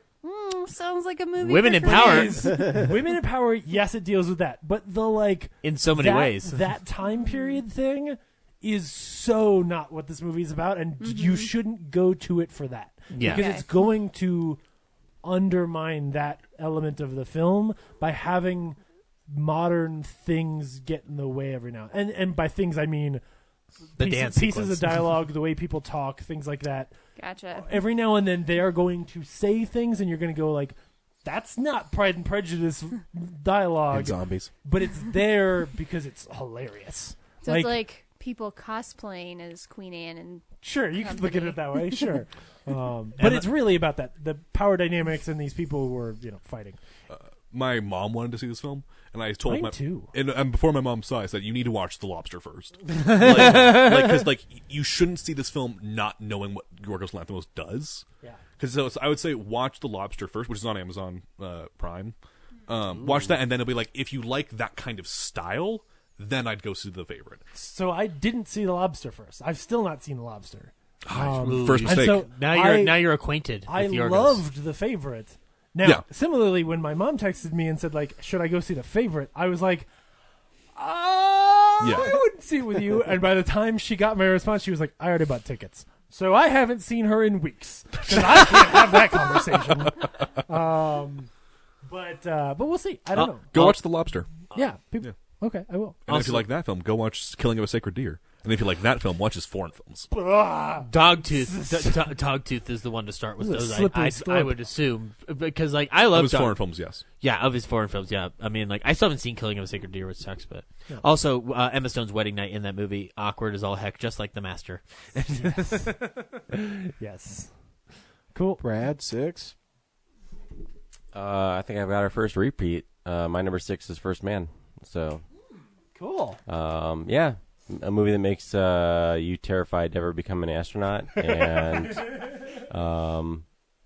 a really thoughtful inside look, like a really detailed look at like one man's psyche as he's sort of like unable to connect with people while also achieving a tremendous feat. So yeah, First Man's awesome. It is. Cool. My number 6 is also a repeat. My number 6 is the most fun I had in a theater this year and the most movie that's on my list, I think. My number 6 is Mission Impossible Fallout. Nice. It's incredible. You should run out and get that Blu-ray. It's I'm gonna punch you. It's really incredible and genuinely like for a big blockbustery movie time, it is the best. Like just the most fun I had in a theater. So, go ahead. Sorry. Oh, I was gonna say, in a surprising turn of events, I think I like this film more than y'all because I think this is one of the best action films ever made. I think this is almost flawless in a way. I fucking love this film. This is amazing. Is it your number 6? No, it's not. It was gonna be much higher on my list, but I knew that you guys were gonna talk about it, so I purposely removed it. So you're using us, okay? Yes, life is just manipulation, James. But yeah, this was fucking amazing. I love this film. It is. God, this just when they fall and they fight in the air, it's like the scene from 2, but good. Oh my god. Yes, it is. Oh, God. And also, I believe that you don't need to see the previous one to understand this one as well. Oh, agreed. Because like I saw Rogue Nation when it was in theaters, but I was like, I never felt the need to re-see it. Yeah. And I just watched this film, almost forgetting everything about that one, Totally. and it still made sense to me. I was still able to follow it. I like how Henry used Christopher McQuarrie's film to stab John Woo's film so brutally. Well, I think we were having that conversation about the connection to the previous film more because for a franchise that from the second film said we never want to have the same director twice and broke that rule, and I was at the time a little like, oh man. No, like, I was too, yeah. The reason why I'm totally okay with it is because it ended up being like amazing. They're both very connected and feel very different. I think it's one of in general, I think it's Tom Cruise's best film ever made as well. Well, for the first question is, I got to rewatch it and see whether or not the running sequence. No, I will say so good. It is. There's no way, and I don't remember off the bat, but there's no way that the running sequence in this one is better than the running sequence in 3. And also, you guys are forgetting when the he color runs in so. 3, it's so good. Well, this one's so much he better has because to get there. Well, I know, but this was like you have like his running, but then you have like contrast with his walking, and it's like, oh fuck, it's two rogue going against each other. All right. I'll watch it again, and I will compare running sequences. All right, fine. Well, also, I think this one's longer, too. This one, like, he needs to get there. That one needs to get there as well. But this one's like, if he doesn't get there, what will happen? But if it's longer, that just means he's not running as fast. But he's going essentially the entire if he length were running of as Paris. fast. No, if he were running as fast, he would have gotten there in a shorter period of But time. no, here's the thing, James. He's so Here's good the at thing. running. James, here's the thing. He starts driving. And he's like, I'd be faster if I was running. So he starts running. Well, we all know that. So this has been a new episode of Jogcast, where we talk about running, jogging, and all its forms. Back to you, Ryan. I just want to say real fast that Henry's like, oh, it's the best action movie ever made, maybe. But, I mean, I like 6. And I like 5, too. But 5 had that opera house scene, and that was better than anything in 6. Not that great. The opera house scene in 5 is better. One scene does not improve upon the entire film. I don't know. Like how remember when he runs in 3? No, I remember. Because it makes the movie. Here's the thing. I always thought 3 was the best one. And I was like, I went to this and being like, there's no way it's going to top 3. And then it did. One would say it ran past 3. Exactly. Oh. Oh, God. And this film just proves that, like, Henry Cavill is a great actor who gets just nothing roles. Henry Cavill can be amazing. He's so. I was like, oh, cool. Henry Cavill's not a bad guy in this film. Then he was a bad guy in this film. I will definitely agree that none of his other roles, I'll say, are worth him shaving his mustache off by comparison to how good fuck he is. He just looks so good with his mustache in this film, too. It is the greatest mustache in film history. Television history, it's Tom Selleck. Film history, it's Henry Cavill. Oh, Henry Cavill's coming for him, though. Henry Cavill's coming for best full time. He needs to get a TV show where he just has a mustache. He did. It's called The Tudors. Oh, really? Oh, shit. Really? I didn't know. Yeah. I never watched The Tudors. I'll have to check this out now. Boy, but yeah. Yeah. Anyway, that's my number 8. Wow. No, it's not. Ryan, you're number 6. My number 6 is a horror film that might not be on anybody else's list. My number 6 is Hereditary? The Nun. I'm just kidding. It's a repeat. It's The Quiet Place. I wasn't expecting that, but I guess you really liked it.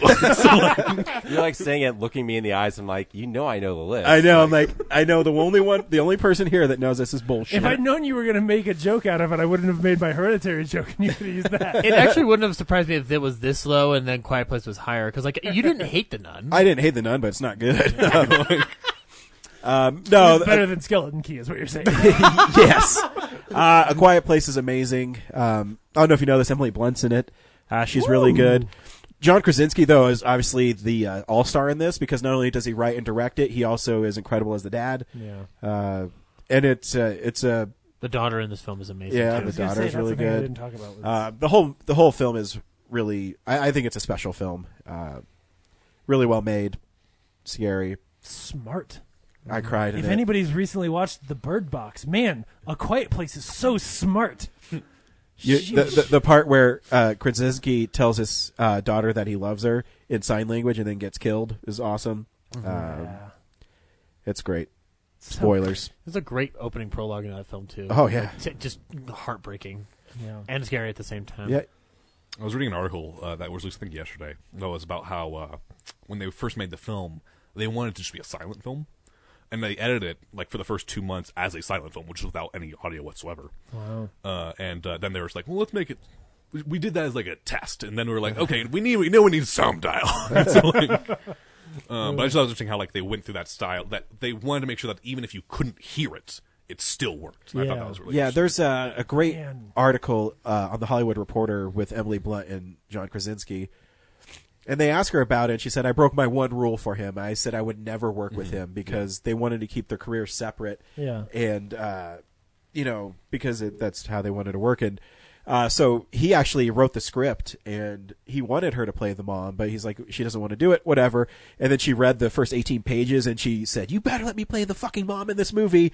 And so he did. It's a really cute article. I think I've seen that article as well. I think like the part that you forgot to mention that was the best part was like, and then he gave it to like her best friend or something like that. and then she read it and she was like, well, fuck, like I don't want her to have this. Yeah. So, like, I think, man, it would have been, I didn't realize that. It would have been so incredible if they hadn't said anything the whole film. Mm-hmm. Like, because there's only one, maybe two scenes where... It was like the waterfall scene is when like they're really talking, that's true. and that's about yeah, it. well, and there's one scene where they're in the basement, and I think they're able to talk to each other. Oh, right, yeah, in the soundproof area, yeah. Yes. But then... if you hadn't had those moments, how powerful that moment at the end when he finally breaks would have been. My goodness. Yeah, would have been great. Good film. Yeah. Also nominated for Best Picture at the Producers Yeah, Guild, it's getting steam for like the Oscars too, Yeah. which is again. I mean, Get Out got nominated last year, so it wouldn't surprise me. I hope it gets at least like sound nominations. Yeah. Oh yeah. So. Oh yeah, because it deserves it. Yeah. It was incredible. Corinne, halfway there, number 5. Halfway. Number 5. This is just a heads up. By the way, the pizza will be coming at 11. Oh, good. So if we want to take a break, then I guess we can. Or just keep eating. There are no breaks, man. Yeah, no breaks. This is an insufferable prison we all live in until it's done.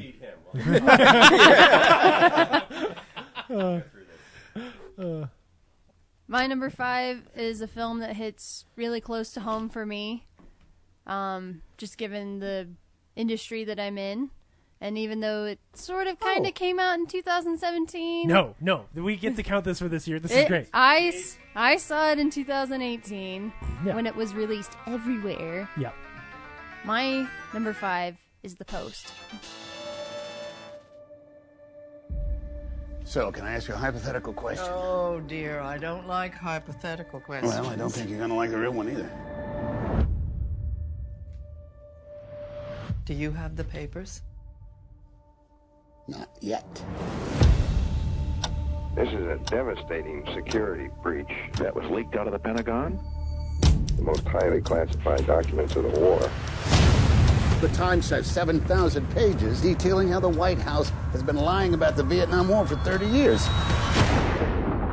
The way they lied, those days have to be over. Okay, people are concerned about having a woman in charge of the paper, that she doesn't have the resolve to make the tough choices. Thank you, Arthur, for your frankness. Let's do our jobs. Find those pages. You're talking about exposing years of government secrets. Is that legal? What is it you think we do here for a living, kid? Ben, I might have something. It must be precious cargo. It's just government secrets. The New York Times was barred from publishing any more classified documents dealing with the Vietnam War. If you publish, we'll be at the Supreme Court next week. Meaning? Well, we could all go to prison. To make this decision, to risk her fortune and the company that's been her entire life, well, I think that's brave.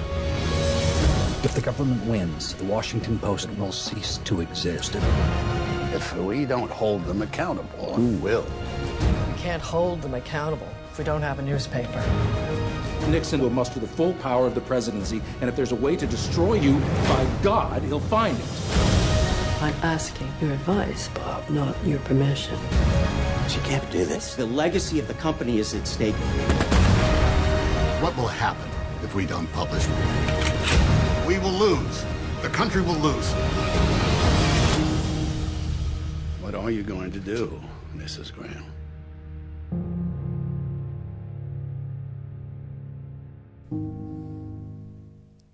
Yay. I guess Meryl Streep and Tom Hanks are fine. Yeah, they're suitable enough. They do all right. I just want Tom Hanks to play like every important American ever. That's my goal. I think he's got a list. Harriet Tubman. He's checking them off. Yeah, Harriet Tubman, done. When he plays George Washington, that's when he retires. Yeah. So this is just a great movie. I rewatched it recently when I was home for Thanksgiving, and parts of it came off as like kind of overly dramatic, but I'm like, fuck it. Let the people know how important the free press is to this That's democracy. right. Given the kind of political atmosphere we live in, this is bullshit. Yeah. So, yeah, I legitimately wanted to like stand up and like pump fists and like cheer. Like, in the like when theaters Meryl when I Streep came saw out of the this. Supreme Court, you wanted to do that too? Well, wait, what? I meant like when the like Supreme Court decision was released. and Yeah, that's they what I were mean. reading off So the like she quote. walks out. That's the only part. I love this movie, and I think it's great. And I think Spielberg is awesome at making tension from people talking. The only issue I have with the movie was at the end when she was cheered when she was leaving the Supreme Court. I'm like, oh, that's really. I over. don't think she was cheered. Spielbergy? No, because it's like they're having like the press conference with like the New York Times people up at the top of the stairs, and then she kind of comes around on the side, and it's like actually I think it's a quiet moment because she's just walking past like all these women who are just kind of like partying for her as she's leaving, kind of off to the side. It just reminds me of the internet meme where it's that Grizzly Adams. He's like, "Yep." It's just overdone, but no, the movie's great. I think it's awesome. This film's immensely rewatchable. Oh yeah, well, Yeah. like I said, Spielberg has an amazing ability to keep it like really tense, and it's really just people investigating, reporting, and it's pretty awesome. That's what I'm saying is like there's like the one scene where the guy is calling the guy who maybe knows where the one dude with the papers are, and he like drops coins on the ground because he's like got a payphone. Oh, yeah, yeah. And you're like, oh shit! Like, is he gonna make the call? It's a beautifully composed shot of Bob Odenkirk trying to figure things out. It's Or he's like trying to like remember numbers on the top. Anyway, it's an incredible movie. Yeah. Spielberg makes good films. I don't know if people know this. Also, it is one John of the best Williams prequels scored. ever John made. Williams, it's a great score. Yeah. Yeah, and I love how it connects to... It's one of those great prequels that's better than the original. Yeah, in a way, yes. I really do. Like, in a way. Actually, You know, after I give me saw some it the time. first time, I went home and watched All the President's Men. Did you fall afterward. asleep? Yeah. No. No, The President's Men is really great. It just ends abruptly. Yeah, like right about I the don't time you're remember, like, this is but- amazing. They're gonna kick ass. And it is very... like the title cards come up and they tell you the rest of the story in text, and you're like, what the fuck? What? No. It's very of its time too, Oh, so God, it moves yes. at a snail's pace, but it's still a great movie. It's Oh, like, yeah, I'm not it's my saying it's- favorite Will Goldman script. But I didn't say it's a good movie. It's just slow. but I love how it leads into it. Like Spielberg treats it like All the President's Men is going to be like this rip roaring blockbuster. Like the way the music that Williams does like cues it up as such. Like I want those fuckers dead. I want them all dead. You hear me, Dad? And it just cuts to that scene, and it's like Which would be so entertaining if it wasn't real audio of a real president of the United States saying that. Yeah. You're like,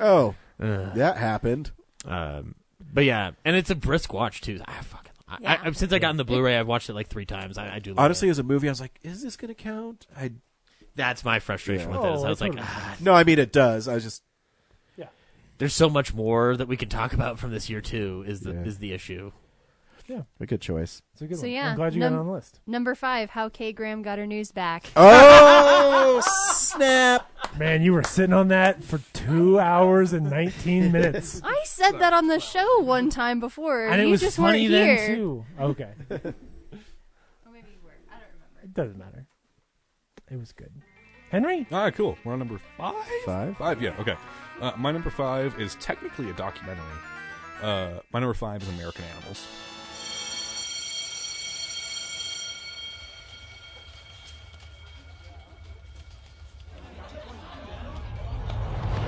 You ever feel like you're waiting for something to happen? It pains me to see you embarrass your father. But you don't know what it is. You're in, or you're out. That thing that could make your life special. You're in, or you're out. You're in, or you're out. How can I tell you if I'm in or I'm out without you telling me the first thing about what I might be in or out of? This would be something dangerous and very exciting. This library is home to the most valuable book in the United States. $12 million. You really need to see how easy this is gonna be. Oh, you know this from all your previous heists?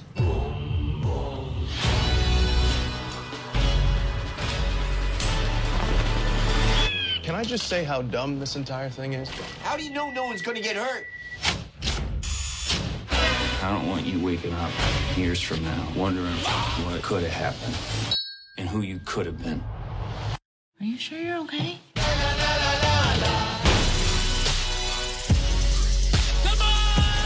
Oh, this is my life. This isn't some game.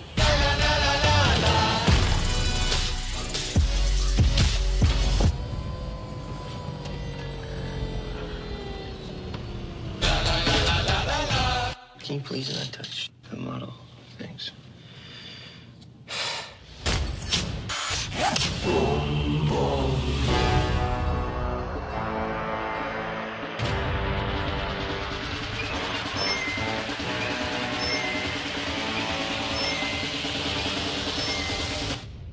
Let's do this. I still want to see this. American Animals What's is going on right now? American Animals is directed by the same guy who did The Imposter a couple years ago, which is on my top 10 of the decade, essentially. Sure. American Animals is tells the story. Gary Sinise movie with the that aliens? one. Yeah, that one. American Animals tells the story. It's interesting because like the film was not promoted as a documentary, but I think it does technically count as one. And throughout the film, they are interviewing these 4 guys who, when they were in college, they went. I can't remember what college they went to, but the college had the Audubon Society Book of Birds as like one of their big things. And when they were in college, they're like, well, I know, we're going to steal the book and then sell it on the black market. And then that's what they do. And so throughout the film, they're interviewing these 4 guys who partook in the theft. And then what they do, like the tagline of the film is that this is not based on true story, this is the true story. Because as they tell it, they then have shot a film that is a recreation of that event from their exact words. So it's not based on true story, it is the story that they are telling. It's kind of the idea of it. Okay. Oh, I see what you're saying. Yeah. It's kind of like it's like docudrama. It's like Man on Wire if the recreation parts were like as close to what those guys were saying, you know, where because it's like a documentary, but layered on top of it is like a recreation. Yeah. Recreation. And they kind of like in the fact where like some of them are like, no, that's not what happened. And like they kind of like where it's like they'll start the scene and then the other person will come and be like, oh no, this happened this way instead. Oh, okay. And so it's about how like kind of perception and how like that's how they viewed it as what happened, but that's not what happened, kind of thing. Okay. Yeah. Did I give it enough pause for the trailer? Yeah. Okay. I just want to make sure. It's Brad's problem. Sorry, Brad. Sorry, Brad, if it's not long. You can cut me off. There was a pause as I was trying to figure out what the movie was, and then, yeah. But yeah, I think that's very, very well done. For a while, it came out in the summer. One of MoviePass's 2 films that they made. The other being Gotti. Oh my! I forgot sorry, MoviePass is I still a just thing. swept a leg with Corinne, Gotti. do you still have MoviePass? No. Okay. Yeah.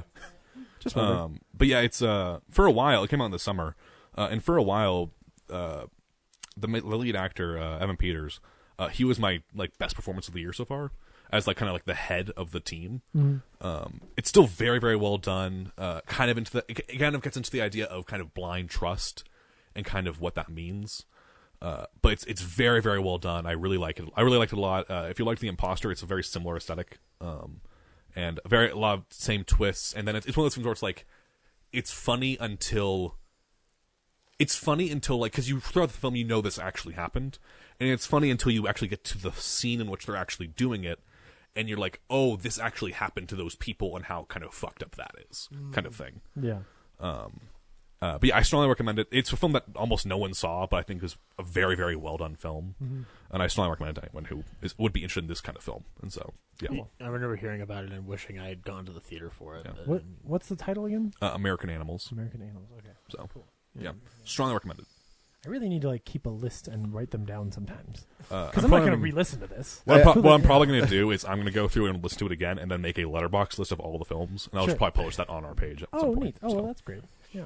My aunt told me she listened to our podcast for the first time, and this is a way of her someone telling me that they didn't like it. She said, "Very interesting, funny. One word stuck out: boner." Well, that's what stuck out is exactly what that word is supposed to do. I was just laughing when they start very interesting. They don't like it. Very interesting. Very interesting. All I heard was boner. Yeah.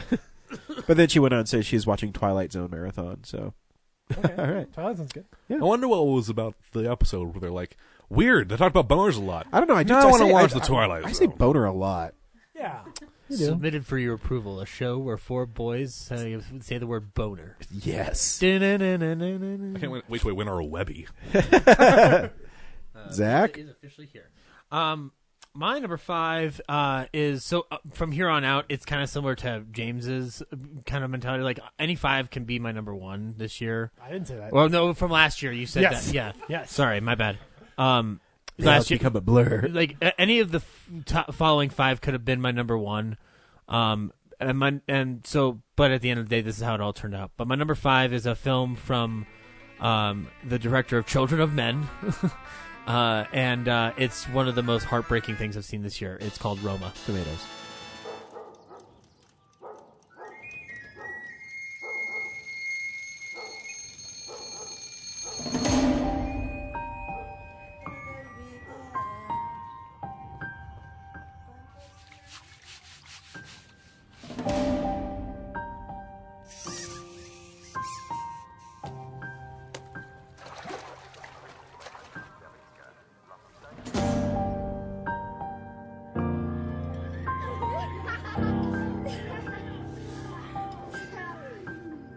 Buenas noches, Cleo. Buenas noches, Sol.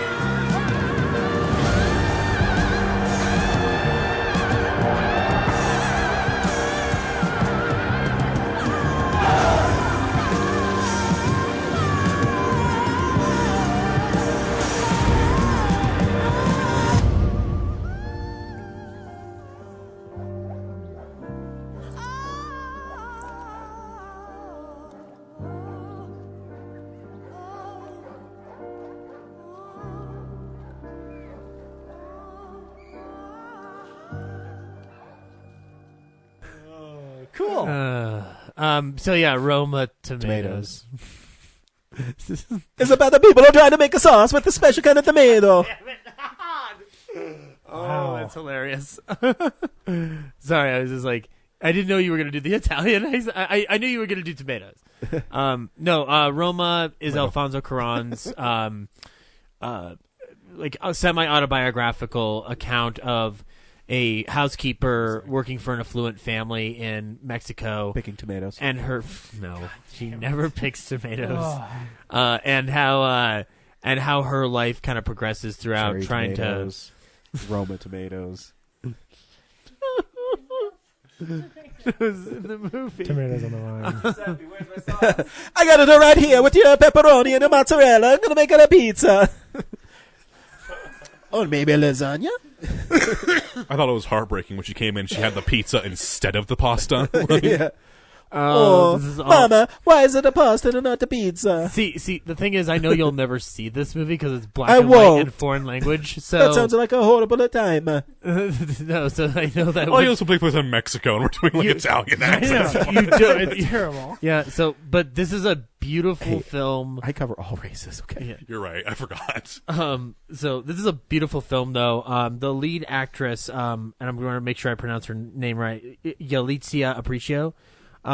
She's my second like tiebreaker thing for favorite female performance. She's heartbreaking in this film. She speaks two different dialects in the film, which is Mexitec and Spanish.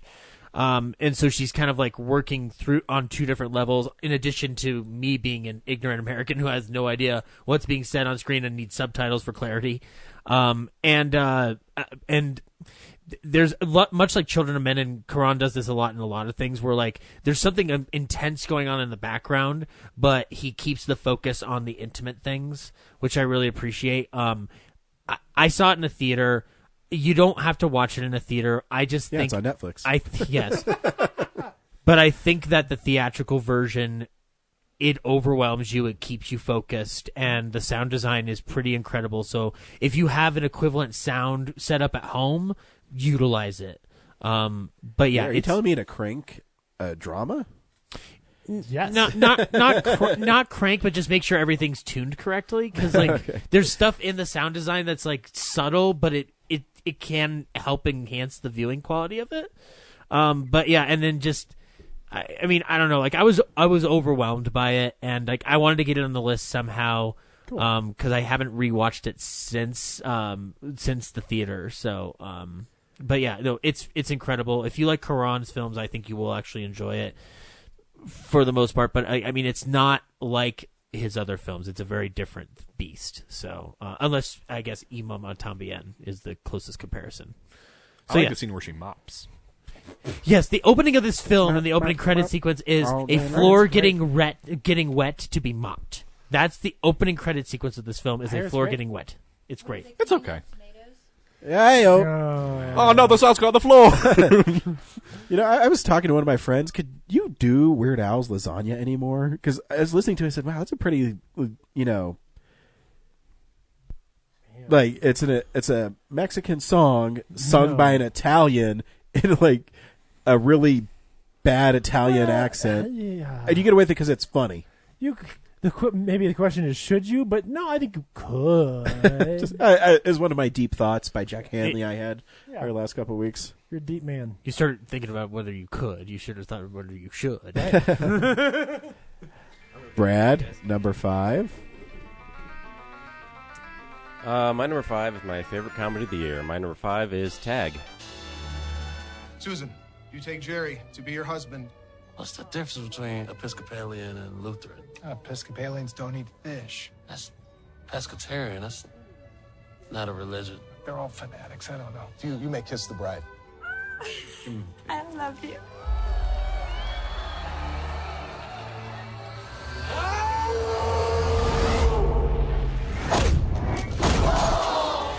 Please tell me what's going on here. Our group of friends has been playing the same game of tag for 30 years.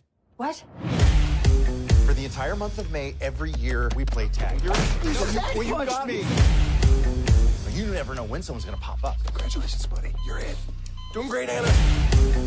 Our buddy Jerry is the best that ever played. And now he wants to retire. Never been tagged. Just saying. So who's it? You can't touch this. This is the year we get Jerry. You can't touch this. Synchronize your watches. I don't know how to do that. I don't wear a watch. Time is a construct.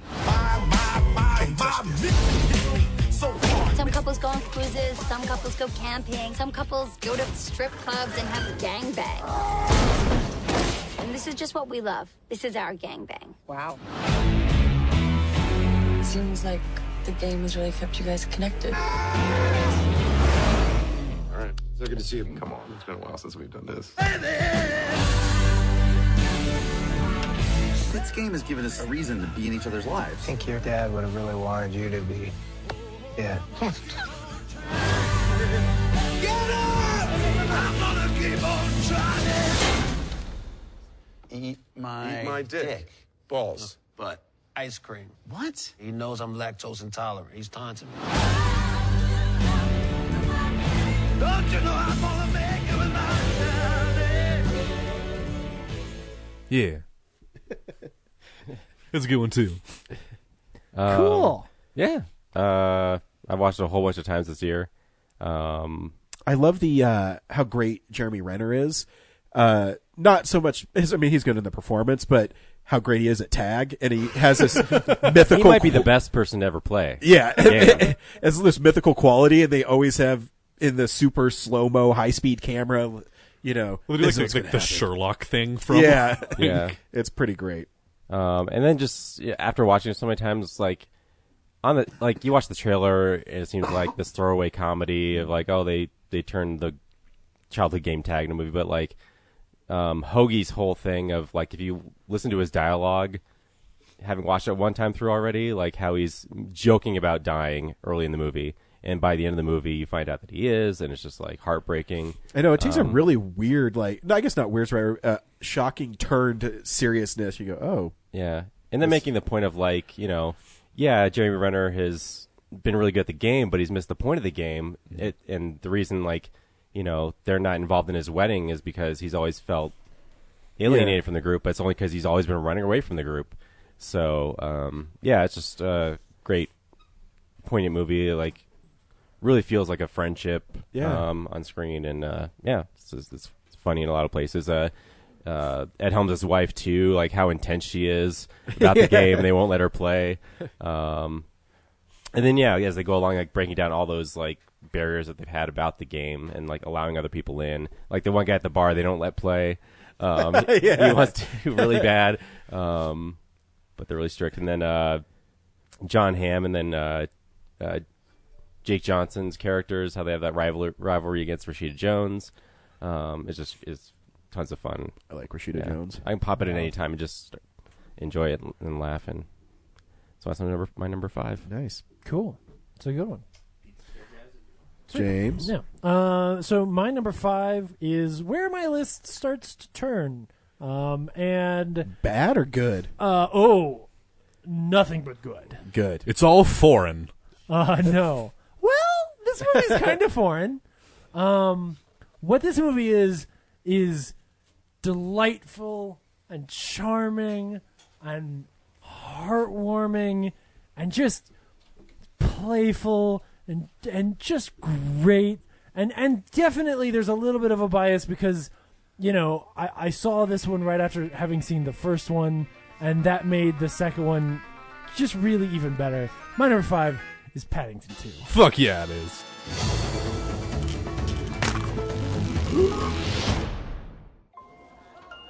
Mr. Gruber? Oh, what's this?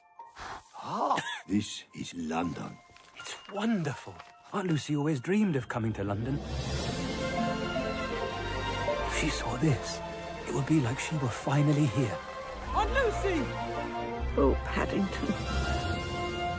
This is perfect. I've had a brilliant idea. I'm going to get a job and buy that book for Aunt Lucy's birthday.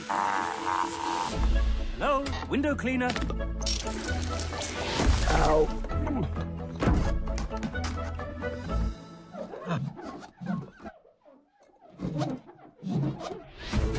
You quite sure you're ready for the workplace, Paddington. It's Phoenix Buchanan. Dad's celebrity client. I suppose you know who I am. Oh, yes. You're a very famous actor. VIP, celebrity. Or used to be. Now you do dog food commercials. This pop-up book, where on earth did you find it? Mr. Gruber's antique shop. Stop! Freeze!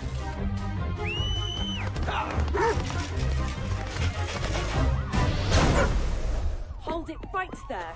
But I'm not the thief. Mysterious things have been happening all over town.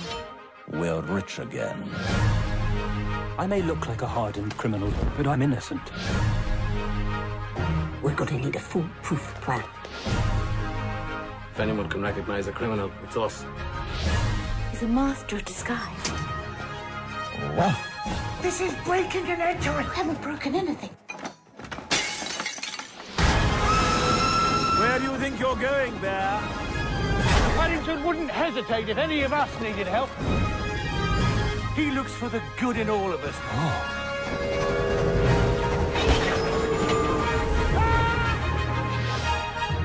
Marmalade. Take a seat.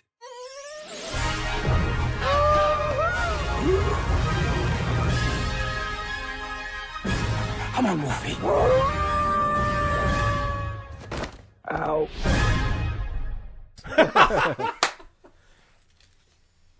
I still have never seen a Paddington movie. Oh my God, Ryan! They're just so I mean, good. I watched the Evil Dead films for you. You know what's funny is I was at Walmart getting Cinema Classics Silent Rage, and yeah, and as I was going through the aisle for $9, you can get the Blu-ray of the first Paddington with a little Paddington with it. Do it. What? Henry, come back. We still have a show to do. And I did this. Henry likes this movie. Meh. And I kept going. What the fuck, Ryan? Just Oh, kidding. Ryan, no. I think it was a DVD is why I didn't get it. Oh, okay. All right. No, genuinely. Both, yes. So this was the year that I think finally some people heard, obviously not Ryan, but I think the rest of us finally heard Henry and went, okay. Even the cold heart of Rotten Tomatoes, 100%. Yeah. Still there. Right. And so, saw Paddington 1, then saw Paddington 2. So to some degree, this is almost there. This is sort of here just for both of them. But like these movies are perfect. Like they're Yeah, they are. so delightful. They are so much. I guess fun. now we can point out your shirt. Oh yeah, I showed up today wearing my Paddington polo. It's so good.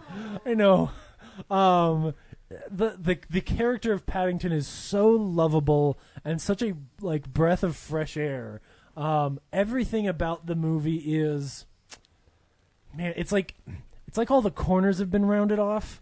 Everything is sort of safe, but in a wonderful, enjoyable way. Yeah. It's the movie that literally any human being could watch and enjoy and get something good out of. Yeah. It's like Mad Max, but for kids. They need that on the Paddington collection. I just can't I've watched them both a number of times now, and they are so endlessly entertaining, and genuinely smart in a lot of ways. Yeah, I mean it's not just that it's saying something, but the way the movies are constructed is really wonderful. God, remember that scene in the sequel where they're like, where like all the inmates are like, no, yeah, they see you the first week, they see you the second week, they see you maybe the third week, and then they never see you again. Yeah. And then Paddington's like, no, they'll always come see me, and then they don't see him. I know. It's so, yeah. So I watched Gordon Ramsay in prison, his prison cooking show. I just thought of Paddington 2. Oh, totally. Yeah. And it's funny because it feels almost episodic. You're either episodic or almost at times you're watching little cartoons, because the movies kind of go through these phases where we're kind of going on this adventure now, and we're kind of going on this adventure now, and then we're kind of going on this adventure. And each one of them is so enjoyable and fun, and so you're just with it. And so then when the plot comes back in, it doesn't matter if the plot is good or not. It just even is. though it always is. And it is. They're good. but that's not even why you're there, right? You're there 'cause it's Paddington. And then you get to the end. Oh, yeah. And they kick you in the balls so hard. Because you know it's going to work out. And But then it works out so well. Right. Like, it's not... For everyone, really. They just deliver on pulling your heartstrings so hard that if you don't cry at the end of Paddington 2, you are a Brad. black-hearted, terrible person. I mean, genuinely, like, when those last few beats hit, it is so beautiful and good. Like, it's I can't say enough great things about They even Paddington. give satisfying conclusion to Hugh Grant in the film. Sure. And Remember when it's a you post-credit meet sequence. Hugh Grant and you're like, wow, that's a weird guy. And then you see him in private and he's like, oh, that guy's fucking insane. Yeah. his like He is definitely the Joe of the Mad Max universe here in the Paddington. I made a different comparison when we reviewed it, where I'm like, Hugh Grant's performance is like the Heath Ledger of like children's performances, where it's so Sure. insane. But like, yeah, no, I loved the film, and like, I think what I love more of it is like how like Henry like sold it, and we just didn't believe him, and then we saw it, and we're like, Henry was right. Yes. Like, it was like, it's not that I wouldn't have never believed you. I'm just I like, wouldn't. really, the Paddington movie? No. But then it's like, no, he's not only right, he's super right. Henry was right. Yeah. No. These movies are great. Now, that being said, it was not my favorite bear movie of the year. But Go fuck yourself. You are So wrong. the real, Oh, so I I really think like that it sounds like the real name for this movie is Mad Pad Furry Road. Oh, yes. Oh, I just man. can't describe how heartbroken I am that we're not going to get a third one, which either A, would have been Paddington meeting the Queen, or B, would have been a Christmas movie, which would have been even better. Maybe he'll come back. Paddington's like Mary Poppins. He'll come back. Oh, I it can't seems wait. like Paddington something should actually, like, if it's going to continue on outside of film format, they should maybe do like either a television show or like a cartoon. I think the CG costs too much. With the same voices. It's just so well tightly crafted. Like, Yep. I don't want a TV show. It'll get too loose. Like, I need the high art of Yes. Paddington 2. I need the high art of cinema for Yeah. Paddington. Like, this is a...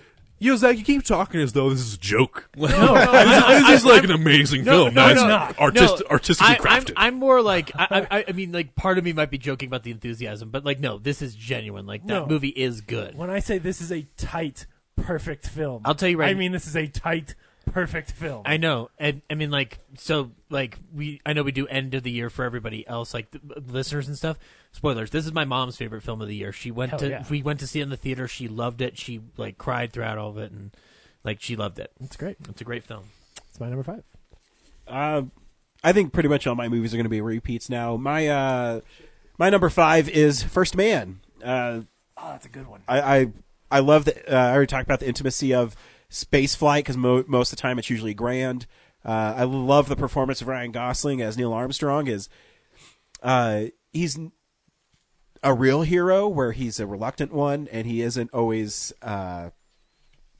grandiose, I guess is the word. So I love the film. I thought it was really well made. Yeah. It's a film where he's not like necessarily heroic. Like he's damaged. He's very damaged, and he's Yeah, but you know he's defined by the loss of his daughter, and I love that the fact that like he has a hard time talking about it when other people around him. Oh, die. yeah, no. Not just his daughter, but like all the different astronauts. you know his interview I loved when he went into NASA to be an astronaut. I think it was really great. I just loved this movie. I'm a really big fan of the director and writer. Did Giselle also write it? Do what? I'm sorry. Did Giselle write the film? Yeah. Oh, Yeah, okay. he's- I thought it was I think there's Josh two. Singer actually.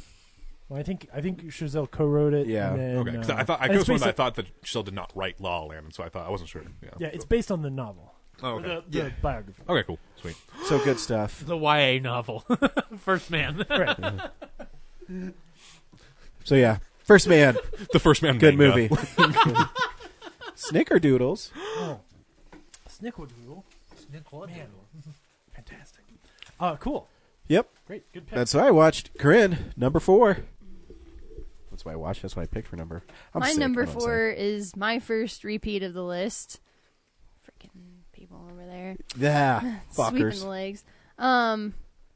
Recent addition to the list. When I saw the promos or whatever for this movie, I'm like, yeah, I don't really have any like major desire to see that. But between a combination of hearing good things about it and the fact that I was canceling my Movie Pass subscription, and I'm like, you know what? Why not go see one last movie with this thing? I went and saw it, and I laughed, I cried, I was blown away by just everything about this movie. My number 4 is Spider-Man Into the Spider-Verse. Nice. Cool. Yeah, you say they swept your leg. I got to wait another 2 hours before I can even talk about it. So, no, that's fine. No, I'm just kidding. For a second, I thought you were going to talk about Mary Queen of Scots. I remember, like, when you were on, like when we did the bonus episode, you were like, "Yeah, I used it as like my final movie pass thing." I was like, "She really likes this film. This is not how I remember her talking about this film." So. No, Mary Queen of Scots was the opposite problem. It was promoted so much early on that I was like, I was really excited for it, and then I had such high expectations. And it did not meet them. Yeah, I think Spider-Verse is a slow burn right now where, I mean, everybody really likes it, and now people are starting to catch up to the hype of Spider-Verse. Yeah. Kind of like what happened with Greatest Showman. Yeah, oh, yeah. And it's... No. Well, and not like Greatest Showman. Just in terms of it kind of catches on later. How did I know that you would yell about that first? I didn't see it, so I don't know if it's good. Greatest Showman, that is. It's good. But, it's not the greatest show. So you weren't on the episode, Ryan, but when we were doing the Christmas bonus thing, I was saying how there's the one shot where they're going to the banquet where they're gonna break in, and there's where they're looking in through the window, and I was like, those are real people. Like they got footage of that. Yeah, no, it's really well done. It's a really well made film. Yeah, just everything about this, the animation, the voice performances, the sound design, and I said on here before, the Prowler is like super cool. So I'm really pissed. First time that's ever been said in comic book history. The Prowler is cool. And in the movie. Yeah, no, I agree. But I'm pissed I haven't seen this again. Yeah, it's a good one. I'm going to see it before it leaves theaters. Heck yeah. And I will be like, shut up and take my money. Yes. Also, and I probably have mentioned on here before, but I don't appreciate all these reboots and sequels that Hollywood's doing where it's like you're just going back to the well and you're not being creative. But yeah, this Hollywood, is one get instance. it together. This is one instance where I'm like, I need a sequel to this. This is probably for me what The Incredibles was for all those other people on Earth. Yeah. 10 plus years ago. No, I'm excited. I heard they're going to focus on the Spider Women for the next one. And that would be cool. I would love to see one with Jessica Drew. She's one of my favorite characters that doesn't get a lot of hype anymore. I want one with that lady from the cover where she's bending over and her ass is at the top of the page. That is Jessica Drew, but that's not what she is. I'm aware. She's a sweet private eye who has Spider-Man powers. I want a solo Spider-Ham spinoff. I'd see that too. Me and Kellen are probably the only ones who want it at this point. Honestly, I could see that happening. Lego Batman got one, so I know that's true. John Mulaney, guys. John Mulaney. Good stuff. Good choice. Cool. Probably the best choice. I want a Paddington Spider-Man crossover. That'd be sweet. Oh, they could just hang out and read books together. Paddington teaches Spider-Man how to do a hard stare. Yeah. Man. So we're on number 4. Okay, cool. So this is where all my 5-star films start coming in. My number 4. It's like another film that might be on someone else's list, but it's like a happy version of it. My number 4 is Love, Simon. Hey guys, how was the party? It was really fun. Aces. He's wearing a woman's sweater, and he's drunk. Well, he didn't drive drunk, and he's home before curfew, so. That's what I thght we got. Right? Yeah, we're good parents. Yeah, we're good. Right? Fake young woman. Good morning, Creekwood Hog. My name's Simon. For the most part, my life is totally normal. I have a family that I actually like, and there's my friends. We do everything friends do. We drink way too much iced coffee, walk gorging on carbs. So, I'm just like you, except I have one huge-ass secret. Hey! I like your boots! I said I like your boots! Goodbye! Nobody knows I'm gay. Have you seen the new post? About the closeted gay kid at school. What? Who do you think it is? Can I call you back? Dear Blue, I'm just like you. This was a mistake. It's nice to know there's another guy at school with the same secret. When did you first realize? It was a bunch of little things, like my first girlfriend. I think I'm falling in love with you. Wow, thank you. Be right back. Wasn't my proudest moment. Sometimes I think I'm destined to care so much about one person it nearly kills me. Me too. I'm done living in a world where I don't get to be who I am. I deserve a great love story. And I want someone to share it with.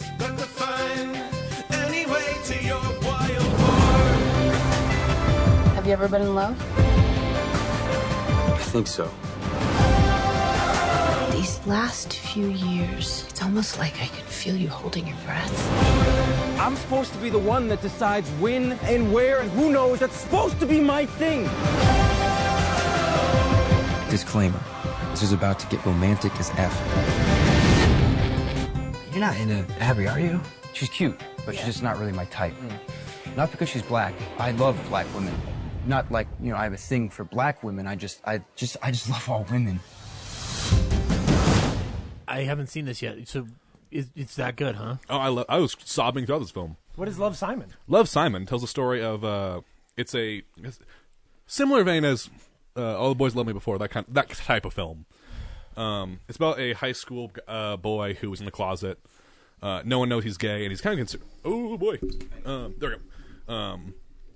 He's considered kind of like almost like just like a kind of like a not like a cool kid, but like mid-tier. Like no one dislikes him. He's fine. Yeah, he's adequate. But he's gay, and no one knows that. Sure. And he's in a school where he knows that if he comes out as gay, it'll be problematic. And so what ends up happening is on like the school's like Facebook page, someone posts anonymously that they are also gay.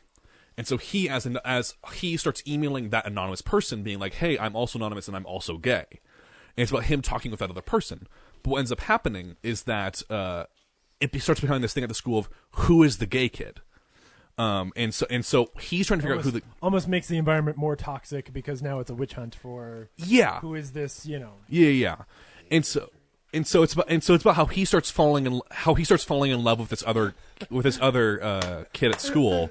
Well, sorry, everybody's laughing because Brad quietly said "gay witch hunt," which is the title of an Office episode. Oh, what? The microphone, I can't do it anymore. He's too funny for me, man. No, you're fine. You're good, man. I'm apologizing to the person talking. But so it becomes like the school's trying to figure out who the gay kid is, whereas like he's falling in love with this person, and he's trying to figure out like he like looks on the school being like, is he the person? Because it's also like you don't know. Is this what says him being like, I like him, he's cute, but is he gay? And is he the person that I'm actually talking to? Sounds like a movie my wife would love. It's so good. And then also get to the fact that like one of the kids finds out that he's gay and is threatened and essentially blackmails him. And it's like, if you don't do this stuff for me, I will reveal that you're gay. And so it kind of gets to that kind of thing. It's really beautiful. It really gets into the idea of coming out and kind of what that means to someone. And I think it's a really good film about kind of being gay and being ashamed of that. And yeah, so I don't know if that other film that's a similar subject but sad is going to be on someone else's list. But yeah, so we'll see. But yeah, Love, Simon. Yep. Cool. Zach, you're number 4. So really quickly, Ryan, you said that from here on out, all yours are repeats. Probably. No, there's definitely one that's not. Well, so far there's 2, but I'm sure they're going to come up. I hope that we're both on the same page of loving this film. So my number 4 is my horror film selection for the year. It is not A Quiet Place, although I really do love Quiet Place. But number 4 is a film that really rallied around my fanboy sensibilities, but also ended up being a fantastic film. My number 4 is John Carpenter's David Gordon Green's Halloween. Trick or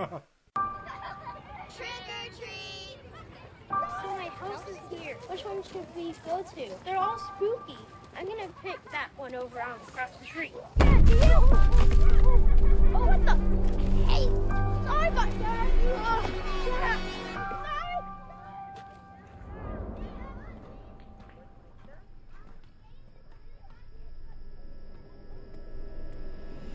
40 years ago, on Halloween night, Michael Myers murdered 3 people. After that horrific night, he was sent back to the institution in captivity.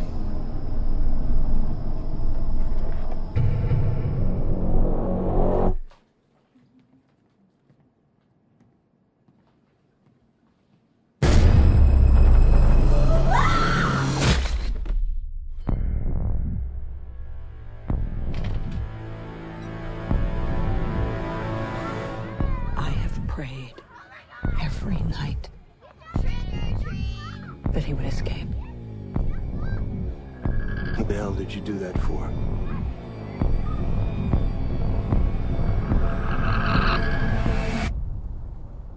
So I can kill him. The bus crashed. Michael Myers escaped. He'll return to Haddonfield, his home. I need to protect my family. You have no security system, Karen. Mom, you need help. Evil is real.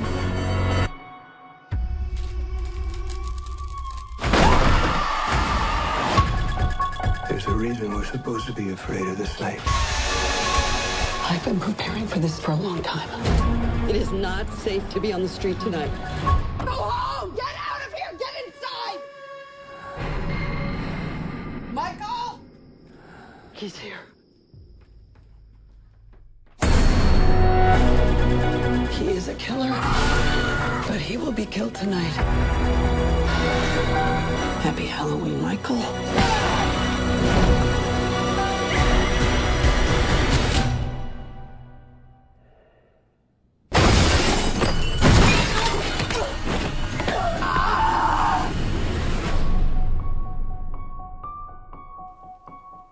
Or The Shape Awakens.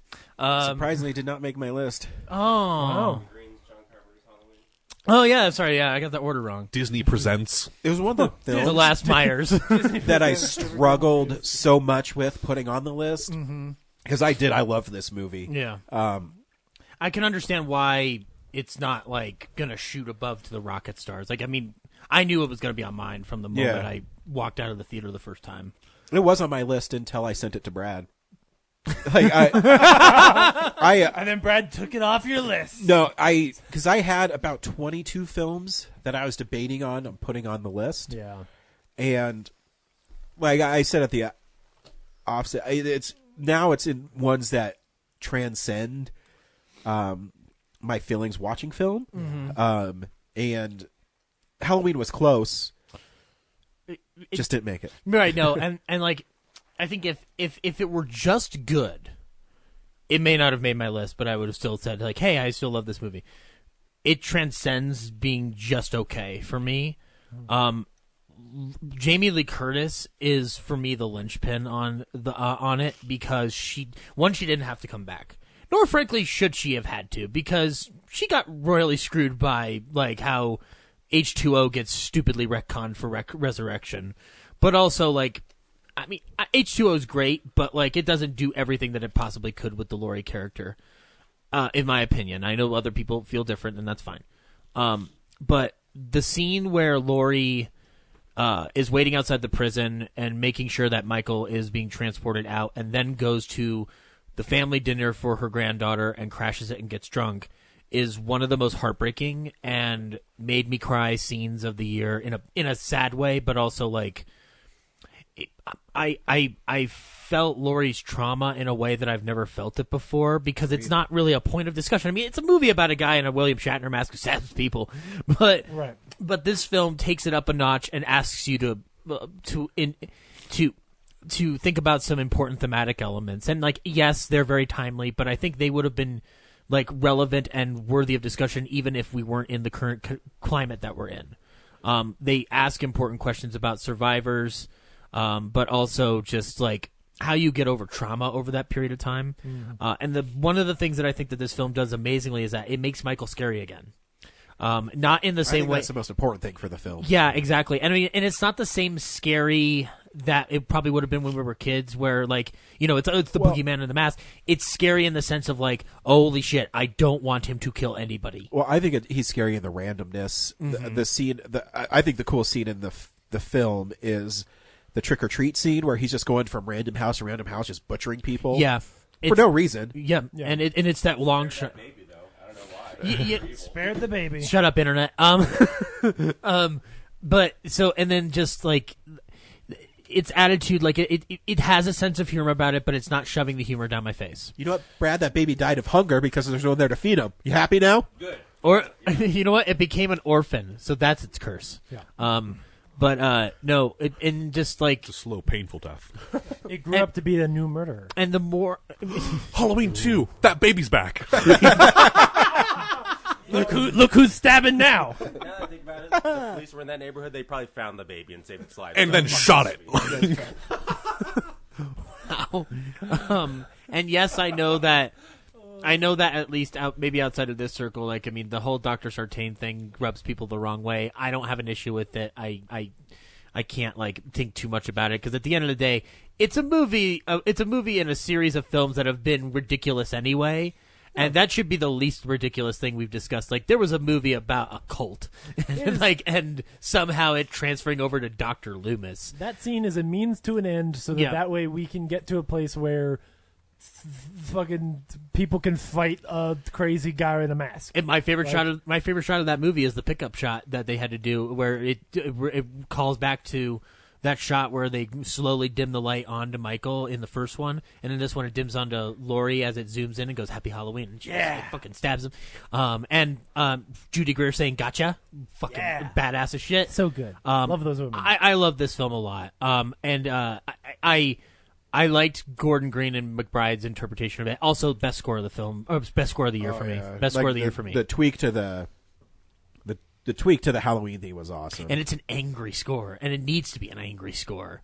And it it made a lot of flooding memories come back and whatnot. And like, and I'll say this actually though, it's like it's my favorite score of the year, but like I don't know if it's the best score of the year, obviously, but like it's one that I think has been underappreciated by the mainstream set, but clearly the film fans have decided upon it being great, and I enjoy that. But anyway, my number 4, Halloween, probably would have been higher if it weren't for the other 3, which really blew my mind. It's away. always true. Yeah, that Jason guy sure is scary. God damn it! Yes. You know what? Winnie the Pooh better than Paddington. Those some fighting words right there. You already started this fight. Cool, Brad. My number 4, right? It's about an island full of dogs. My number 4 is Isle of Dogs.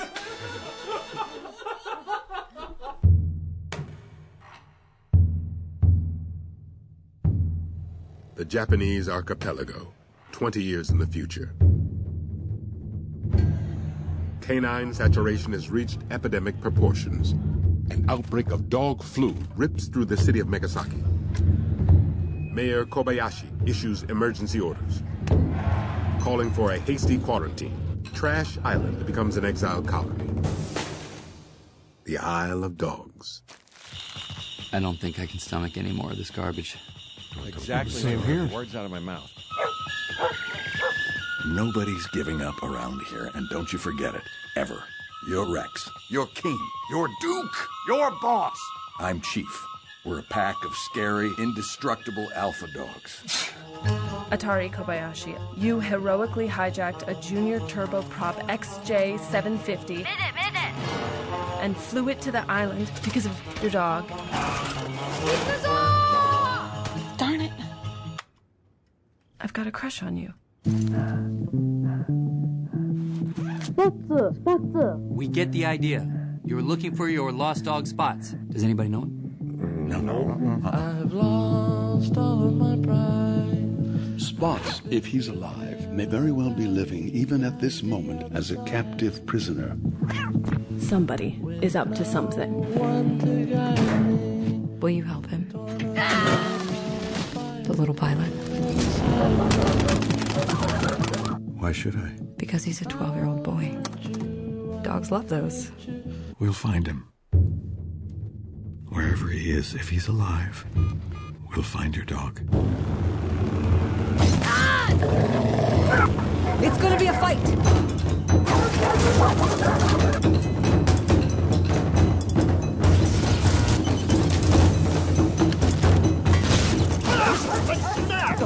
I wish somebody spoke his language.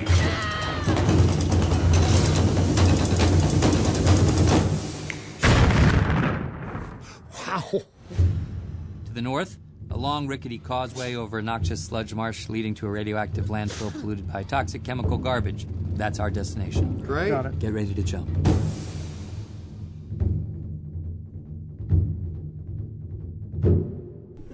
Your number 4 is I Love Dogs. The name of the episode that week, yes. Yeah. Wes Anderson's little cheeky joke. Yep. Yeah, it's a great another stop motion entry from Wes Anderson. That's full of his brand of humor, and just a cute story. Like it's not terribly deep, but it also addresses some things about like alienating people in society and singling out certain cultures and things. And yeah, it's just a fun movie about man's best friend. Yeah, man, that's one that was on my list for a long time that I kept meaning to see and I never got to, but I will. Oh man, you haven't seen it? You should. It's really good. I know. I technically own it, so I should watch it. What do you mean technically? Well, I'll tell you later, but I have access to a digital copy of it. Oh, I see how it is. Yes. I didn't steal it. That's not it. Alexandra Desplat, I think, did the score. Like, whoever did the score for Isle of Dogs, like, needs a big pat on the back because it's fucking amazing and has fun little callbacks to, like, Japanese cinema and Kurosawa films and whatnot. Cool. I fucking love it. Neat. It was almost on my list, but, just... But I will say, like, I like Bryan Cranston's character's arc in the film. I think it's a really fun arc. And I like Jeff Goldblum's character. Have you heard a rumor? Cool. My number James, 4? My number 4 is one of the most delightful times I've had in a theater this year. With also some really good messages. My number 4 is Mary Poppins Returns.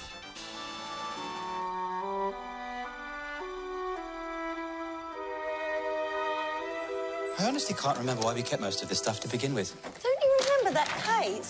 We used to love flying that with Mother and Father. Those days are long behind me.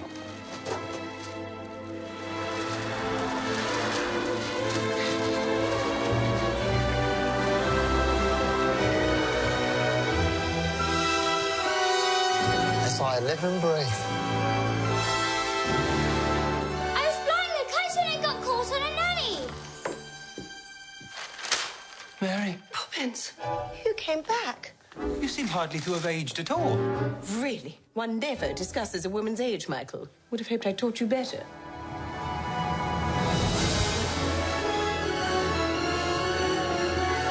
What brings you here after all this time? Same thing that brought me the first time. I've come to look after the bank's children. Us? Oh, yes, you too. We're about to lose our home. Everything's fallen to pieces since your mother. I miss Mother. Nothing's gone forever, only out of place. It's a good thing you come along when you did, Mary Poppins. How'd you do that? Do what?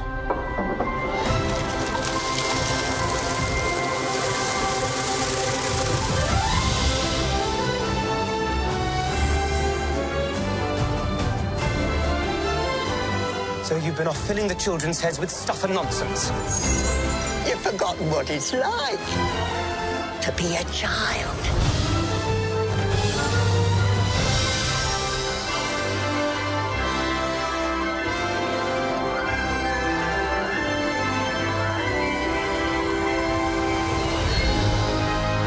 Everything is possible. Even the impossible. Off we go.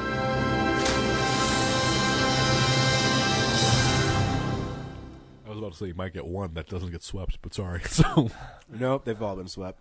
Oh, yeah, beautiful movie. Yeah, man, like what a fun time at the theater. Like you're getting to see a song and dance movie. It lived up to so many expectations.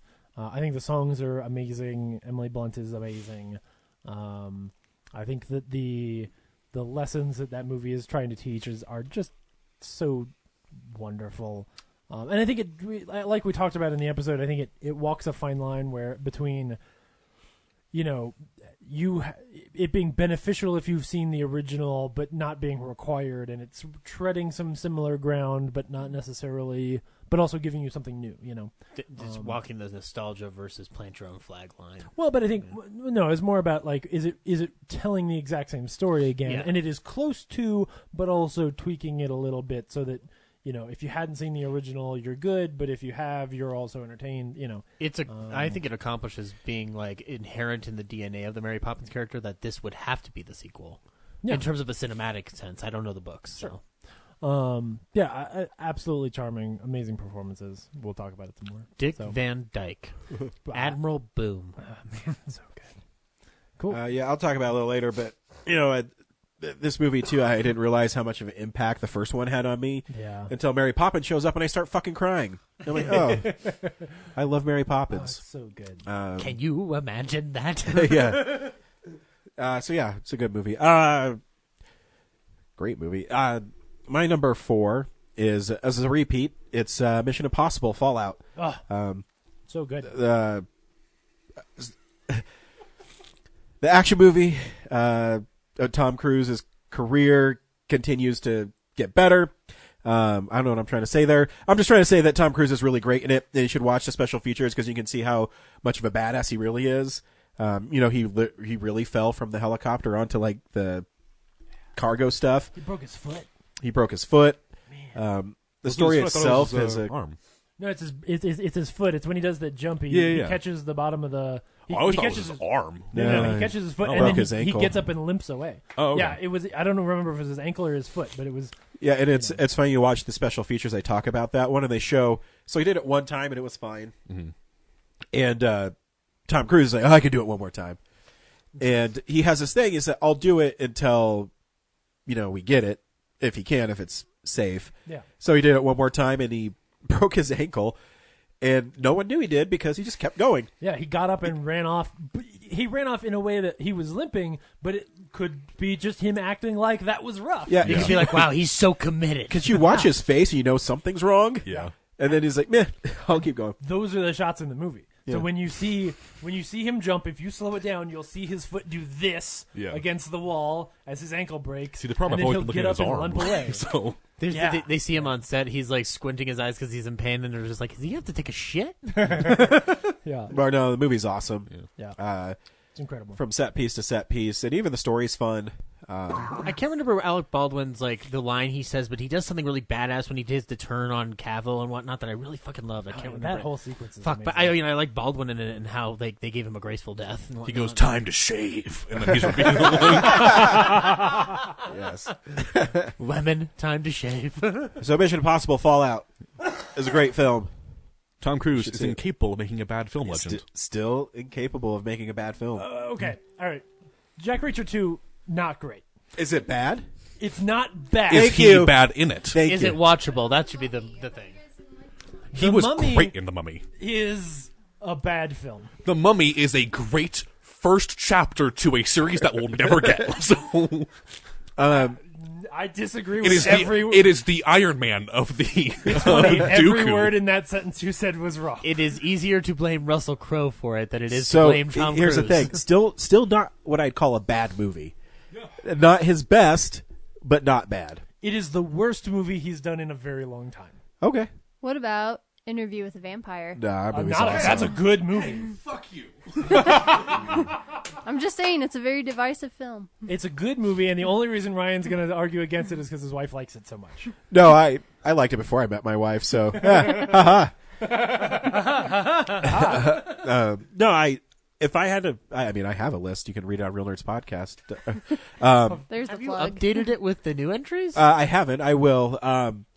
But Endless Love, he's only in it for like 10 minutes, and the movie's not that good. But it's not. But he's good in it. Can't blame him. And he didn't make that film.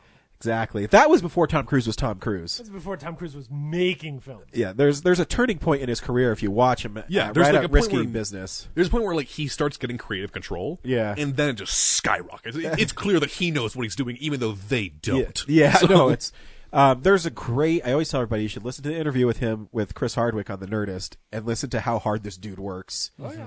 Always working on 7 films at once. Always trying to make them better.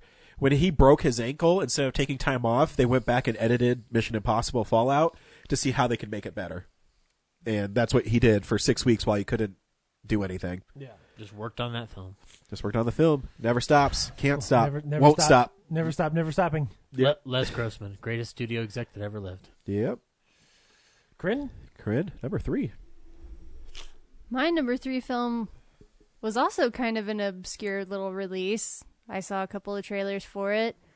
I think I was one of only maybe 10 people in the theater when I went to see it. It sounds like a dirty film, but I promise you it isn't. My number 3 is Juliet Naked. I may look like a nice English lady in a sensible cardigan, but these days it's a thin veneer and it's starting to crack. Who wants to bring kids into this bloody world? My point is, I just don't think that the world needs more kids. I think we get it. Tucker Crowe, one of the most unsung figures of alternative rock, hasn't been seen in 20 years. That's him. Wow, he's so gorgeous. Thank you. I think I've had enough Tucker bloody Crowe to last 20 lifetimes. Tucker has a new album, and I don't want to spend my time with someone who doesn't get it. Oh, somebody new. Juliet Naked is a naked attempt to squeeze a few more quid out of a long dead career. You wrote this. It was the strangest thing. I met someone on the internet. You're finally entering the modern age. You read that review I posted. You nailed it. I couldn't have explained it better myself. Tucker Crowe. Tucker Crowe, as in Duncan's idol, Tucker Crowe. Yeah, it's really me. What's your story? Dear Tucker, it's really odd to be saying all this to a stranger, but I have a hunch I've wasted the last 15 years of my life. I don't imagine this is much of a consolation, but I'm ashamed to say that 2 decades have slipped through my fingers. At least you have a past to live up to. Big news. I'm coming to London. Would you like to meet for a drink? Waiting outside where you find your key. Beautiful spot. You're not downstairs, are you? That's me and my high school chess club. I can explain this. I'm not trying to trap you. Or cut your head off, or whatever. Hey! How have you been? Duncan Thompson. Tucker Crowe. I'm Stevie Wonder. Just take it Real easy. mature, Annie. What are you drinking, Tucker Crowe? Glass of water. I'm not getting a famous American rock star a glass of water. I'm not that famous, okay, and I'm an alcoholic. Well, you'll fit right in. I was wondering if you'd be interested in me. Do you think there's any way back for me? You sure this doesn't have something to do with your idol coming along and fancying me? Please. How do we know that's even him? Well, I have a passport. Well, that would be super. Well, all of this seems to be in order. Really? Oh, thank God.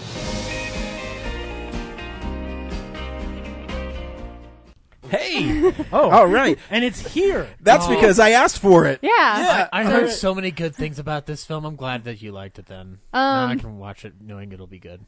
So, side note, I have to tell you guys the story of when, so Ryan and I are kind of doing this movie swap thing, so he gave me Sicario, and I... Totally. Oh, you're going to have less fun than Ryan will. Now, to be fair, I said my sister's sister or Sicario. And she chose Sicario. So you gave her options. Yeah, I gave her 2 totally opposite spectrum. I thought Well, it I was had you heard going, good no. things about Sicario. No, Sicario's and I like, amazing. You know, Yeah. It will not Denny probably Vanilla Ice or whatever. it'll leave you depressed, but yes, it's amazing. Amazing milk. But anyway, so I said I showed him like all my movies, and I was like, "All right, which one do you want to have next?" And he texted me back, "Can I get Juliet Naked?" but he didn't capitalize naked, and he forgot the quote, or he forgot the comma. Yep. So it just looked like he said, Can I get Juliet Naked? You mean from Lost? You want to see Juliet Naked? All right. So I don't know if Romeo will be happy with that, man. I don't think any of you have seen it, right? No, but Henry saw it. Yeah. trailer's Awesome. fun. Awesome. That's great to hear. Did you like it? Yeah, it's great. Actually, I have no idea what it's about. I just heard that you liked it. So I said, I'll watch it. I feel like this was kind of the year that we kind of started to see the rom-coms kind of revive, that we got like legitimately good rom-coms this year between Crazy Rich Asians and Set It Up, which you had mentioned, which I like it, but I think I watched Set It Up maybe like a month before I saw this, and I was like, this is everything that a rom-com should be, where Set It Up is like everything that rom-coms kind of are, where it's very kind of like high class and everything's like really fancy and they're all like perfect 20-somethings who are just trying to make their way in the world. And then, No, sorry. We're sharing a mic. Literally stealing the mic from Gru. Stop talking! Wait, I'm going to let you finish. Set It Up doesn't change anything, whereas this one kind of changes kind of what rom-coms can be. So very true. So, I don't know how much I want to say about this since Ryan's going to watch it, but I'll just give you the basic premise, which hopefully you heard in the trailer. So the plot of this is that you have Rose Byrne's character. She's in this long-term relationship with Chris O'Dowd, who plays her like live-in boyfriend, and he's obsessed with this very obscure musician who had like one sort of kind of big album back in, I don't know, like the 90s, I guess, and then just kind of disappeared.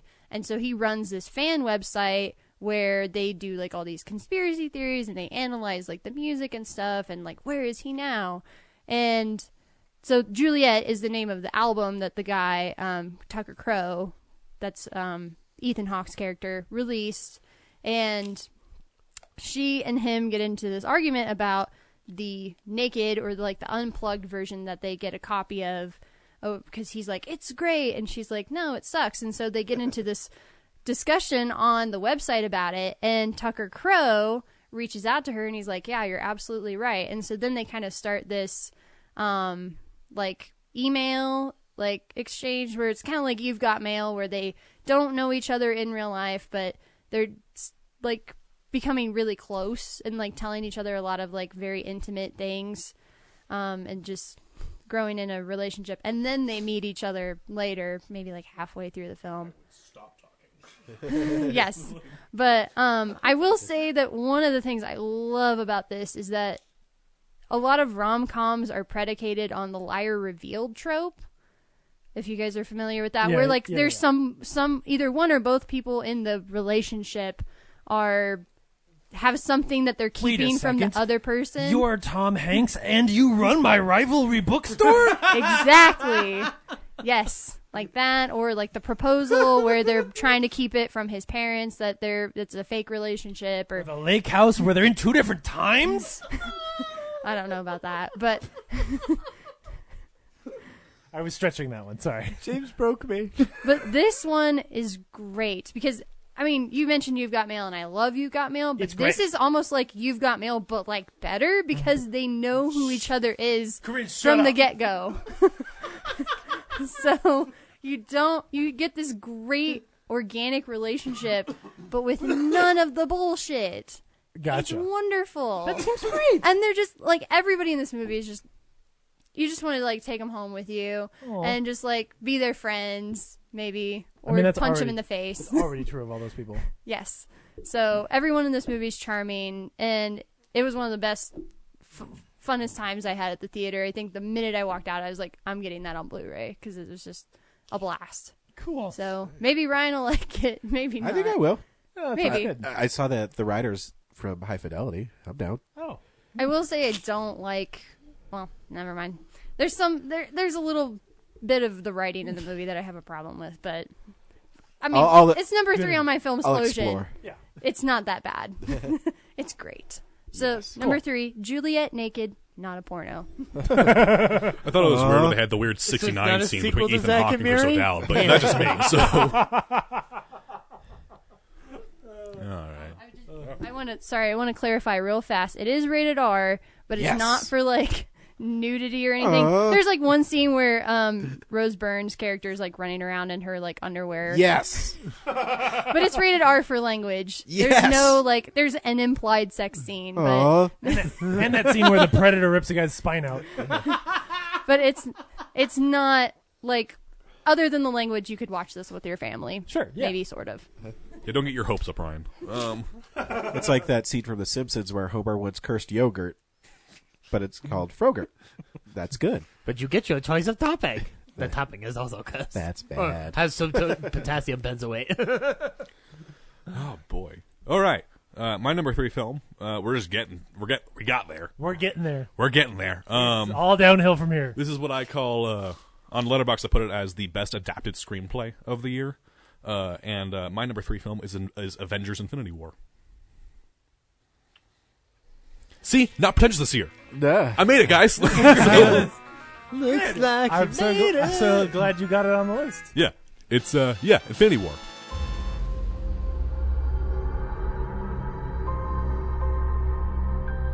The entire time I knew him, he only ever had one goal. To wipe out half the universe. If he gets all the Infinity Stones, he can do it with the snap of his fingers. Just like that. Tell me his name again. Thanos.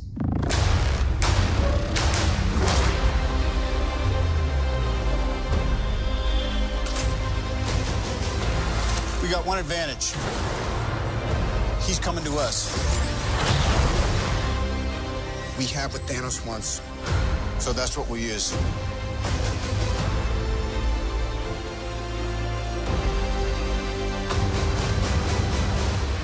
Let's talk about this plan of yours. I think it's good, except it sucks. So let me do the plan, and that way it might be really good. Wow.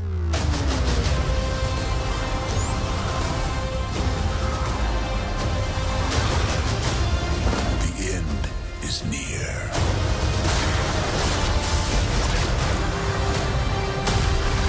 When I'm done,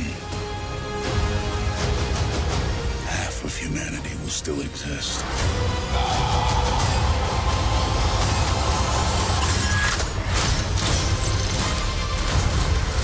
Perfectly balanced. As all things should be.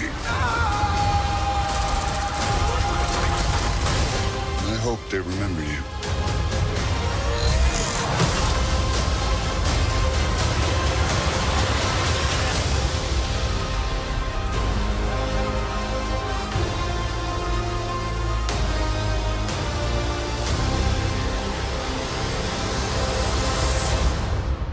I'm Peter, by the way. Doctor Strange. Oh, you're using your made-up names. Then I am Spider-Man.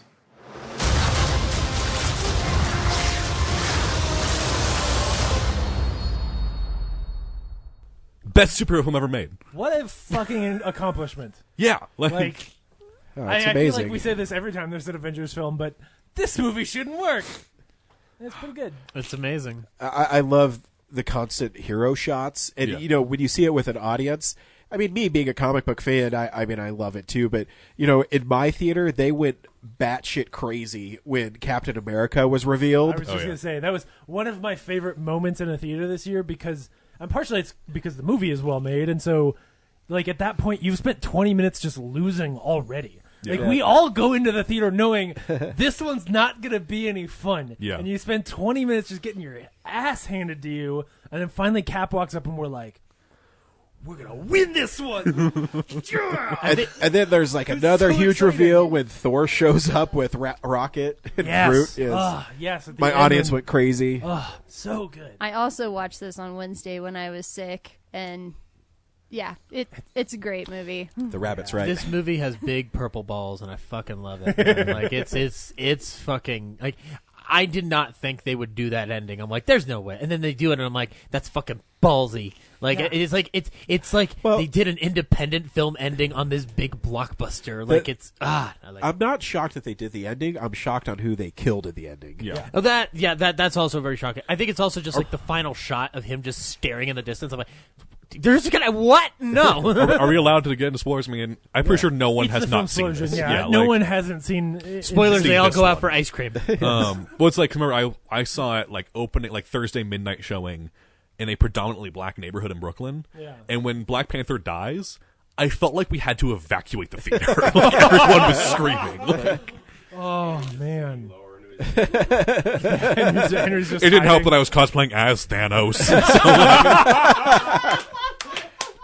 Get him! No, not like. That's awesome. Oh, But my yeah, goodness. but just like, no one feels like they got the shaft in this film either. No one's like, oh, I wish I saw more of that character. Everyone I felt like showed up. And not just showed up, but had an arc. Yeah. You know, I mean, well, okay, there's some certain characters who don't really have an arc, but there's some like No, but they're setting up. His arc as he comes back. The next movie is about him, guys. His beard is the arc. Yeah, but like the fact that so much of the film is very directly coming out of Ragnarok. You know, like all of Thor's story is his story. I mean, yeah, I think it's impressive. So impressive. Do you know Spider-Man's in this one?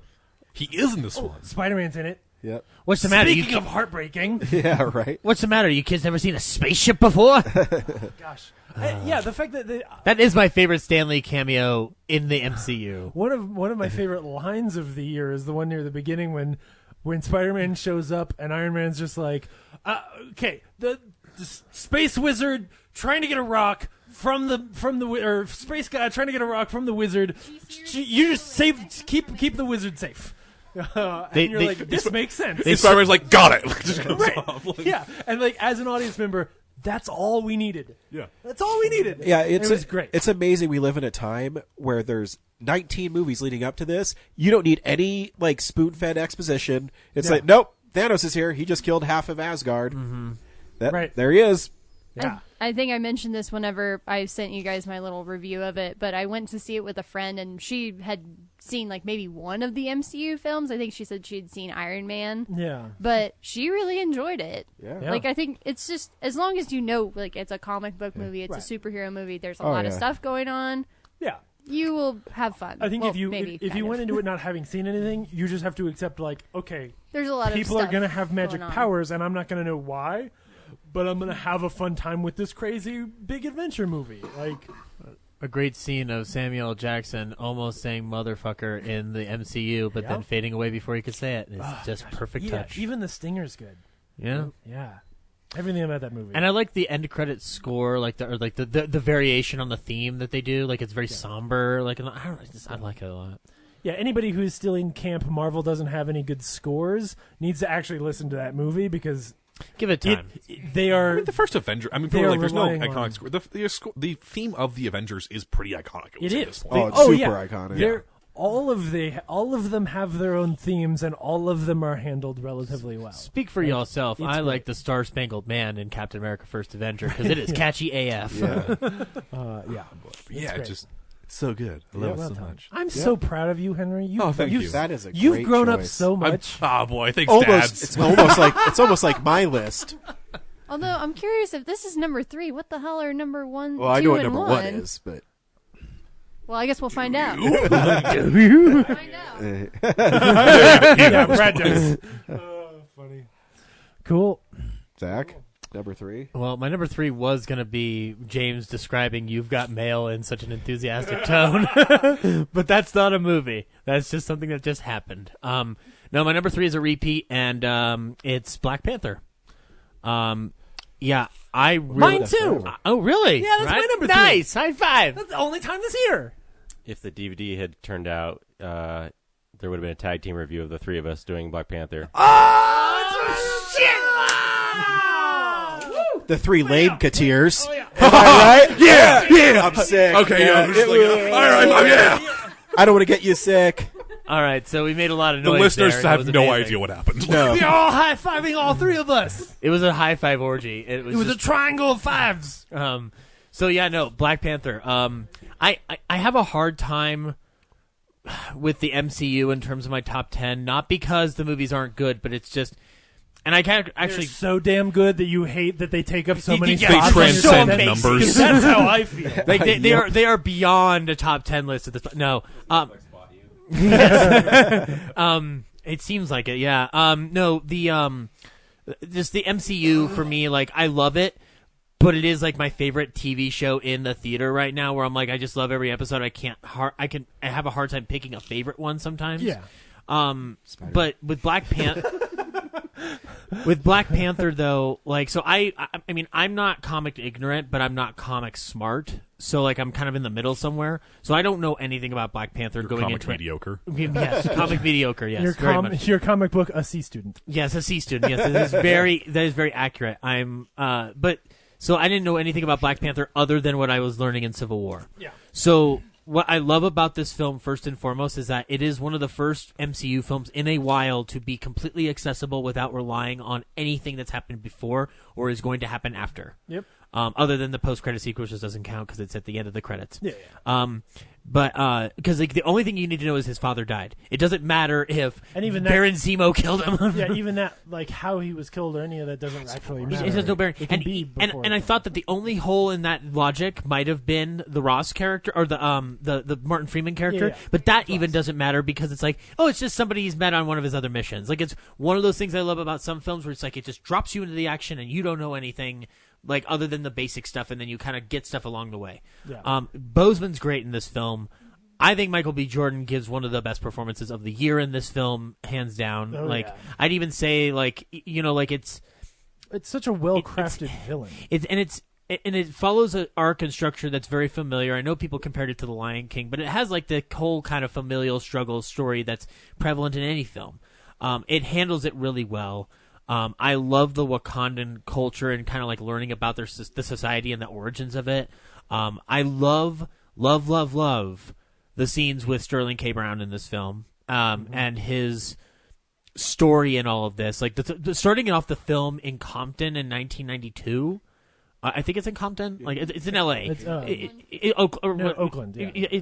It's one of the starting it off there is one of the smartest moves ever in terms of how you tell this story and frame it from a modern standpoint, and then the reasoning for why Killmonger does what he does or feels the way he feels. I mean, like, you're not necessarily on board with it, but you empathize. You get it. Yeah, you totally get it. It's like, I think he's more empathetic than Thanos in that respect, because like it's much more human, number one. But yeah, because the only difference is he's angry. Yeah, like, he's angry. He is slighted for good reason. Yeah, and wants to fix a problem, but he's so angry that he wants to fix it. That he just doesn't know how to fix it correctly. Problematic and violent. Exactly, yeah. And like, but like, and also just like how. And we should also put the caveat on there of he's actually right at the core about Wakanda not getting involved in things and using their power for good. He is 100% right. Yeah, there. absolutely. The problem is he then doesn't use the power for good. Yeah, he lets his anger overwhelm him on exactly.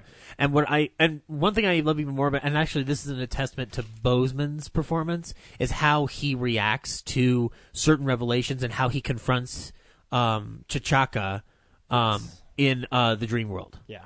And it's a wonderfully sweeping film that's also very simple and small at the same time, because it's very concerned with Wakanda and that whole struggle, but it feels massive. Like it's really well put together. The supporting performances are great across the board. Andy Serkis is hilarious AF in this movie. Just choose scenery in the best way. Winston fucking Duke in this movie. I cannot wait for him to have the best career ever. Like, he's gonna be in Us this coming year, and I'm so excited. Yeah. And then also Letitia Wright, I think is how you pronounce her name. Yep.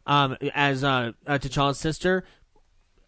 The most charming thing in the world. Yeah. And Angela Bassett's fucking badass as the queen, man. Like, I love this movie a lot. And Lupita Nyong'o was great in it too. I mean, like, it's a great cast. It's a great script. It's a great story. It's beautifully directed. I watched the 4K disc recently, and it looked astounding. Mm-hmm. Yeah, I know. Like, I mean, Dude, the music is great. Yes, it is. It is fantastic. I didn't know what the heck Kendrick Lamar was until I heard that end credit song, and I was like, "Fucking A, all the stars and all that." Yeah, I love it. So yeah, no, you need to listen to Pimp a Butterfly. So much better than a Pitbull cover. Oh yeah, this is better than "Blessing the Rains in Africa" by Pitbull.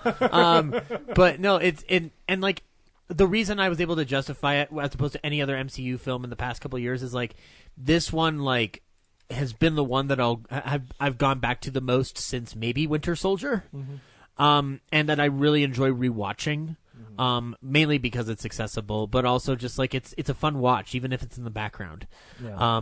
And I mean, side note, yes, the cultural like appreciation and like warm acceptance of this film is astounding, and I'm glad that it's breaking award barriers. I'm glad it's doing all these things because it's that good a movie that it deserves to do that. Yep. So yeah, number 3, Black Panther.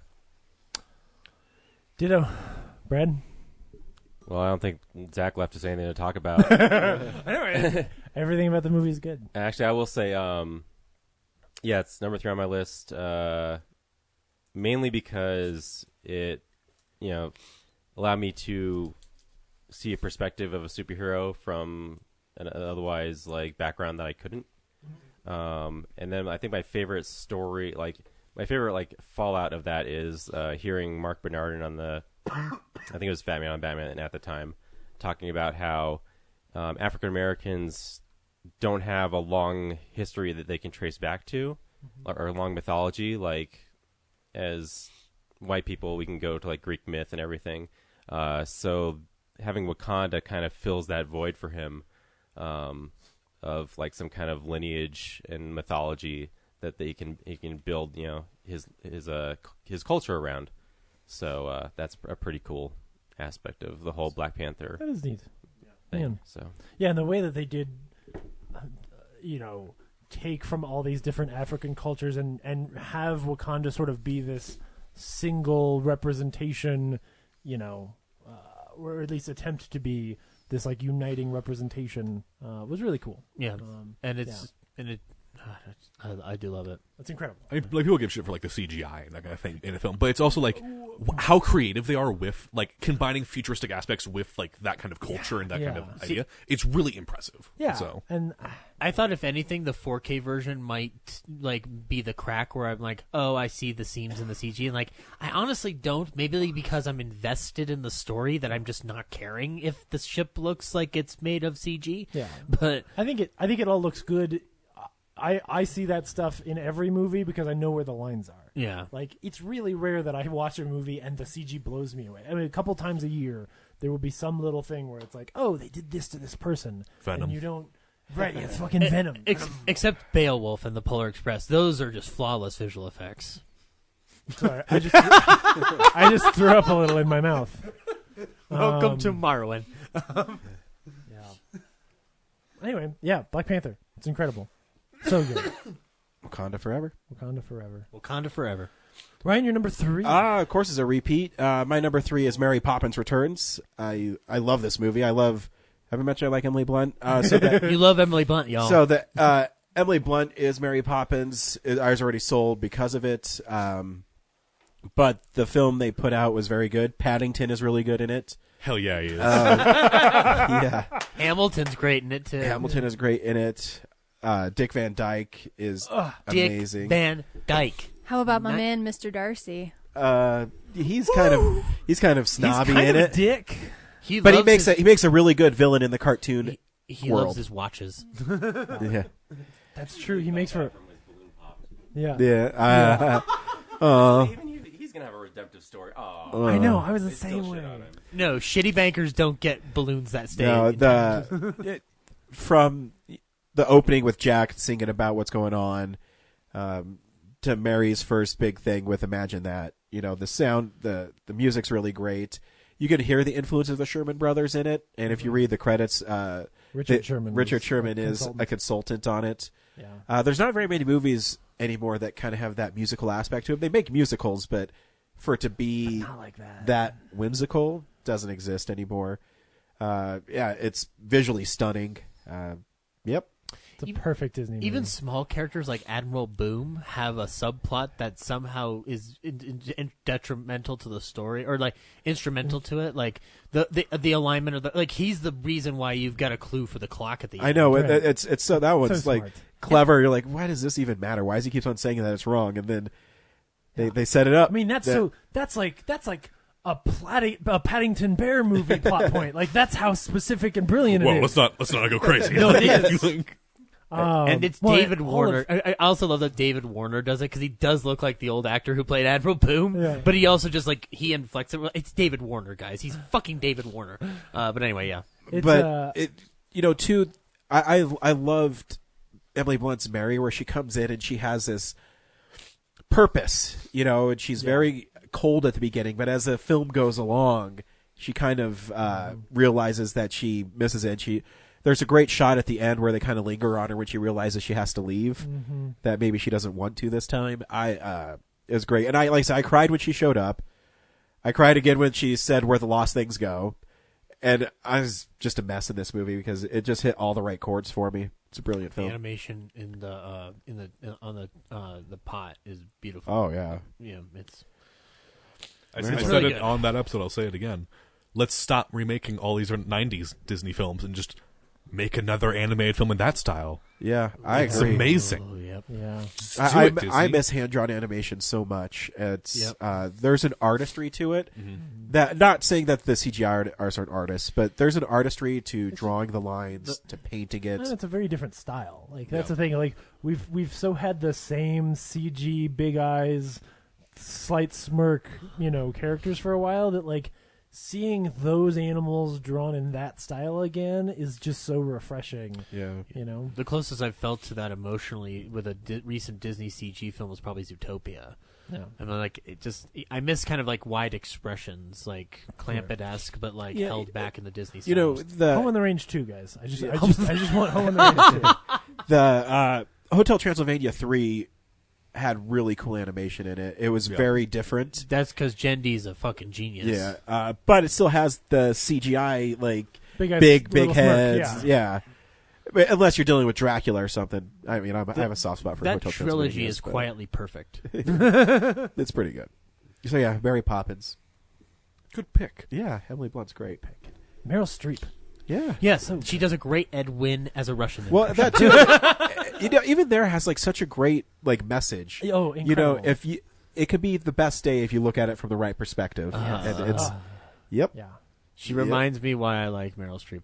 It's like just watching her be silly for 15 minutes. So charming. It's awesome. Trend number 2. Number 2. My number 2. All I gotta say is love. Let's talk about love. Is it anything and everything you hope for? Does the feeling haunt you? I know the feeling haunt you. My number 2 is Black Panther. Ooh. That's what I thought. Nice. Come on, you guys. Cool. Oh, man, I've been listening to All the Stars on repeat for like 3 days. That's my gym song, It took me a guys. second. I was like, wait a second. Wait, I haven't seen Paddington 2. You didn't see the I director's saw cut. Paddington 1, and it was cute. I liked it. But anyway. Cute? That's see, one like, word I Henry's- could use. Okay, to she doesn't describe really it. like Anyway. marmalade, guys. Let it go. Dude, I started eating marmalade because of that movie. Yeah. Oh, it's good. Okay. I remember for Outback, we made this really good marmalade where we would take, we'd make from scratch orange marmalade, and then we'd add horseradish and spices to it, and we put it on the pork chops. It's pretty good. Did you ruin marmalade with horseradish? It's because it's good. Seriously. So we've made fun of Italians, Australians. How? English, here it comes. So Black Panther, like I said before, rewatched this Wednesday when I was sick. God, I love this movie so much. And just, I know when I was on with you guys for the Black Panther episode, I said that I didn't really like Killmonger's like character. Like he came off as a little bit too cartoonish to me initially, but like rewatching it, I mean, I was just so fucking heartbroken for him just the whole time. I cried multiple times rewatching it. And I was so invested in Black Panther that when I watched Infinity War and they get to the Wakanda parts, I was like, this just doesn't feel the same. Like, you can tell that, I mean, it kind of looks the same from, like, the distance, but, like, when you get up close and they're talking about, like, when you said you were going to open up Wakanda to the world, I thought you meant something different, like the Olympics or a Starbucks. And it's like, I do like that line, though. I mean, I like the line, too, but it just... It's not like, the same. I felt like we would have been at a different place since Black Panther takes place about 2 years before Infinity War, so I felt like they would have been at a different place in time. That, I don't know, it just seemed like it was a symptom of like the fact that they knew the movies were coming out so close together Totally. that they didn't like space them more chronologically in the universe. I think it's tough at the end of the day because you are coming off the heels of it, like so close released together, but also it's one Black Panther's one thing and Avengers Infinity War is another thing. Like they're connected, but they're also not connected. Man, I'm so proud of myself. I swept like everybody's leg this year. Finally, it's my turn. You did. You're sick though, so you're kind of like Han at the no, you can't get away. Yes. With my last breath, I stab at thee. And even like the deleted scenes in this movie, there's the one where like they're at the UN at the end and Ross is talking to T'Challa before he goes in to do his little speech to the UN. Yeah. And he says something to him in the language like Hausa or however you say it. Mm-hmm. And it's just like this very cute moment where they're just like, oh, like everybody's like, oh, you're so cute, trying to speak in their language. That's adorable. Yeah, it's just a very nice moment. Martin Freeman's really good at coming across cute. Yeah. He likes to go on adventures. Such a good. He likes to hang out at Baker Street, guys. I'm going on an adventure. So, I should watch The Hobbits. I haven't seen those in a while. Great movie. It is. Yeah, it is. Again, like you guys said, the soundtrack is wonderful. Yeah. Not Black Panther, the album, the soundtrack. Yeah. Right. You're like, oh yeah. Like the that music thing that plays when the ship goes in and the town is there, and you're like, ah. So there's the last track I think on the score or the soundtrack is called Bugatti Spaceship, and I was like, what? Yes. And then I hadn't seen it in a while, so then at the very end when the kids were like, oh, it's like a Bugatti spaceship, I'm like, oh, that's where that comes from. Hell yeah. I missed that the first time. I have that. Because it is. So that's exactly what it is. Very cool. Cool. Neat. Good pick. Henry. Cool. My number 2 film. My number 2 film is I think it's everything a film should be. It is a very layered film, but it's a film that you can watch it without really looking into the layers and still enjoy it. But it is like I've read many articles about this film about all the stuff that is just hidden in it. Just like there's just so much fucking jam packed in this film that no one you can still enjoy without looking into. Close. My number 2 film was Bad Times at the El Royale.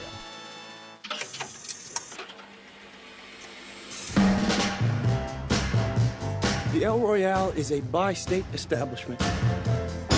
You have the option to choose a room in either California or Nevada.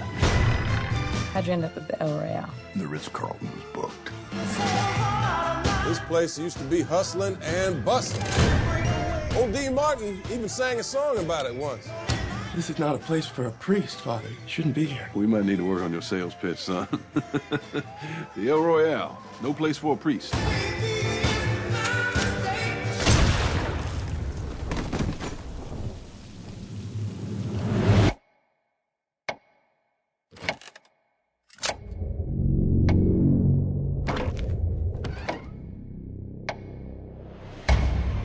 This old heart of mine's been broke 1,000 times. Each time you break away, I think you're gonna stay.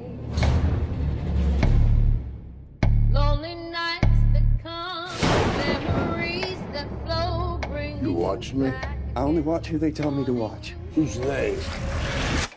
Management. Baby, it's my Would you mind opening up the door? No, I ain't gonna do that. each day that passes by. We have to get as far away from him as possible. Howdy.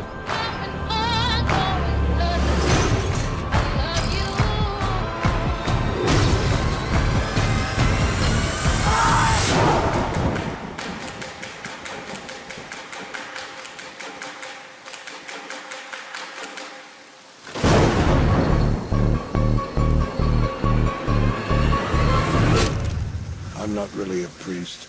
Yeah. No shit. Wow. Cool. Yeah, I fucking love this movie. I just saw this this week. I and was like, oh man, this is really good. I want to rewatch it because I feel like I was unkind to it. Well, I remember because I didn't listen to the episode because I was just busy at the time, and then I was like, all right, I've been working 12-hour shifts every day for the past 3 weeks. I finally have a night off. I'm gonna go see Bad Times. No. Being a sound person's pretty much a cop level at this point. But it's like I finally have it's 10:30. I can go see a movie. It'll be great. I go in there, and it's like the only showing they have left of it. Yeah. And I'm like, fine, I'll go see Bad Times at the El Royale. I wanted to see it. Great. I walked out. I was like, movie of the fucking year. So good. And I listened to the episode, and Zach was like, it's fucking okay, I guess. And then he started listening to all these things that aren't true about the film, and I was like, fucking Zach! So, fight. before you go into that, to be fair, it was late at night, and we didn't know if we were even going to review it, so I feel like I was unfair to it in the respect that I didn't have time to really process it. Yeah. Because it was what happened, it was like a fucked up, misscheduling thing or whatever. Ryan couldn't make it the week, so we were like, okay, screw the movie we're going to do. Ryan wasn't going to make it that week, so we decided, okay, we're going to scrap the movie he wanted to do. I'd seen Bad Times at the Royale, so I'll review it by myself. And then we turned on the board, and I was like, I don't think I can review this movie myself. The episode's going to suck.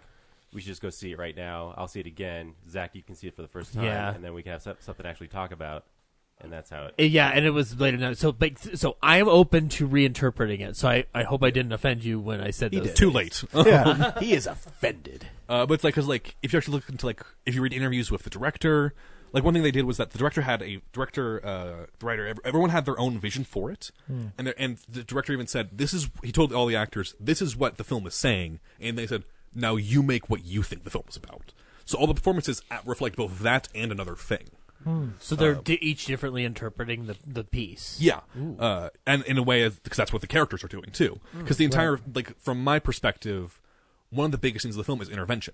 Because everything that goes wrong in the film is because someone feels they have to intervene. Yeah. Even though they're told not to. Right. And so it's because everyone's like, no, I need to be the hero. That's why everything goes wrong. The failure of heroics, And so Pullman's kid's great in this movie. Oh yeah. He's great. He's great in it. I think Jeff Bridges is amazing in it. Oh, yeah. The scene at the end when he Maybe can't remember one of his my name. famous my favorite Jeff Bridges performances. I can't remember his name. Is hard. The long take of her singing where she eventually takes off her wig. Yeah. There's just and then that in sync with him hammering as the other characters watching. Yeah. John Hamm. Cool. It's like one of those where it's because John Hamm, his character is killed very early on, and I remember thinking no, I wanted more of him, but you still get more of him. Right. Yeah. And he really is in the film for a majority of it. Right. Chris Hemsworth gives one of the best performances of the year, I think, in it. Yeah. Cynthia Erivo again. Yeah. Amazing in the film. And also Louis Pullman. Yeah. Who is he? Bill Pullman's Yeah, kid? he is. Okay, he's just fucking incredible in that film. But yeah, his reveal is so good. I need to rewatch this, and I will eat crow if I'm wrong, and I love it again. When he's finally sitting there and he's like, I just can't kill any more people, and you're like, what is happening? Well, because it gets to the point where it's going back to the whole intervention thing. He's the only one who refuses to help, right? And that's why his character is the only good one, right? Until he eventually it's like he's forced. It's not that he wants to; he's forced to. Yeah, and that's when he saves the day, really. And so, yeah. That's a good I movie. will say though, it is sprawling. It is beautifully shot, and I want to watch this again now. Shit. It's a cool movie. It's just I just enjoyed sitting and watching it, and because I just think it's good to look at. I think the film it was just it had expectations from Cabin in the Woods people were expecting when it's not Cabin in the Woods at all. Yeah, because I think people went into because they made sure the film was still secretive in the trailers, which is really nice. Yes. But people interpreted that as being a supernatural type of film when it's not that at all. See, I more thought I think I went in afraid that it was going to feel like a cheap Tarantino, and it because it plays some of the same notes, it risks that. But I think it's a very different and great film. But I think it has to be careful. Unfortunately, that man has taken 70s culture and appropriated it in some ways. And so anytime that you touch any of those songs, you just have to be careful how you... Yeah. And that might be why I was a little touchy about it at first. That was definitely on the episode. Which I think is absolutely fair, right? The way we've been trained to read those films at this point is that way. And so we've seen a lot of people do that, right? Yeah. You've seen your Lucky Number 11s where you're like, which I like Lucky Number 11, but it is, hey, how do we harp on this style a little bit and steal some of this? Right, and I love Tarantino, obviously, but I also I would. This is one of the reasons why I want to watch it again is because I'm just okay, look past the veneer and see what he's actually doing with the story.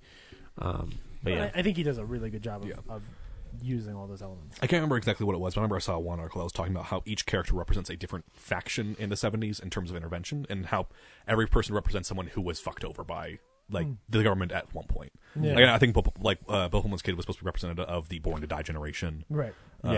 And obviously the singer is representative of the black population in America. Yeah. Right. John Hamm's kind of like the FBI, kind of like eternal soldier for Hoover kind of thing. And some of that dialogue is just so great. Mm-hmm. I mean, especially that opening scene with John Hamm and her, and when they're in the waiting room. Yeah, when they're in the waiting room and they're just chatting back and forth. Yeah. Some of the I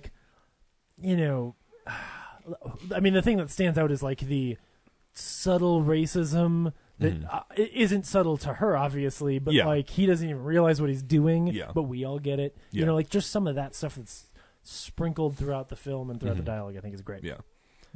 It's a good one. Yeah. It's just I don't know. I like it a lot. I think no one saw it at the box office. Yeah. Which is a shame. But I think I really like it. And I think there's still a lot that I have not fully gotten from it yet, that I'm rewatching it constantly to try to figure out every single element of it. Yeah. But yeah, my number 2, Bad Times at the El Royale. Nice. Cool. Zach? All right, my number 2 film is a film by two brothers. It's called Two Brothers. No, it is not called Two Brothers. It's a film that I like thinking about a lot, especially this year when I'm trying to kind of get back into script writing and possibly filmmaking, is watching how two experts like Joel and Ethan Coen do an anthology film. I also like Holmes and Watson. My number 2 film is The Ballad of Buster Scruggs.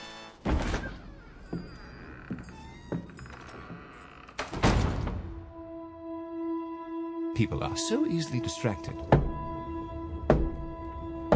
So I'm the distractor with a little story. People can't get enough of them because, well, they connect the stories to themselves, I suppose. And we all love hearing about ourselves. So long as the people in the stories are us, but not us. This'll tell the tale.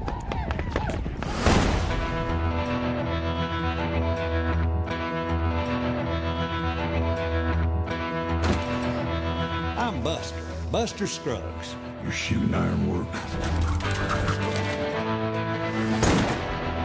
Appears to do, yes.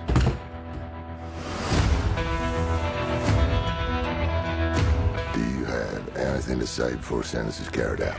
Sentence? What's my sentence?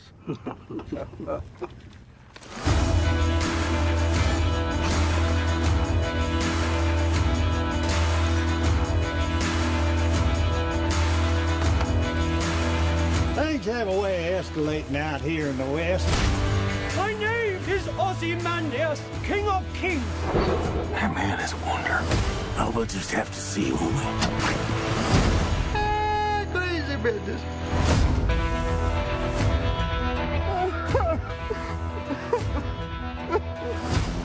First time?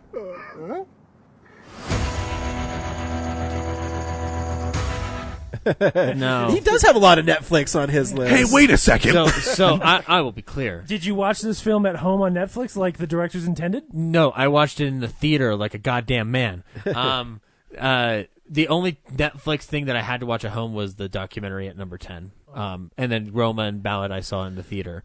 I'm not opposed to watching it on their service. I like Coen. I like Coen in the theater. Like Roma was kind of like a last minute decision. Coen Brothers, like I watch them in the theater because my dad and I like going to it ever since he showed me "Oh Brother, Where Art Thou," and then we went and saw Lady Killers the next year, I think. Yeah. So it's just you been were a like tradition. done with the Coens. No, I was like, bring on more Coens. I understand Lady Killers is kind of flawed from its humor, but it's still fun to me and I enjoy it. But so Ballad of Buster Scruggs, it's six short stories in the Western tradition, told by the Coen brothers. Yeah. And I will say, like, I love each of the stories. I understand not each of them is perfect, but I love them. But I love them all, and I could have ways to defend each and every one as like superior than maybe the other 5. So that's where I think its strength is. Like, a lot of anthology films, and Ryan and I talk about this a lot with horror films, like, not every anthology film has, like, every segment is perfect. Like, I mean, Trick or Treat might be the closest one in terms of a horror one where everything really does tend to work. Ballad of Buster Scruggs, though, what I like about it is that I like that the Coens have never outwardly said this is what their shit's about. I like that it's open to the interpretation. Mm-hmm. What's interesting about this one is that it's probably the most overt that you could read of their films in the respect of each thing is so short that it says what it wants to say very clear, concise, and quick. Like the second story with Franco is like strangely relevant, like because it's coincidental as all fuck. But it's also like, and it's disturbing, but it's also an interesting tale. Yeah. My favorite of the I have two favorites. One is the third one, Meal Ticket, which is one of the most sad and depressing things you will ever see. Liam Neeson's story, right? Henry Melling, I think his name is, who played Dudley in Harry Potter, is in it as the armless guy. Oh, it's terrible. It's terrible. It's awful. One of the darkest things they've ever done. And it does it all without showing a goddamn thing other than intention. Yeah. And it's also like, I mean, like, I'm not gonna. Yeah. I don't want to read too much into it, but I like how it may say something about the entertainment industry. And then also what's his butt? Tom Waits searching for gold and calling everything Mr. one. Pocket. It is so I like watching it again because it feels deeper, but the first time I saw it, I was laughing my butt off because he kept muttering to himself. Yeah. And it's like, it's Tom Waits muttering to himself. This is all the things I've wanted. And it's one of the most beautiful shot of the segments because it's like those vistas of the mountains and shit. Yeah, it's beautiful. The Zoe Kazan one on the wagon train is heartbreaking. That final moment in it. That's maybe the best written one, in my opinion. Like, that's such a great story because you don't always see where it's coming from until the last second, right? Once it's done, you're like, okay, I know what that was. Yeah, and then the sixth and final one, which is the one I think Ryan would like the most, is a great ghost story, yes, but not a ghost story, right? It's not. It's like it's playing a weird line, but like I really enjoy it and the way it ends and whatnot. But the whole film as a whole talks about demystifying the Western mythos. My favorite segment, other than Meal Ticket, though, is the first one, the Ballad of Buster Scruggs. I thought so. Because, well, and here's the thing. So it's not my favorite thing because of the Coens' involvement of it. It's because it is because of, how do I describe this? It's cartoony, but then it becomes non-cartoony the moment he dies.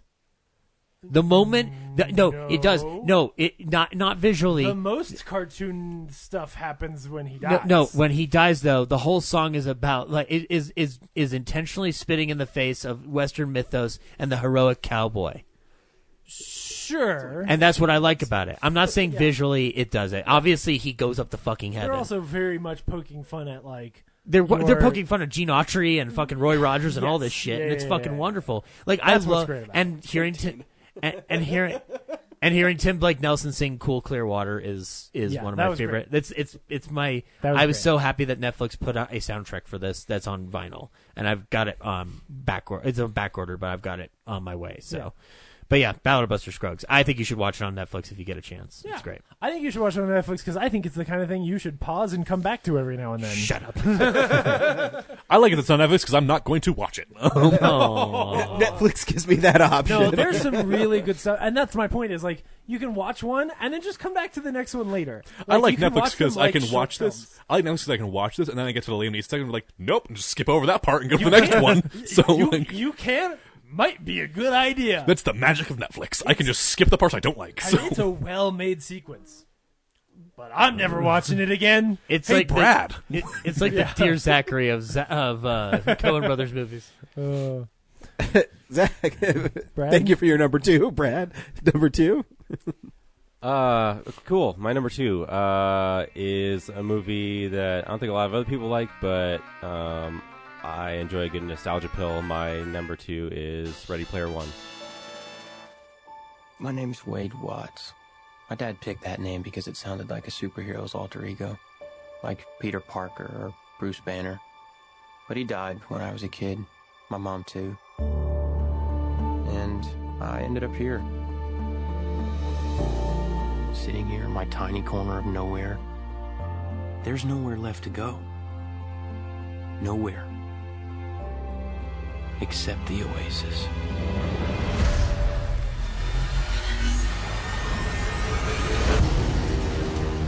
A whole virtual universe.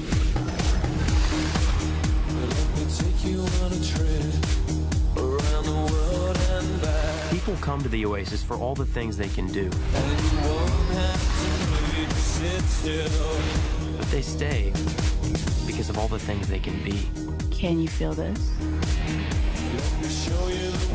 Yeah. It's the only place that feels like I mean anything. The Oasis was the brainchild of James Halliday. Hello. If you're watching this, I'm dead. I created a hidden object, an Easter egg. The first person to find the egg will inherit $500 billion and total control of the Oasis itself. Who is this Parzival, and how the hell is he winning? Find him. This isn't just a game. I'm talking about actual life and death stuff. The Oasis, the world's most important economic resource. It's nothing less than a war for control of the future.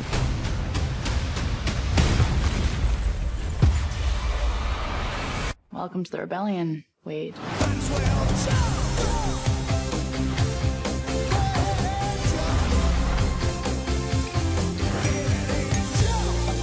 Like many of you, I only came here to escape.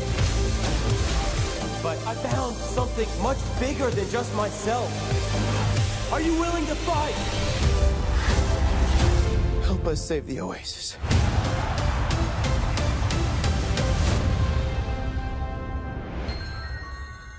Cool. Yeah.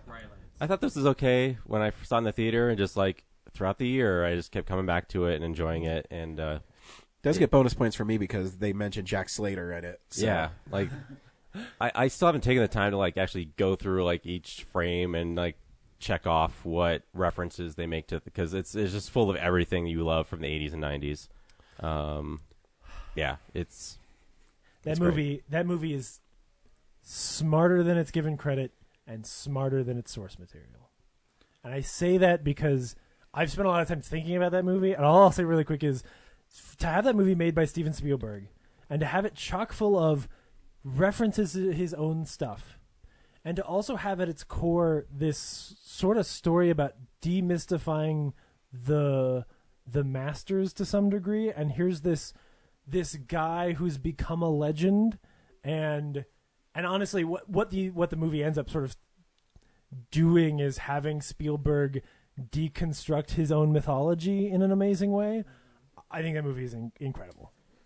I'm so glad that you got it on your list. I kind of wanted to get it on mine. It's so good. Yeah. Yeah.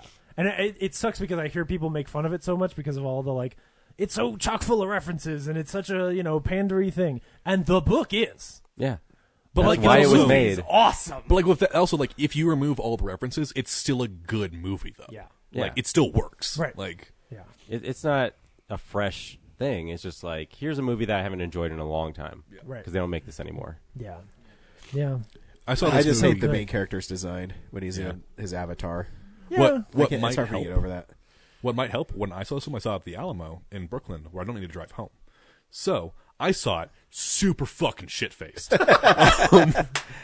And this film is fucking amazing. If you are shit. But like I said, it gets. But it gets credit because they have a Last Action Hero reference, and Jason's in it as well. So, Yep. first time Jason's been on screen in 10 years. Jim Raynor from StarCraft is in it. I think I said when we reviewed it, I was like, I feel like everybody's got one reference that it's going to happen. You're going to not know it was coming, and it's going to hit your soul just right that you'll be happy. When Paddington jumps on screen, right? Last Action Hero is it? Like when StarCraft gets referenced, that was mine. Like, yeah, it's so fun. When Willy Wonka took over the third act, yeah, I love that. Oh wait, no, it wasn't him. It was Mark Rylance. That was the one thing. If I was going to put this on the list, it would have been because of Mark Rylance's performance and He's his great. final moments at the end. Oh yeah, Yeah, it's a great. so good. I do love it. Yep. I'm gonna go home and watch that movie while I take a nap. Do you have it on 4K? Of course. Yeah, I want to take a Okay, nap cool, too. yeah. Oh, I have a 4-year-old. Well, Maybe he'll enjoy Ready Player One. Get your naps in while you can. Cool. Number 2? Yep. Number 2. My number 2 is what Henry calls the sad version. Hell yeah, sadness. So it's not, though. Darkness. No, yeah, it's not. But. The reason why this movie is my number 2 is because it's not a sad version. Mm-hmm. I think it's an incredible movie. It's a movie that I wasn't expecting to love as much as I did, and I wasn't expecting to think about as much as I did. My number 2 is Boy Erased. You're a revelation.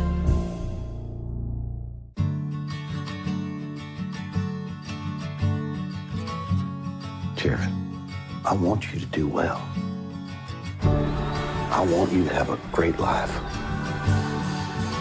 I love you, but we cannot see a way that you can live under this roof if you're going to fundamentally go against the grain of our beliefs. Jared, tell me the truth. That's all.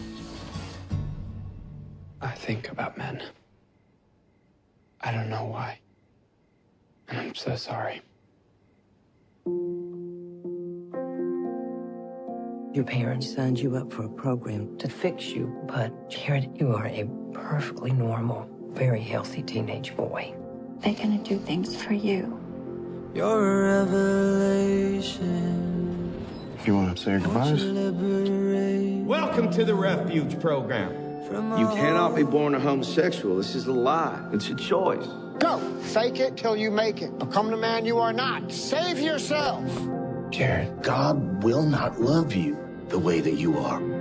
Is this what you want? Who's gonna strike this demon down? Hit him!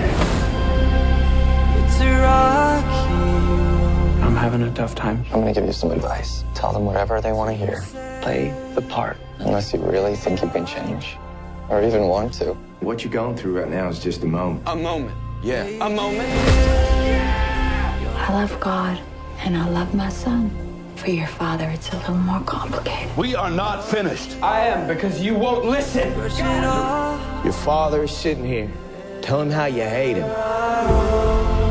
I'm not gonna pretend I hate my father. I don't hate my father. Then where is all this anger coming? Because you're making me angry. Open the door now. Mom! They say sometimes you gotta hurt a child in order to help them, but a mother knows when something isn't right. I don't want to pretend anymore. I've had to ask myself and God if I'm ready to lose you.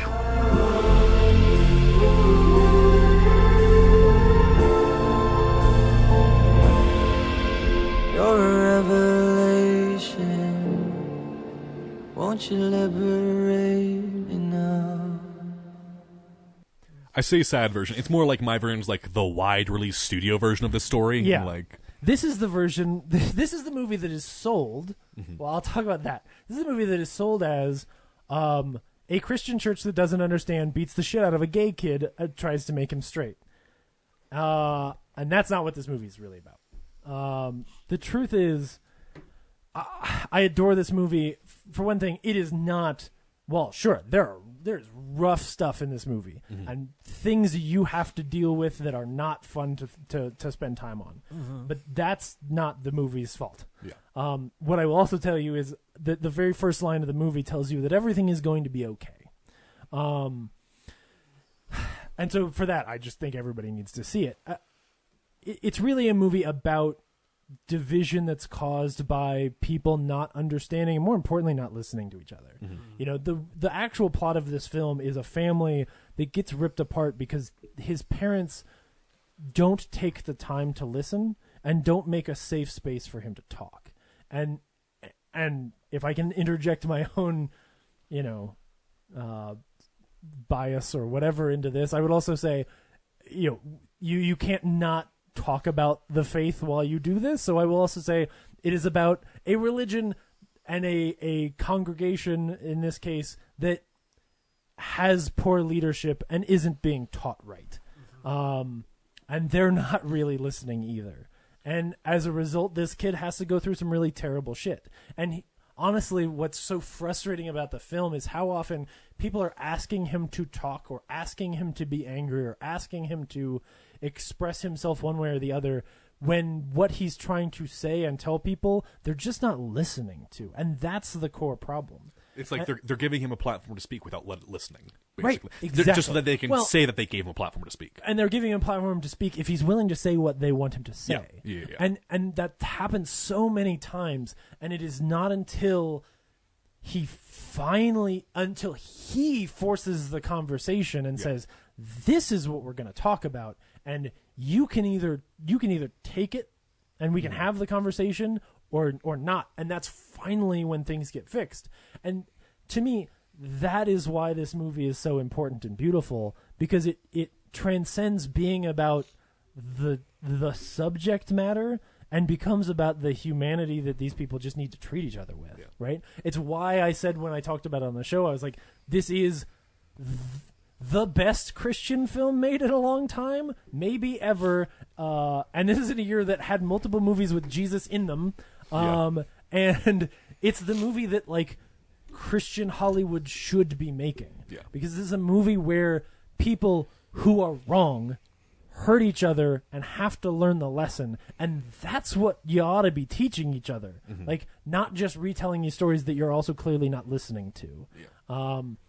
I think the movie's incredible. It is the film this year that I walked out of that hit me the way that something like The Big Sick did last year, where I just had to be quiet for a while. And I just had to sit with everything I was trying to go through. You know, obviously, it hits home for me. I'm not gay, but as far as the religion aspect, say that a little more disgust. No homo. But I mean, like, as far as the religion aspects are concerned, it hits very home for me, and so there are some tough and emotional parts there. Right, because, like, that's a thing that has divided way too many families and too many people, and it's not even worth talking about, because if you go read the book, that conversation is done. It's addressed. We're good. We don't have to keep talking about it. I don't know why we still are. But what's great here is that this is a platform that forces people to have that conversation, and it needs to be had. Like, it's a thing that we shouldn't still have to talk about. And at the same time, you know, hopefully is finally pushing some of those thoughts to the exterior, as maybe, especially on a rough year like this, we start to realize, like, maybe we all just need to treat each other a little bit better and focus on taking people for who they are, right? It's like when you like. Did anyone else see Miseducation here on Post? No, but I've heard about it compared to this one. Yeah, this is a good version of that film. Okay. Because, like, Miseducation here on Post is basically what everyone thought this film was going to be, being a, like, all Christians hate gay people, beating the gay out of you kind of film. Right. When that's what Karen Post is. Whereas this film kind of takes both sides and kind of looks at it in a way where it's like, the problem isn't that. No. Like, it's something else. And so, yeah, absolutely. Yeah, because even the people on that side are struggling with their own shit.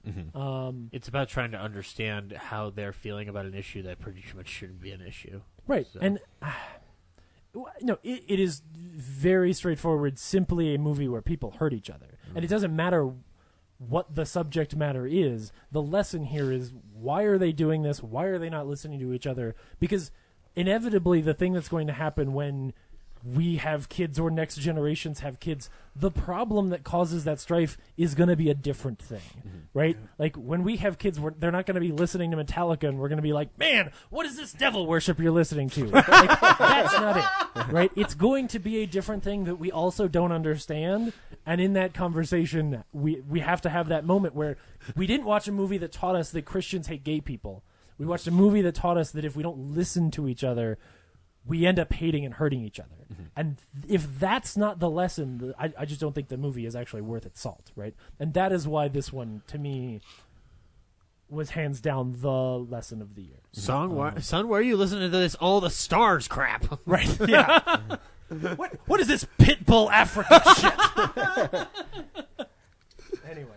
So yeah, Boy Erased. Everybody should see it. Honestly, if my dad yelled at me for listening to Pitbull's Africa cover, I'd be like, valid. Yeah. You know what, Pops? You bring up a good point. Shake his hand and go, you're the best father on the planet. And it's like, It'd be more scary if he walked up and he heard it and said, badass. I'd be Yeah. really scared. I dig it. I have to leave home dead. My man.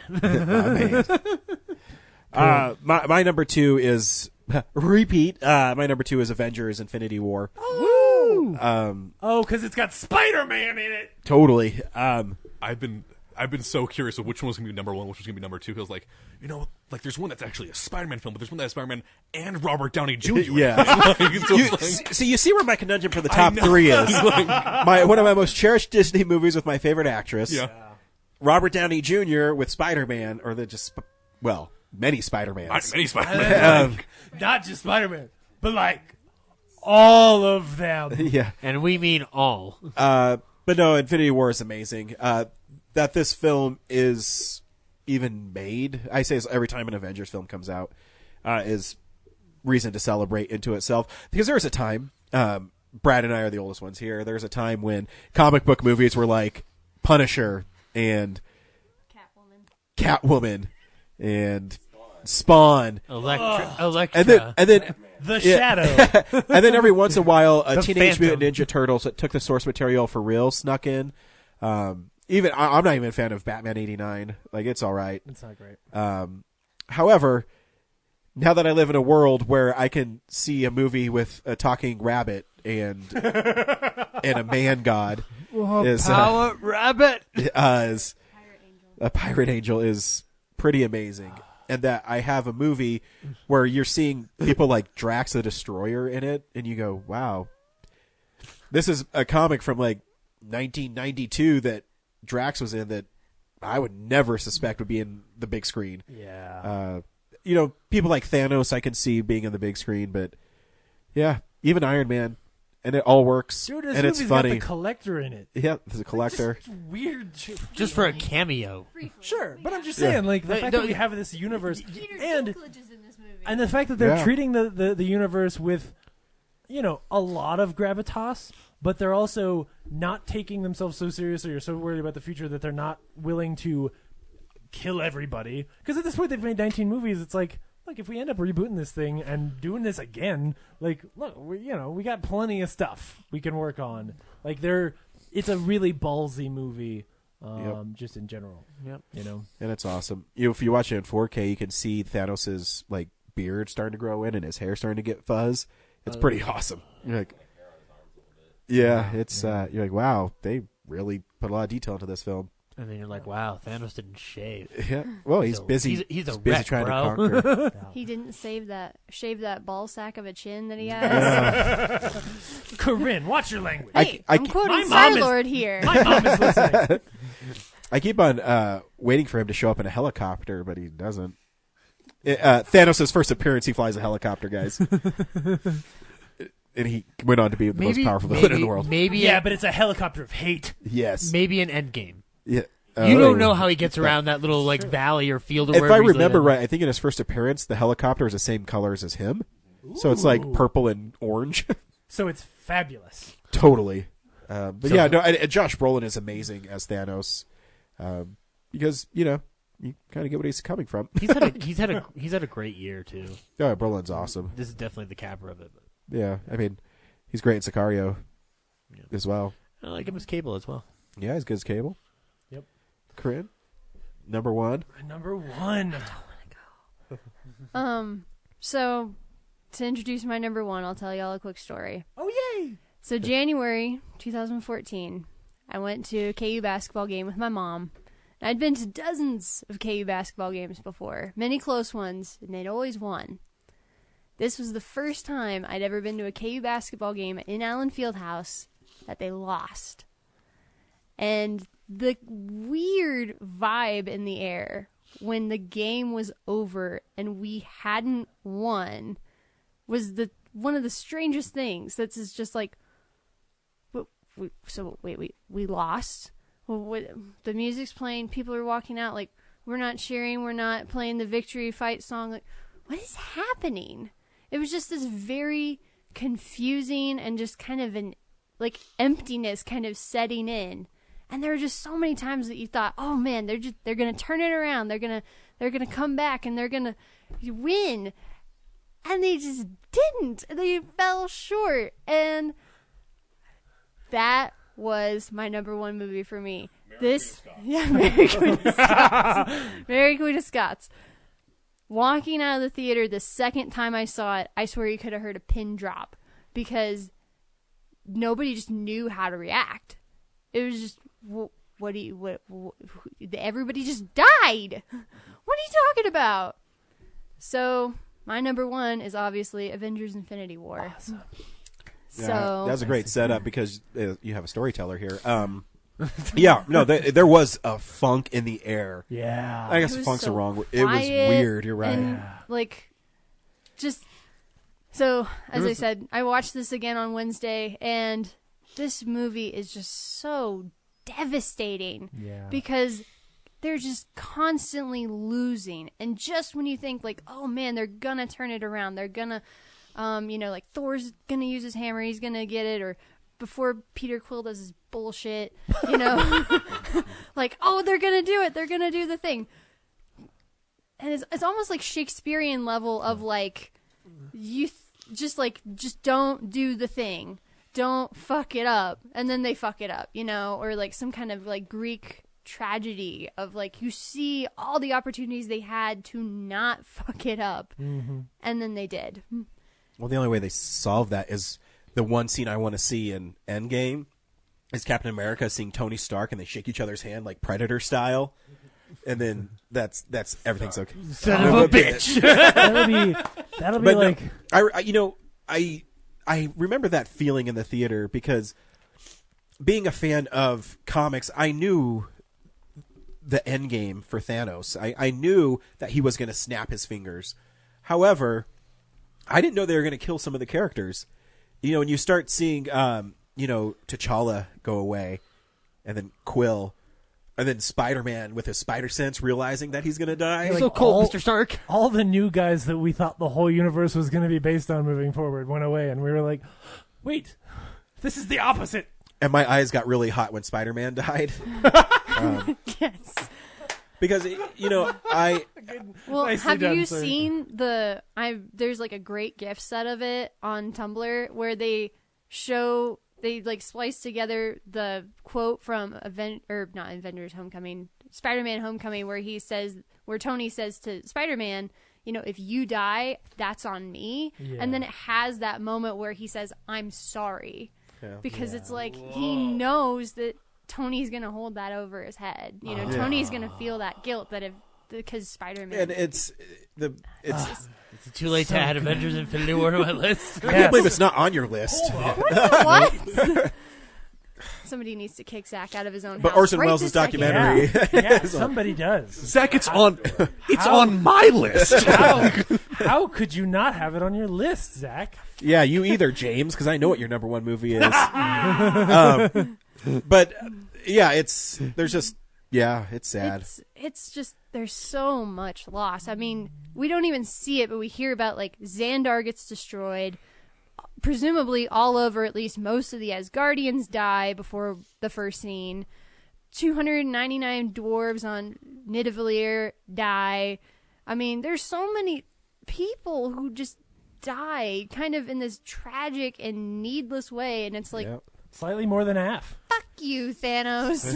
And the point, like 50.00001%. And you bring up a really great point. Is he's devastated, planets that you'd never even heard of. Oh yeah. And you right away you knew that it was going to go bad when they kill Loki, and he does it in a super brutal way. I mean, this is PG-13. Dude, he fucking snaps that fucking neck, man. MPAA knows where the money comes from, man. I know. I'm saying. But yeah, it's heartbreaking, and it's a great movie.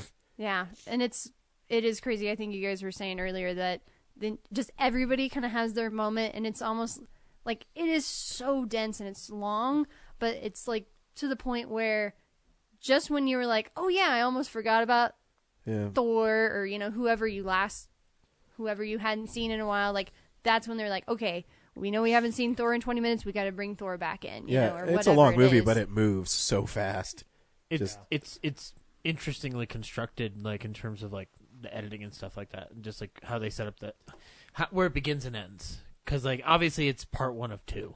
Yeah. But like if I'm looking at it on its own, because that's all I have right now, it's pretty astounding. Mm-hmm. And like we're in the headspace right now, but like once Endgame comes out, like then the whole conversation changes.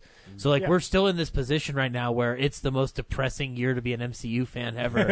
It's like so, but then in April, or even after Captain Marvel, probably it won't matter because we'll have something else to work with. Because we know Spider-Man's coming back. It's so depressing because we get Avengers and then we get fucking Ant-Man. It's like the worst timeline for a Marvel fan. I love how Ant-Man made me joyous again, and then in the post-credit sequence, it made me depressed all over again within the span of 30 Ant-Man seconds. was the right movie, I think, after Infinity War. Yeah. As I said, it's a really good movie. It's not it's a great, it's a fun movie where they just said, just bury your head in the sand for a little bit. We'll get back to you. Don't worry. It's going to be okay. And it was exciting to see all of these different characters from all over the different parts come together, even though you kind of had seen that with like the other two Avengers movies. But like, I liked Doctor Strange in this movie way better than I did in the actual Doctor Strange movie.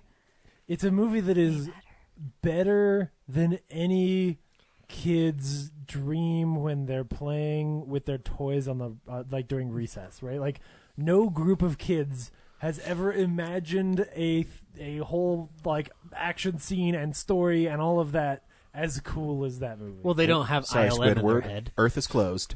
Right. Squidward. Yeah. Oh man. Yeah. So good. My number one, Avengers: Infinity War. Nicely done. Not Infinity Wars, FYI. It's singular. Yes. Yep. The Infinity Wars. The Star Infinity Wars solo A New Hope. That's like a Key and Peele thing. Yeah. Did you guys see the Infinity Wars? With Tony Starks? I love that Toy Story 4 commercial with them. Oh, so good, yeah. Henry? Cool. It's my number one. It's a repeat. My number one is Annihilation. Ooh. Wow. I saw it. Yeah.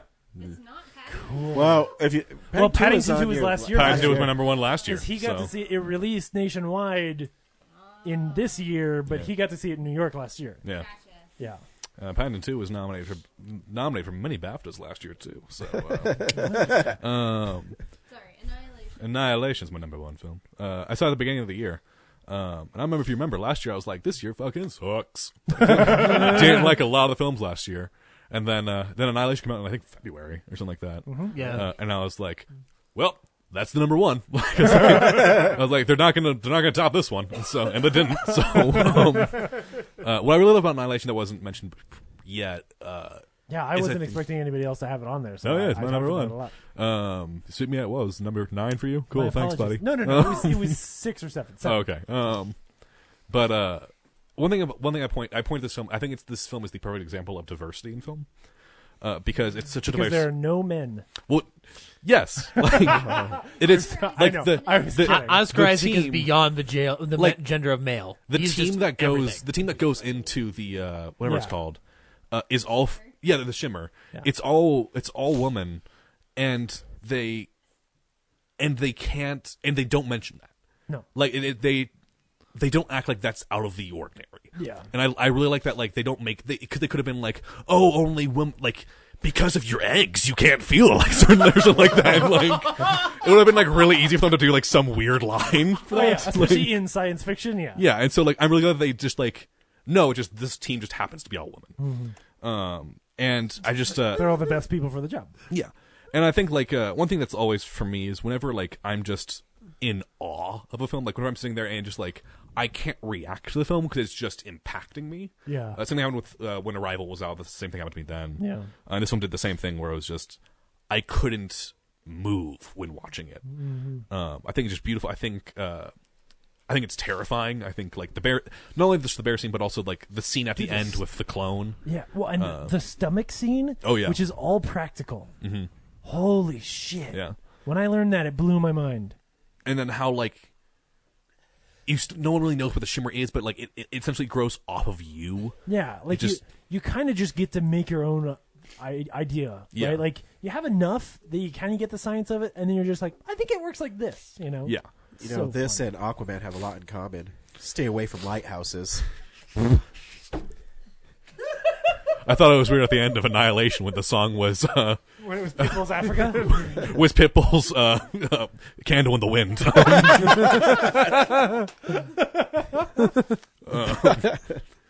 But yeah, Annihilation. I mean, we talked about it a little bit earlier. But I mean, and also like how I watch movies now is I have like a cycle where it's like I watch all of one actor's filmography, then a movement, then a director, and this film came out right as I was watching every Natalie Portman film ever. Oh wow! So I was like, perfect, and so it was great. Natalie Portman's amazing. Tessa Thompson's amazing. And you were like, this is definitely better than Where the Heart Is. Yeah. I mean, the only way this could have been better is if like it was like all like just like they're about to all go into the shimmer, and then you just hear "Hold up," and then Paddington runs up with a gun as well, and is like, "We're going in." And so, well, we see they didn't. Oh, Paddington Bear, crazy lady bear fight. Oh boy! But you see, the Paddington's too pure. He's not self-destructive. He would. That's true. That's true. He would go in, and the shimmer would just explode. So. It would. Yeah. That's true. Just throw the bear in there. This bear screws up the entire theme of this film. Bear is driving. How can Alex it be? Garland's just like, I'm sorry, I cannot have you in the. You're excused, Mr. Bear. You're excused. Yeah. He just does his little hat tip and then walks away. Yeah, it's just. It's all right, very yeah, but polite. anyway. Don't worry. No, let's end this. That's Annihilation. It's the kindest Hollywood story ever. I'm really scared for Zach's because I think it's going to drive me crazy. I don't know. Here we go. Well, I mean, you did say you were interested in seeing it. So. Oh, so maybe it's one I haven't seen. Oh, it's the fucking Orson Welles one. No. Him being interested in an Orson Welles movie? Don't be fucking ridiculous. I've seen 2 of them, and I'm like, nope. Yeah, no. No. My number one is Christopher Robin. I swear to fucking God, Zach. No, it's not. It's not. Do not worry. It's not worth it, Henry. I swear. No, my number one is from a director that when I started really getting into analyzing film and just like really appreciating filmmakers, he was one of the ones I first started to really like notice how you put things in a film. And I haven't really like gotten to love and appreciate him in a while. And he also made a movie that like is very timely, very relevant, but also just a hell of a lot of fun, and then hell of a tragic at the end. My number one is based on some for real shit. It's Black Klansman.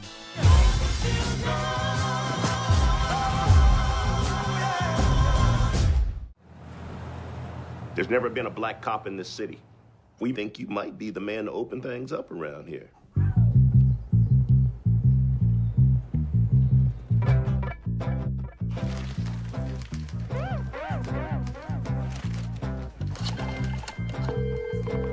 Hello, this is Ron Stallworth calling. Well, who am I speaking with? This is David Duke. Grand Wizard of the Ku Klux Klan. That David Duke?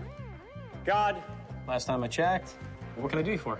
Well, since you asked, I hate blacks. I hate Jews, Mexicans, and Irish, Italians, and Chinese. But my mouth to God's ears, I really hate those black rats. And anyone else, really, that doesn't have pure white Aryan blood running through their veins. I'm happy to be talking to a true white American. God bless white America. The KKK is planning an attack.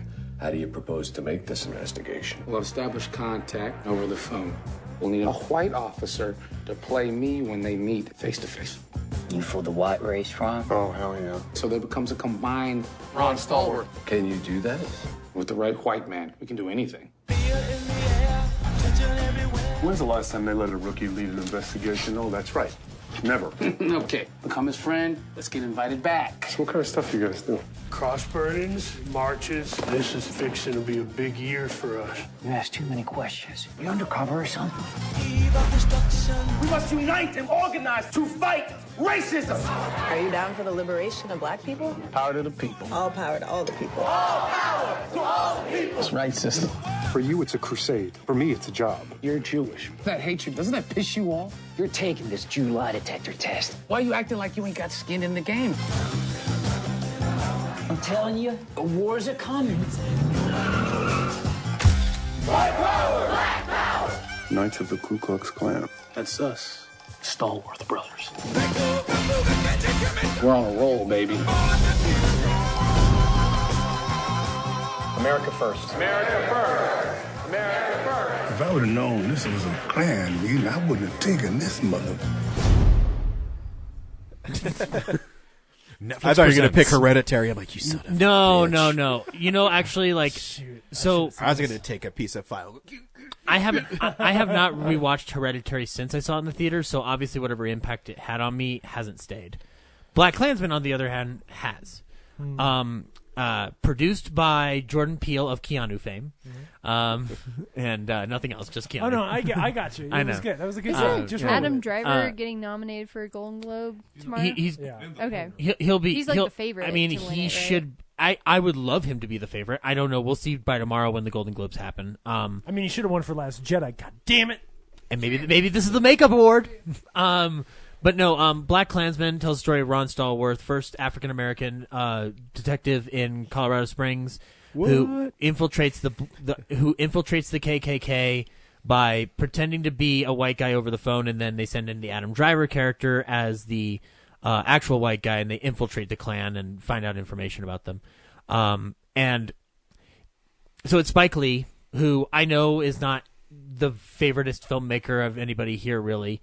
I like him. I do too. See, that's the thing is that speak for yourself, Zach. I will. So I will. When the first film of his I ever saw was actually Malcolm X, and I watched it for an English essay, in talking about the differences between Malcolm X and MLK. So I've always really loved what Spike Lee does visually, and also how he uses film history. Black Klansman is no exception. The moment that this film starts, it does one of my favorite things in a movie this year. It slaps Gone with the Wind in its face and says, fuck you, you're no longer allowed to be a part of relevant history anymore. You're done, I'm sorry. And then he does it again in the middle of the film with Birth of a Nation, and just makes it horrifying to think about that fucking movie, which is good. I get it, they're important in history, but they are both racist pieces of crap films. But Clark Gable's cute. I get it. But Clark Gable's cute. But we shouldn't be. I don't really like harsh for Gone with the Wind. Birth of a Nation and Gone with the Wind, not equally pieces of trash. Wasn't the actress who played Mammy, like, didn't she win an Oscar for her performance? She did. There are racist things about Gone with the Wind. Yes, there are racist things about and you it. shouldn't just listen to one actor's opinion on that film. You should listen to all the actors on that, because they all have differing opinions on it. But Spike Lee using film history, and frankly, Birth of the Nation, it's easy to make fun of. Gone with the Wind, we still have it on a pedestal, and I like that he knocks it down in the beginning. But he doesn't do it in a way that disrespects the filmmaking process of it. He does it in a way that disrespects the content of the film, which I think is important. Sure. And then throughout the entire film, it also discusses film language and how we've interpreted our society through pop culture. Like, there's a great scene between John David Washington and Laura Harrier, where they're discussing, like, which detective do they like more, Shaft or Superfly. And they discuss for a good 5-minute scene about the differences between Shaft and Superfly. And it's a adorably charming and poignant scene. And the film, obviously its relevancy has a lot to do with what happened in Charlottesville last year. And the ending of the film has clips of Charlottesville. It's the saddest, most depressing way to end a movie that you think ends on a positive note. Sure. It also has one of the best uses of Spike Lee's signature shot on the dolly, where you reveal that nothing's fucking changed in this country, let alone in the narrative of cinema, in just the terms of the way we treat things sometimes. And also, Topher Grace as David Duke is the most terrifying villain on screen I've seen this year that isn't Michael Myers. He does that role so scarily well that I get it. Go re-edit the Hobbit trilogy. A lot of people, I mean. Dude, I'm just saying, there was this time when he played Venom. Remember Riot? Oh my god, I always forget he played Venom. But no, like, he does a great job. Like, I mean, I don't have any, like, it's really good performance. And John David Washington, like, he's got his father's charm, charisma. He sells that fucking role. He's my favorite male performance of the year, because I think he has to carry a film solely on being not only a newcomer, realistically a newcomer, but also just, like, the content of this film is fucking heavy. And I think he carries it like a fucking champ. The scene where he's in the police, he's starting off in the police force, and he's just handing people files in the records room, and he has an interaction that doesn't go well, and he lets out all his energy by pretending to be a kung fu master, and it's one shot of John David Washington just going like, "Puka, puka," and I was like, I love this character. I love him. I want to follow him on adventures. And Adam Driver's wonderful. I like that Spike Lee is getting exposure again because it's allowed me to like really enjoy revisiting his work.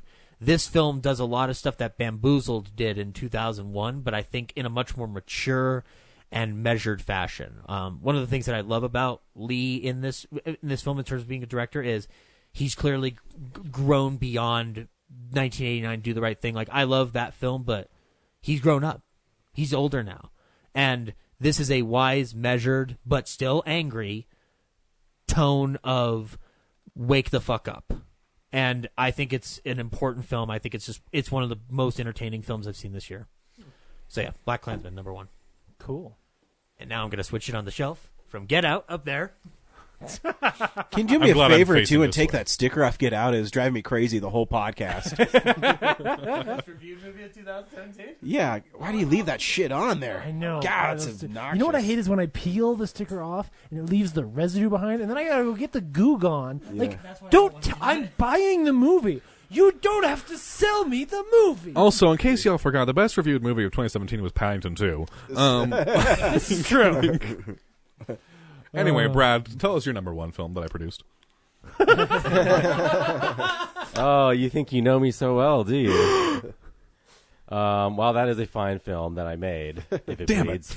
Which, where is it, Zach? You just bought it. It's on the shelf somewhere. Yeah, you lost already. All right. But thanks for the money, though. I know, I paid you money second. Yeah, my number 1 film, it's crazy to think that 6 years ago we were wondering how can they possibly put this many characters into a single superhero film and make it work.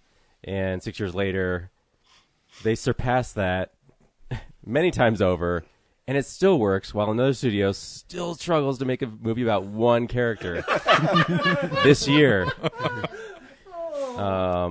Badass. Even giving it 2 hours to breathe, they still can't.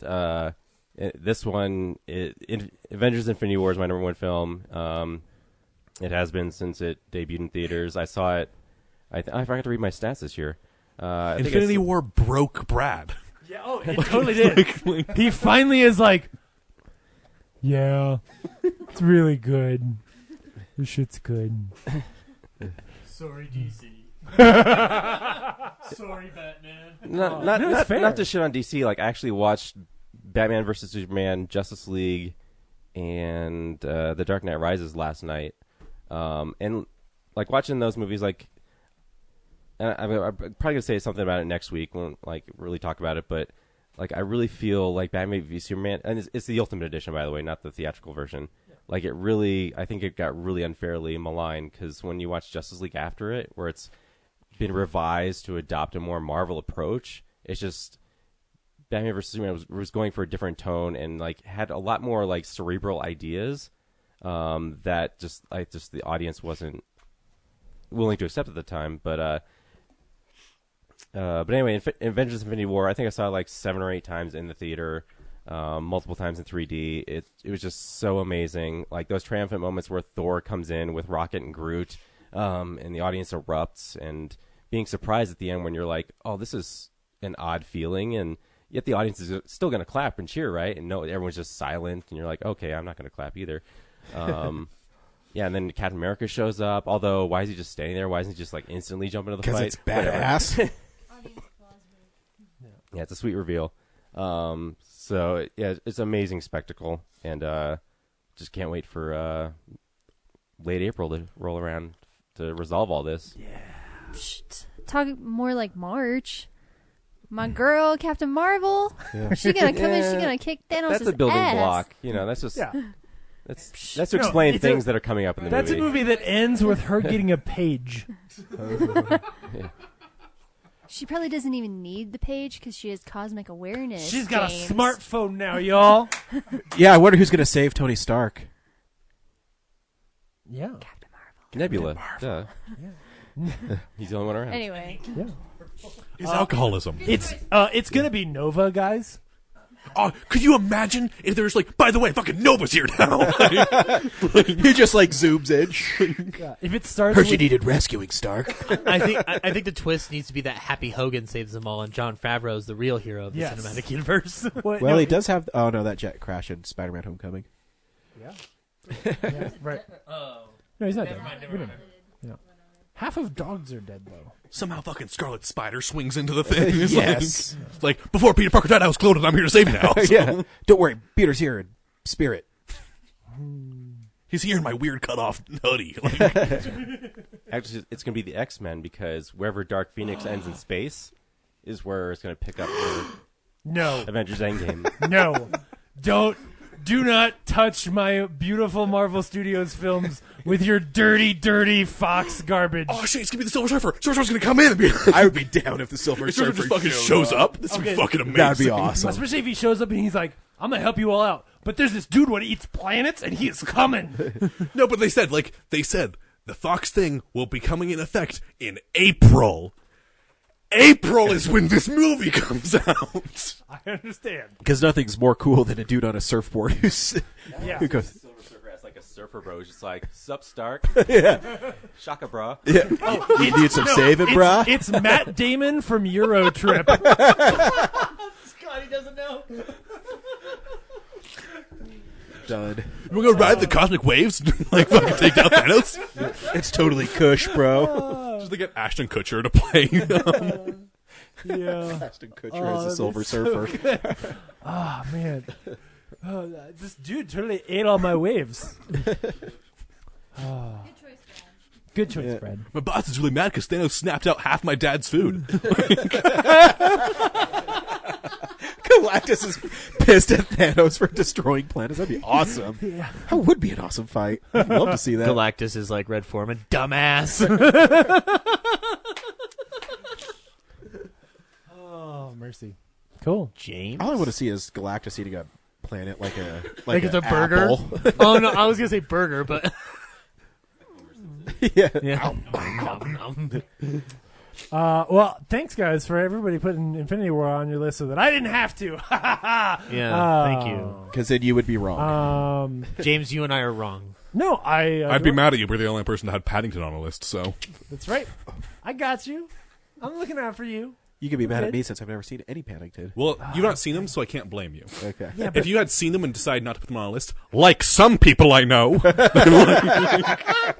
I'm sorry if I prefer a willy-nilly silly old bear.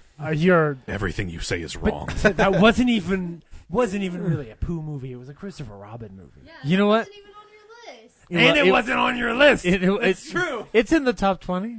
But so is Paddington too. See, Christopher Robin's like my 12. Both the bear movies are in my top 20. Yeah. Sure. Anyway, so my number one is something I've never done before, which is interesting. This was one of those where like the trailer first came out and I went, fuck, I'm gonna love this. Fantastic Beasts: The Crimes of Grindelwald. And I'm gonna cry for an hour and a half. And unfortunately, it came out like literally the week of the wedding or the week before the wedding, so I didn't see it until I got home. And Rock Dog. No, my number one is "Won't You Be My Neighbor." A television program for children made its unauspicious debut on station WQED in Pittsburgh. Its host, Fred Rogers. Mr. Rogers? Yeah. I want to tell you something. What would you like to know? I like you. I like you, my dear. Thank you very much for telling me that. You take all of the elements that make good television and do the exact opposite. You have Mr. Rogers' Neighborhood. Low production values, simple set, unlikely star. Yet, it worked. Hello. I've always felt that I didn't need to put on a funny hat or jump through the hoop to have a relationship with a child. He was always trying to get a message across in every show. A week on death. What does assassination mean? On divorce. Some people get married, and after a while, they're so unhappy that they don't want to be married anymore. He was radical. I know everyone says that, but he was radical. They didn't want black people to come and swim in their swimming pools. My being on the program was a statement for Fred. A neighborhood was a place where, at times that you felt worried, scared, unsafe, would take care of you. He had a singular vision of kindness and love. Love is at the root of everything. All learning, all relationships, love or the lack of it. Children have very deep feelings, just the way everybody does. There must be times when you do feel blue. I'm not feeling blue right now, though. Me neither. Won't you be my neighbor? Well, I suppose it's an invitation. It's an invitation for somebody to be close to you. The greatest thing that we can do is to help somebody know that they're loved and capable of loving. Won't you please, won't you please, please won't you be my neighbor? I put a documentary on my list. Dude, that one actually genuinely surprised me. Why are you stealing my thunder, bro? So this thing again, like I said, it's very good. From the trailer, I was like, "This is gonna wreck me," and it did. And like I said before, in a year with a lot of rough stuff, like here comes this documentary about a guy who genuinely just wanted to speak a good word into the kids around him and use a platform with very little resources to do something good in the world. And it was really hard for that to not just ring so true. And obviously, like, there's a lot of nostalgia there. Of course, like, I think we probably all watched Mr. Rogers' Neighborhood because, like, that shit was crack for kids. And I think part of what's great about the documentary was, like, what'd you say? Mr. Rogers' crack neighborhood. Mr. Rogers. Mr. Rogers Ghetto. Sorry, I stole your thunder, Brad. You're good. No, it's because I can't hear Brad because I've got the headphones on. Yeah. So what I didn't know was what all this movie was going to do, as it sort of tells you a lot of not just his backstory and what his motivations were, but to also sort of dig into, you know, where all of the characters came from, and here's this guy who just as genuine as he can be is just trying to make something good. And then as it goes on and you start seeing how his world changes and his perspective changes, and then when they finally get to the section on 9/11 and he does this PSA, and you know, everybody comments on this moment where he's looking back at his life and he doesn't know if he actually did any good. Yeah. And it is one of the most heartbreaking moments, because of course you want to tell yourself, like, you're of two minds about it, right? Half of you is looking at it and going like, no, but think, like, you're amazing and you did so much good. And like, I've just sat here and watched an hour and 15 minutes of you doing wonderful things. But then if you take it back to the beginning of my top 10 list, where we also have to have some of these conversations and there's a lot of stuff we're not talking about, and people aren't treating each other the way that they should be, you realize that there was also a lot of work left to be done. And I think that's some of what the documentary kind of tries to get to you, is that, and I said this when I first talked about it on the show a few weeks ago, you know, if I had a button that could make everybody in the world watch one movie this year, this would be the one, because I think it's trying to teach us something. I'm trying to sort of put our heads back on straight. And that was the thing that I appreciated so much. It was a movie that, as I so often do, I think became important. Maybe in a way that when they decided to make the documentary, they didn't know it would be, right? When 2 years ago, when somebody was like, well, we're going to start doing interviews and archiving footage about Mr. Rogers because, like, this seems like a good story. Yeah. For it to come out this year when things feel so divided, I think was apt and perfect and needed. When the trailer came out, I was amazed they were going to make a Fred Rogers documentary. I was like, really? Oh, cool. Okay. And then, like, I think about it more, and I'm like, You know, he's really has reemerged as a meme kind of thing, like a Bob Ross, or even how Sure. Steve Irwin's legend has persisted. But there was a period, and they talk about it in the documentary, where Fred Rogers was mocked and poked at, fun Right. at, like whether it's Eddie Murphy with the Mr. Robinson Neighborhood, which I still think is hilarious. It's hilarious. Or even Family Guy and how they've done him in the past. Right. And like, there's nothing wrong with those, but I think it has also like there's a cynical edge to Mr. Rogers isn't cool and whatnot, and nowadays it seems like he's the coolest motherfucker that's ever lived, Right. Which is apt. But that documentary also, like the whole discussion about when they're doing the show with the feet in the swimming pool thing. Oh my gosh, yeah. I wrecked me. Literally, here's this guy who, like, on a national stage, there is this huge conversation happening, and he's like, I'm going to make this the most intimate, personal, and easy thing I can. And then how about we both sit and wash our feet together? And therefore, Like, when he asked oh my God. Like, that is the most wise moment. Mhm. It's incredible. And then when he like asked that question, like, is what I did any good and whatnot? I look at the world today and I'm like, I'd be discouraged too, Mr. Rogers. Right. I'm with you, bro. Yeah. Like it's a great movie. It's Oh. great. The only reason it didn't make that list is because Morgan Neville Because also Orson made Welles, yeah, made Orson Welles, yeah. But he's a great documentarian who's clearly killed it this year. No, I mean, you know, Is each it his own. bad to say that I never watched Mr. Rogers as a kid? No. I honestly, I think I don't Yeah. even know who we are on the far end of that thing, right? Like, I mean, I certainly like. I'm on the really tail end. Yeah, like I think even as a kid, like watching PBS for that kind of stuff, I think started to trail off. You know, And I had like Sesame Street predominantly over Mr. Rogers, but I had it. Yeah. But like it's right. I mean, if you're a kid today, like Sesame Street's on HBO. Yeah, Like, and I'll tell you, like, if you watch it, like, it's on Prime. Like, Mr. Yeah. Rogers is on Prime. You can watch it, and you can see just even one show, and you'll see like how incredibly thoughtful and genius that man was. and he's making great content out of garbage, like Well, not actual. No, pretty much actual garbage. Like none of the sets are good. Like nothing about what he's producing is of high quality. It's just heartfelt and right.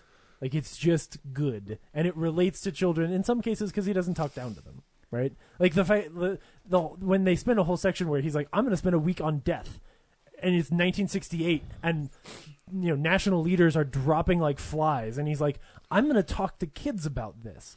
Like that's revolutionary, and a completely different way of even thinking about how you teach children, even beyond the like, "Hey, maybe we should be nice to each other." Yeah. It's just when I saw it, they had that one segment where they're like, and like Mr. Rogers got really disappointed because there's this new generation of kids that would only watch like cartoons that had like explosions and fun things in them. I was like, oh hey, me. Oh look, I showed up. You were the kind of kids that pissed off Mr. Rogers. Henry. I'm that guy. I'm that guy. So I remember I was in kindergarten, and like they'd be like, "Hey, let's Mr. Rogers." Like, fucking boring. Let's get to the cartoons. And so I was so sad to hear when he's like, I'm going to create a version of the show, but for adults. And they start showing it, and I'm like, this looks like the best shit ever. Like, if Netflix made this show, this would be better than The Baking Show. Netflix. I would watch this all day long. It's just Mr. Rogers interviewing people quietly and asking them why they're so good at their jobs. They need to do Like- a fucking Peter Cushing. Netflix needs to do pull a Peter Cushing and make Fred Yes. Rogers come back to life. Right. And just quietly interview people and tell them that he thinks they're very pleasant. Yeah. Like, that, it seemed like the best thing. And then for that show to fail, you're like, oh, man, by the time they become adults, they lose whatever magic allows them to watch things that are actually good but don't look flashy. Except for Henry, he never had it. Yeah, except for Henry, who's like, dude, G.I. Joe's on. I will say, when you had your thing, we were talking about like, oh, this basketball game, and it really ruined. I was like, if she has Space Jam as her #1 film of this year, I made a friend for life. Like, oh boy, that's what I was into when I was a kid. That is my #1. Yeah. I didn't just see Space Jam this year. That's what I was like. If she broke the rules, it's her #1. My #1, it'll probably shock everybody here. A lot of people think I'd pick Spider-Man, obviously, because it's Spider-Man, and I didn't pick Spider-Man. I picked many Spider-Men and women. Spider-Man into Spider-Verse is my #1 film. Spider-Man inclusive. I know. If you had actually done a fake out where you're like, yeah, Spider-Man's gonna be number one, and then at like the last minute, it's like some fucking random indie film. Yeah. Like, It's Hereditary. fucking Close. 8th grade is my number Yeah. one. Well, 8th grade is Oh, pretty dude, great. 8th grade. That movie made me cry a lot. Anyway, talk about your favorite movie. Spider-Man made me cry too. You know, there's that they made a movie about spider people and made it That sentence though. that like made it Rights like for all spider people. yeah. They made it cohesive and fun, and they brought Spider Ham into it. You know, because you're talking to dude. I have Spider Ham's first appearance. It's garbage. I have his subsequent appearances. Basically it's garbage. They're garbage. But they make him enduring and lovable. Exactly, and it's everything about it's fun. And sometimes you just need movies that are fun. He gives him a hammer and says it'll fit in your pocket. Yeah. And then he floats in the air like Jesus. And I mean, I get Chris Pine singing Spider Bells. He's also, I learned that he's a Spider-Man in the Ultimate one that dies. And I was gonna ask you, did you listen to the Christmas oh, yeah, album they put out? Is it downloaded? Yes. I totally forgot to mention that earlier. It's hilarious. Have you is. already It's made just 5 copies? Yes. It's just really well done. And the moment when he's fighting the Green Goblin, who looks like a monster. So Ryan's such a purist. I know I'm a Like purist. you're about to die. Like All I want is him to fly in a glider. That's all I want. I like Ultimate Green Goblin. He's One brief moment, Ryan was that Robert Downey Jr. meme with his arms crossed. yeah, It's like, that's exactly what I was like. But what Spider-Man says to Miles there is amazing. Saying, "I'll help you. I need you to help me as well." Yeah, and I do only have one nitpick in it. It's because I'm a purist. Is I don't like the Peter Parker that gave up, totally gave up. Like Spider-Man might stop. And it's like, here, my costume's in the trash. Not get fat and get divorced. I'm like, So it works for the world though. I don't But to be fair, he doesn't give up because at the end he comes back. He gets back. He to doesn't Spider-Man. give up, and that's where it's redeemed. Is when Miles is pleading with him to help him. And he says, I can't let another Spider-Man die. And he comes and says, I can't either. And that's pretty awesome. There's moments. And I took my little boy there, and when Spider-Ham showed up, he just screamed out, Spider-Ham! And that's when I know I'm doing parenting right. Is my Your kid child, knows. How old is your kid? 4. That a 4-year-old kid knows who Spider-Ham is? Yeah. Like, That's some deep Marvel knowledge. There's some times when I'm like, I'm a good dad. Like I was driving yesterday and I had this Rod Stewart song from 1970 that is deep. I mean, it's called Joe's Lament. Beautiful song, but no one knows what it is. And he was like singing along. I'm like, man, I am just winning. you're gonna go to a parent-teacher conference and be like, so your kid doesn't know what shapes are. But he knows Spider-Ham. he knows this obscure Rod Stewart song. Except when you ask him what his favorite superhero is and he says Batman. I'm like, you have failed, Dad. It's just 'cause Kellen wants to get your approval in some way or form, and he knows you'll never give it to him. Ryan, I'll like Batman. You're just gonna have to start again from scratch. I'm sorry. I think this one's lost. Yeah. Kellen, do you want to watch some film? Sure. Dun dun dun dun dun. But So, Batman. Ryan, I'm Yeah. curious to know what's your favorite moment in this film. It's Spider-Man Into the Spider-Verse. Very quick moment. Spider-Man and Miles are trying to break into the whatever Doc Ock is. Yeah. And Miles is trying to imitate Spider-Man. And Spidey sits down and is like thinking, and he puts his hand on his chin, and then Miles does it too because he's mimicking Spider-Man. I freaking love that stuff. And I mean, the animation is stunning. That each character, whether it's Penny Parker or Spider-Gwen, they translated the artist's work into the film. I think is amazing. I think the animation alone is something you haven't seen before. The introduction to Pete into the world where he's like a dead homeless guy is funny. Is the best part of Venom, and but yeah, no, that it's just the little moments. Being a Spider-Man fan. The selflessness of Spider-Man. And I like, too, that Miles didn't have, like, some quick montage of becoming Spidey. Mm-hmm. He had to learn to be Spider-Man. It's not just that you have the powers. With great power comes great responsibility. He didn't just stand on a rooftop and go, thwip. Go, Web! Go! Yeah, so... Snicked. Didn't that Spider-Man throw away his costume in number 2, though? Like in the trash can? Like that comic cover? He did, Quit? but he didn't give up. neither did this Spider-Man. He came back. Yeah, it did eventually. Yeah. It's all about the arc. Yeah, but his arc, he had to have another Spider-Man get him out of it. It works for the story. He's That's never fine. stuck to his own words and committed to his feelings. Exactly. He'll always come back and be a spider dude. Yeah, it's one of my favorite cut gags ever in a movie is in Spider-Man 2 where it says he's back and Spider-Man swings through the newspaper. It doesn't make any sense, but it's awesome. And when you're Sam Raimi, you can do stuff like that because it doesn't matter. It's also followed up with like J. Jonah Jameson missing him and then going like, "He's a thief, a menace." I want Spider-Man. That's my favorite moment ever is when Jameson is just like pondering out loud and about Spider-Man. And then it just goes like, "If only Spider-Man was there to stop him." Yeah, it's funny. But yeah, Spider-Verse is amazing. It's really funny, really clever. Miller and Lord obviously understand. They understand what people adapting. love about things, and they really just embrace them. Yeah. It's real. Why I really wish they were not fired from Solo. Yeah. So, well, when you read about it, what happened, it doesn't. Sound, well, yeah. Well, it's like we would have gotten a very different product. Yeah, but it would have been ready. I'm just very curious as to what it would have if been. it was finished and it didn't cost twice as much money. Well, I think it cost twice as much money because I had to reshoot most of the film. Right. Yeah. But they're. Anyway, but yes, the argument for moments another time, James. I love little moments, and it's great. Cool. Yep. Good pick. Good year, people. Yeah. I'm surprised you didn't say the shot of Miles like falling up into the city. No, there's some spectacular things that you can't even.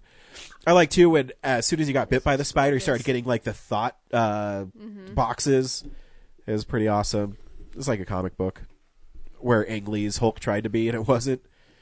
Spider-Verse was. Oh boy, what a great year for movies. Yes, it was awesome. All right, well, next week we'll go see, I guess, Escape Room. I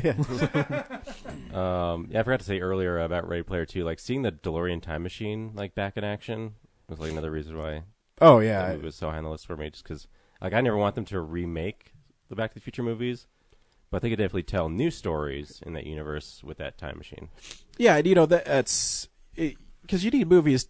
The movies I always like, and you can look at any of my lists, the ones that like really mean stuff to me, is touching on stuff like that. Where next year Spider-Man Far From Home is coming out, and it'd be really hard for it not to be number one for me. I mean, really hard. I think the only time I haven't picked a Spider-Man movie was Amazing Spider-Man, and only because it retreaded the origin. But where Spider-Man 2, Amazing Spider-Man 2, where people had a lot of issues with it, I could cut through all that stuff and see the great story they're telling, and it's impossible for me to not love Spider-Man. What would they have to do in Far From Home to make you not put it as in your top 10? I don't know. That's a good question. Spider-Man is just nothing but a Jack Benny and Orson Welles fan. No, I can even do with that because he just web up their mouths. Yeah, if there's a new, it's called Spider-Man Maximum Carnage, I might have a problem. Maybe Spider-Man snaps the main villain's Mysterio's neck at the end. No, I don't have a problem with with Spider-Man stopping a menace at all means possible. Spider-Man finds out that. However, I know he wouldn't do it. Spider-Man finds out that Iron Man's mother's name is Martha, and then they're both Martha. No, yeah, which I just totally lied to you, Brad, because in Superior Spider-Man, when Doc Ock took over Spider-Man's body, he shoots a villain in the face, and I threw that fucking comic book down. So mad. I'm like, are you kidding me? Fuck this. He shoots someone with a gun? Yep. Yep. Yeah. Spider-Man. Doc Ock is smart enough to know that he has powers, right? Yeah. Yeah, that's apparently not. He's the new edgy Spider-Man because Doc Ock is in Peter Parker's body. What if there's a shot where, like in the new one, where he just looks over his shoulder and goes, "Fuck Iron Man"? That'd be sweet. Oh shit, that's twisted. I'd be like, oh sweet, is he gonna fight Robert Downey Jr.? Holy and shit! Then, like, can I pay $9.99 a month for this shit? Because it sounds like dope ass shit. If I have Iron Man and Spider-Man fighting while they're telling each other to fuck off, I'd be like, nerdgasm. I'm just gonna bang my head on the laptop and I can feel something. Just get that spider angst in there. Like. Man, I can't wait to find just literally any and every comment section of a website to talk about this in. I don't know. That's a good question. I don't know what would make me not like Spider-Man. I couldn't even think of something. I'd find a redeeming quality somewhere. Yeah. I'm like, you know what? Yeah, this is number 6. What if Spider-Man suddenly endorsed white supremacy? He's like, Miles, no. Well, is he doing it? Spider-Man. He's doing. Oh fuck! I don't have a comeback for that one. What if Peter Parker said "Hail Hydra" like Cap did that one time? Oh, that'd be awesome. Because then you'd find out that he was overtaken by Doc Ock earlier. I know. And then everybody freaked out. I was like, guys, it's gonna be okay. I bet it's not really Cap. Yeah. It's going to be like Far From Home. He's going to arrive somewhere in Europe and be like, God, I'm so glad I'm away from all those minorities. And he's going to yeah, you know, walking around Sweden, and he's like, man, this is great. There's no black people here at all. And we all go, oh no, Peter, no. No, I'll be all right. As long as they get Pete right, I don't care what they do. I think that would be the definition of right? not getting Pete right. No, that'd be getting it wrong Hey, for sure. M.A., have you thought about building a wall around the house? So you're really... I mean, I want them to clean our house, but I want them to live here. Just like swings by Mysterio, like, Gabe, you okay, get married. And I mean, and the tag scene at the end of Spider-Verse is amazing. Where they, even the credits, like they had a bunch of like internet memes, like in the credits, the sexy Spider-Man laying on the train tracks was on it. General like pop culture stuff. Yeah, it was pretty awesome. Those credits were awesome, not like Aquaman. I was thinking about the Henry saying like Spider-Man swinging by denouncing gay people, and this Mysterio's like, "Am I the bad guy in this movie? What's happening?" Mysterio just stops. He's like, "I'm the hero now." Well, there's this like weird thing where like the trailer is Mysterio's like tasked with stopping Hydro Man with Spider-Man, which I think he's using as illusions. But hey, that's just me. In this new version, Jake Gyllenhaal's just like, yeah, I thought I was a villain, but I guess not in terms of the real world we live in. The plot of Far From Mysterio's like, I need to change reality so Spider-Man's not a racist. I guess that means I'm the dick at the end of the day, but it has to be done. Oh, funny. Do we have any? I have my mom's list. Do we have any other fans? No, I didn't get any. Corinne's here. Yeah. So, do you have any classic films you want to talk about? All my family members gave me a favorite of theirs. Yeah, my mom's was Paddington 2, as was already alluded to. The wise woman. My dad's was Bohemian Rhapsody because he just loves old rock and roll and Queen. Yeah. And my sister said A Simple Favor, which is what she recommended it to me. That's how I ended up saying, "Fine, I'll see this." Yeah. And also The Meg, which is like, and she said on the text, if this tells you anything about my taste in films, then I have a shitty taste in films. And I was like, I should have texted her back, being like, no, you're fine. You gave me a simple favor. hey, The Meg. Jason Statham literally fights a giant shark in it with the submersible, but he does it. I know, and I don't know if you know this, but he just kicks ass doing it. He does. I need to know if this shark has fish in it. It's like I don't even have a comment for it. He does it really well. All right, email from my mom. Oh, hi, James's mom. Okay, great. My mom says, "Hi guys, hello." Just listen to the podcast with Brandon. So funny. Laughed the whole drive home. Nothing like old friends. Nice. We did have a great acapella on that one. It came through really good. I'm like, wow, we actually hit all the right notes. Still the nerdiest thing I've heard all day. Okay, so this is going to make me sound old, but wow, this year went fast. Unfortunately, there are several movies that I have not been able to see yet. Ones that came out during the holidays. Truth is, if we were really excited about them, we would have made it happen. Aquaman, Bumblebee. Now I'm hearing really wonderful things about Spider-Man Into the Spider-Verse. Maybe consider scheduling the 2019 Filmsplosion a few weeks later so the fans have a little time to catch up. Just a thought, smiley face. Never. Once again, this was hard. I think it should be by category. Because seriously, like, how do you compare Avengers to Mary Poppins? But I'm gonna follow the rules. Both superheroes. I'm gonna follow the rules this time, sort of. And so here are my top 10. 10. Sorry. Oh, I was just gonna say so we've been saying it's gonna be Captain Marvel who rescues Tony. No, it's gonna be Mary Poppins. Awesome. Yondu is Mary Poppins. He ain't dead. I'm back, y'all. Oh, that'd be so good. With the whistle. Man, okay. I should write movies. Her number 10. Solo, A Star Wars Story, Ant-Man the Wasp, Widows, Paddington 2, Ready Player One, all things tied for number 10. I told you this was hard. My film got on there, so I'm good. Yep. All right, number 9. I Can Only Imagine. Great job telling this story. Good acting. The main character could really sing. Congrats for making a quote Christian movie that doesn't suck and make me want to pull my hair out. Yes. You can see where I get it. Number 8, Game Night. This one stands wow. out because it was the biggest surprise. We weren't expecting too much. We Nice, only went Carol. because we were just in the mood to see something. There are scenes that still make me laugh. Number 7, A Simple Favor. Great mystery, suspense. Loved thinking it through to figure it out. Anna Kendrick was too good. That's why it's number 7 and not higher. She says Anna Kendrick was too good. Anna Kendrick needs to try less hard next time. Man, anybody else love her in that black dress? Anyway, number 6, Mission Impossible Fallout. Action, action, action! And had a story to go with it. Number 5, Black Panther. This is a reminder that I need to watch it again. Need to order it. I want to live in Wakanda. Number 4. Don't we all? Number 4, First Man. Ditto to whatever James said. Unfortunately, James talked about how much it sucked. Unfortunately, James put it at 8. This was just great to see the inside story and to know that his family approved. If you want to have a taste of being in space in 1969, there are scenes that I thought the theater was shaking or spinning. I want to call that film now A Taste of Space in 1969. Yeah. Number 3, Christopher Robin. Sweet. That's how she would say it. Sweet. Pooh is so innocent and wise. I love all these characters so very much. I think there was a little like British inflection in there too somewhere. Number 2, Avengers Infinity War. Great to see the pieces of the story come together and to not have a typical, quote, good ending.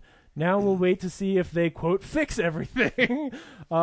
This one holds a special place for us because Rich and I got to see it a second time at the Alamo Mission in San Francisco, the one in the Mission District, which is a beautiful theater. Oh, my gosh. That place is so beautiful. I'm reading her now. That place is so beautiful, and we were in the main theater, which is huge. And number 1, Mary Poppins Returns. Amazing. A sequel that is still original. Everything about the movie was great. A classic musical with all new music. Where the Lost Things Go started crying as soon as the song began. Me and your mom are like kindred spirits. Seriously. Honorable mention, Paul, Apostle of Christ, another, quote, Christian movie that did a great job. Beautifully told. Here we go, gentlemen. Biggest disappointment. The Favorite. Yes, a little humor, but mostly just very sad people living very sad lives and making very sad decisions. I love it. Which is fair. Now I don't have to have the conversation, guys. Next time I see her, I'm just gonna like avoid eye contact as much as possible. Be like, oh no, you saw The Favorite. I can't look at you. My son. To be fair, I was trying to tell her to go see Bumblebee because I knew she would enjoy that. But she had by the time she got my text, she was like, we already bought tickets for The Favorite. And I was like, all right. I thought you were going to say, I was going to tell her to see Bumblebee, but it came out as The Favorite. You should go see my favorite Transformers film. Wink, wink. All right, the very last thing. Looking forward to hearing the podcast. I'm sure I'll hear about some movies I need to see. Filmsplosions are my favorite. This is the next one going to be 1979. That was a good year for movies. Alien, Kramer versus Kramer, The Jerk, Mad Max. Love you guys. Carol. Yeah, Thanks for doing the Filmsplosion for us, Carol. That's true. Yeah, I think all our lists would have those 5 on it. So yeah, that's true. That would be it. Man. I've gone back and like even 83 is like tough to make 10 out of. Yeah. At least for me. Yeah. Anything back I can't into make this 4 out episode. of that year. Oh yeah. Sorry. Although her Filmsplosion list does bring up a good question, what was the biggest disappointment for you guys this year? Hurricane Heist. Oh, come on. That movie was dope. No, that's The Cloud had a skeleton in it. That was my least favorite film of the year. Cloverfield Paradox. Yeah. That was a big... Because it should be Predator, but that's fun. Paradox is not. Predator's pretty okay until the last 10 seconds when it becomes worse than a Power Rangers reboot. Yeah. But Cloverfield Paradox could have been awesome, and all the people were awesome. And they not only did they burn that movie, but they burned the Cloverfield name at the height of the Cloverfield name. You can't probably ever call a movie Cloverfield again. I'd say Aquaman's probably my biggest disappointment. Cause the only reason I was is because I had no expectations in it, because at the end of the day, it's a dude who talks to fish. Yeah. And I don't know. Now for me, the expectation for me is that, after taking criticisms for past movies and then trying to again world build, it's just it just falls so far from the tree for me. Also 50 Shades Freed. I expected another helicopter crash or something. I was gonna say the same thing. 50 Shades Freed is too mediocre, too good into mediocre to be as bad as I wanted it to be. It wasn't bad enough. Yep. And that was so disappointing. Yep. It's still the worst film I saw this year. But Fahrenheit 451 was probably in my opinion, the second worst film of the year. Primarily because it had so much going for it that it's just wasted. What? You said 451. You mean 11.9? No. Like the actual. Yeah, HBO made it with Michael B. Jordan, Michael Shannon remake that I didn't see it come out. Don't know when I was supposed to see it. It's an HBO film. It's directed by it's Ramin Barani, the guy who did 99 Homes. Yeah, which is on my Filmsplosion 2015 list. Yeah. I'd also say The Predator, because given how much I enjoy The Nice Guys, and obviously it's a fun movie, but it doesn't it does add to the canon of Predator while also not doing it. It's just I think the problem with it, I think it's a fun film, but it kind of loses its momentum at the end, where there's some weird editing in it, and there's an awesome 3-hour version of that movie. Yeah, there just has to be. Even if it's on paper somewhere. There's just character moments at the end that don't come out of nowhere, and you're like, oh shit, there must have been more to this. Yeah. And then that last scene is the worst scene of the year, at least for me. Happy Time Murders was actually kind of the one I was disappointed about. It's cool. Henry made a better puppet film this year, though. So, I'm genuinely not joking. His movie is really fucking good. If you guys haven't watched it yet, please do. I meant amongst these guys. But also, I mean, Clint's outings this year were fucking just. 1517 to Paris is the worst one. The Mule's okay, but I was still disappointed by how many things it misses. But I don't know. I'll be glad when this fucking miniseries is done, or this filmography thing is done. Honestly, though, the biggest disappointment was Skyscraper. Wow. I did not really like Skyscraper. I was the least enthusiastic about it, I think, of the bunch. And I know, I'm lame. But I don't think that's the surprise. The surprise is that your expectation was so high that you could be disappointed. It was Dwayne Johnson legless, or missing a leg on a tall building that's on fire. How could this not have been perfect for me to enjoy it? And I don't know why. It just didn't click with me. Watching it again last night, it's fun. It's not great. And I wanted to like Tomb Raider more than I did. I don't think it's bad. It's not. It's just not what I was hoping it would elevate it to. I don't know. No, I thought it was good. I didn't come out of it and go like, this is the start of an amazing franchise. I came out of it and was like, oh, you still made some of those mistakes I was hoping you'd avoid. But this is good. Yeah. And then also like Ocean's 8. I like Ocean's movies a lot. Ocean's 8 was not. It's not terrible, but it's not. But it's not great. And it could have been pretty great if they had done something better with it. I think the team's just too small. You can't. What we've learned is you can't have a great heist with less than 10 people. Like this is what we know now. You just can't. So we'll parlay that. What are your biggest surprises, Corinne? What movie surprised you the most this year? That it was well made or good? I don't know. All right, just because I would say stuff like Upgrade. I was gonna say yeah. That. Well, the biggest disappointment for me, I didn't see any really horrendous movies this year. I have some you can watch. That's okay. I'd say Mamma Mia 2 is probably the worst one I saw, but even that I would maybe rewatch again. I saw it twice in the theaters, not of my own volition. But I mean, it's a torture I'm willing to sit through again. Let's say it that way. Red Sparrow, however, was probably the biggest disappointment for me. Hell yeah, girl, that movie is trash. I love that movie. That I'm almost honestly made surprised. my list. I was gonna say I'm surprised it wasn't on your list. I was but just gonna because be silent it's and grumble if it's you did. mean and dirty and Yeah. full of intrigue. I love exactly. that movie. It's probably the movie I would be the least willing to rewatch because no, I it was loved just it. so long. I've watched it and like 3 kind times. of just stupid.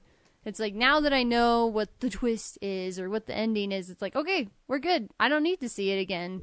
Nope, it's awesome. Yeah, like big surprise. I loved Upgrade. Yeah, it was that- great. Blew me away. Hotel Artemis is the other one that I think. I got what?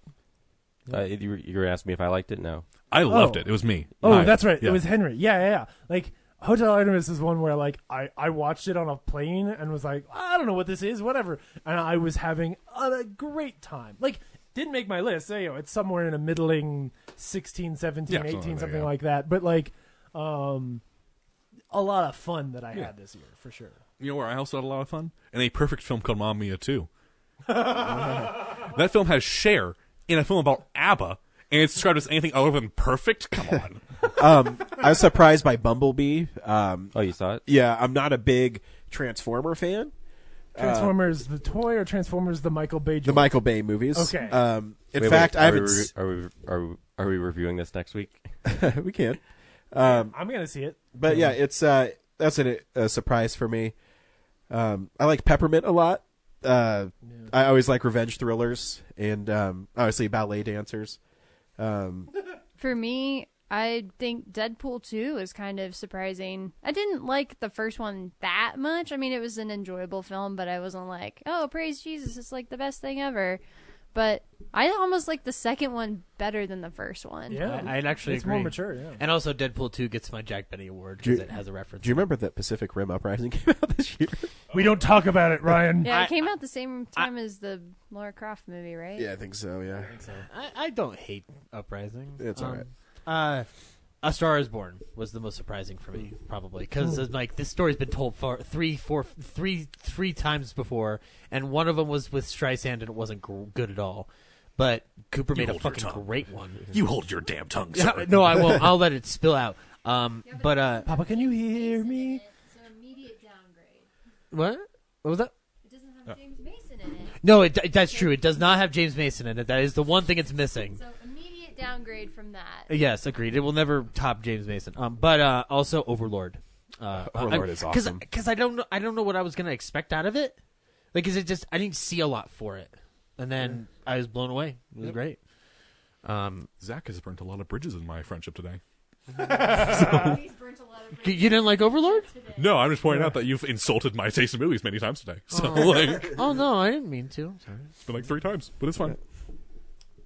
I also realized I also got hot eyes at Creed 2 when Rocky finally talks to his son. Oh yeah. So The things in Creed 2 surprised me the most. Yeah. Hostels. Hostels was good. Yeah. Oh yeah, Hostels is great. From the director of Black Mass. Yeah. Ben Foster's great in Hostels. He is maybe my favorite character in that. And I was surprised at how much I enjoyed A Futile and Stupid Gesture. Oh yeah, which I think that's is, my it's my number 12. So, oh, there you go. Yeah. It was a fun little movie. So. Also, quick little plug for Hold the Dark. Not a movie I would like, but it's really well made. Yes. It's like dark and brutal, but every shot of it is gorgeous. That and is the true. performances Like Red are Sparrow. wonderful. And What? And like Red Sparrow, it's a bad movie. Yeah, no. I don't know if I'd say it's bad. Last 20 minutes of Hold the Dark, man, I It's lost weird. it. Yeah. I don't know if I'd say it's bad. I would probably rewatch Hold the Dark before I'd rewatch Red Sparrow. Well, let me know. I have it. If you want to watch Red Sparrow, you read about it on the top 18 Blu-rays of 2018. Yeah. do you want to hear my stats? Yeah. Yeah. Do it. So Did you get your goal? Yeah. Well, achieved yeah, it? you weren't here last week, so I met my movie theater goal. 41 theaters in the Denver metro area. Wow. Over 365 days. I went to the theater 157 times. Gross. 42 of those were like old movies that had been brought back for a re-release. 40 of them were repeats of movies that came out this year. And yeah, that's it. Nice. Wow. Oh, so 90 new films. Wow. For the first time ever, gentlemen and lady, when I look at the board and it shows me the remaining time left on the disc, it's like small enough that I go, oh my, it's a thing to worry about. Yeah. We've recorded a lot of audio. That's because we love diddling your ears with our sweet sounds of voice. Yeah. I don't know what I was trying to go for there. a I'm sec- sick. that- I don't know what I'm that saying was- half the time. Dude, you speak sexy when you're sick. Oh, good. So good. Someone has to. Yeah, I know. Yeah. Lord knows I'm not going to do it. Fuck everything else. Yep. Do me a favor. Do an audiobook of 50 Shades of Grey for me. And as Dorian entered the room, Dorian. Long thought dead from his helicopter We're still crash. calling him Dorian Oh wait, it's Gray. Christian Grey. When you said the word entered, I was so terrified about what word came next. Let me. Christian entered the room, long thought dead from his helicopter crash, but he came in with just a couple of dirt smeared on his face and pissed off that everybody was in his house. And his clothes were nicely pressed. And then bad publisher man took a picture that he took with his cell phone and printed it out, and then he took a cigarette and burned it and said, "I'm coming for you."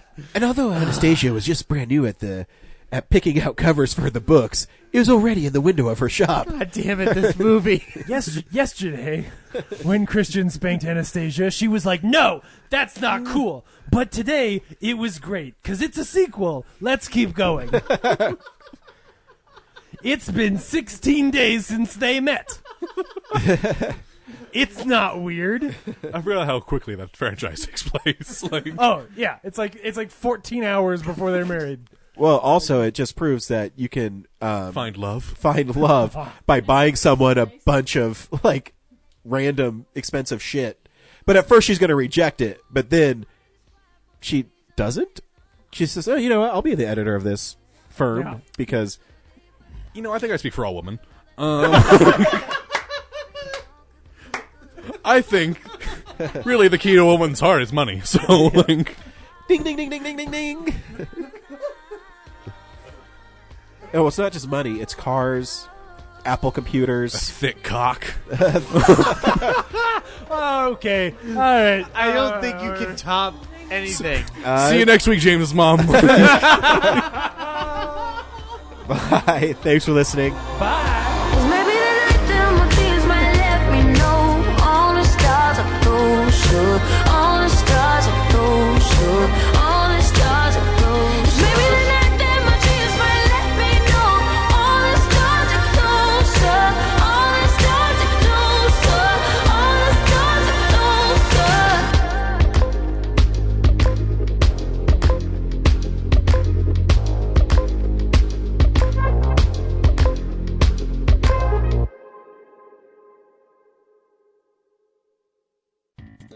Thank you for listening to this episode of Real Nerds Podcast. Real Nerds Podcast is a production of Nebulous Visions Multimedia. Thank you to Sparks Mandrill and Plan 9 Studios for our kick-ass theme song. Also, if you're in the Denver area and you're looking for a cool place to see movies, we see them at the Alamo Draft House in Littleton and now also in Sloan's Lake. Thank you to Colorado Coins, Cards, and Comics for supplying us with all our comic needs, especially you, Andrew. You know who you are. And a big shout out to James's mom. I'm giving you an electronic hug that you can feel through the airwaves. Thanks for listening, and have a nice day.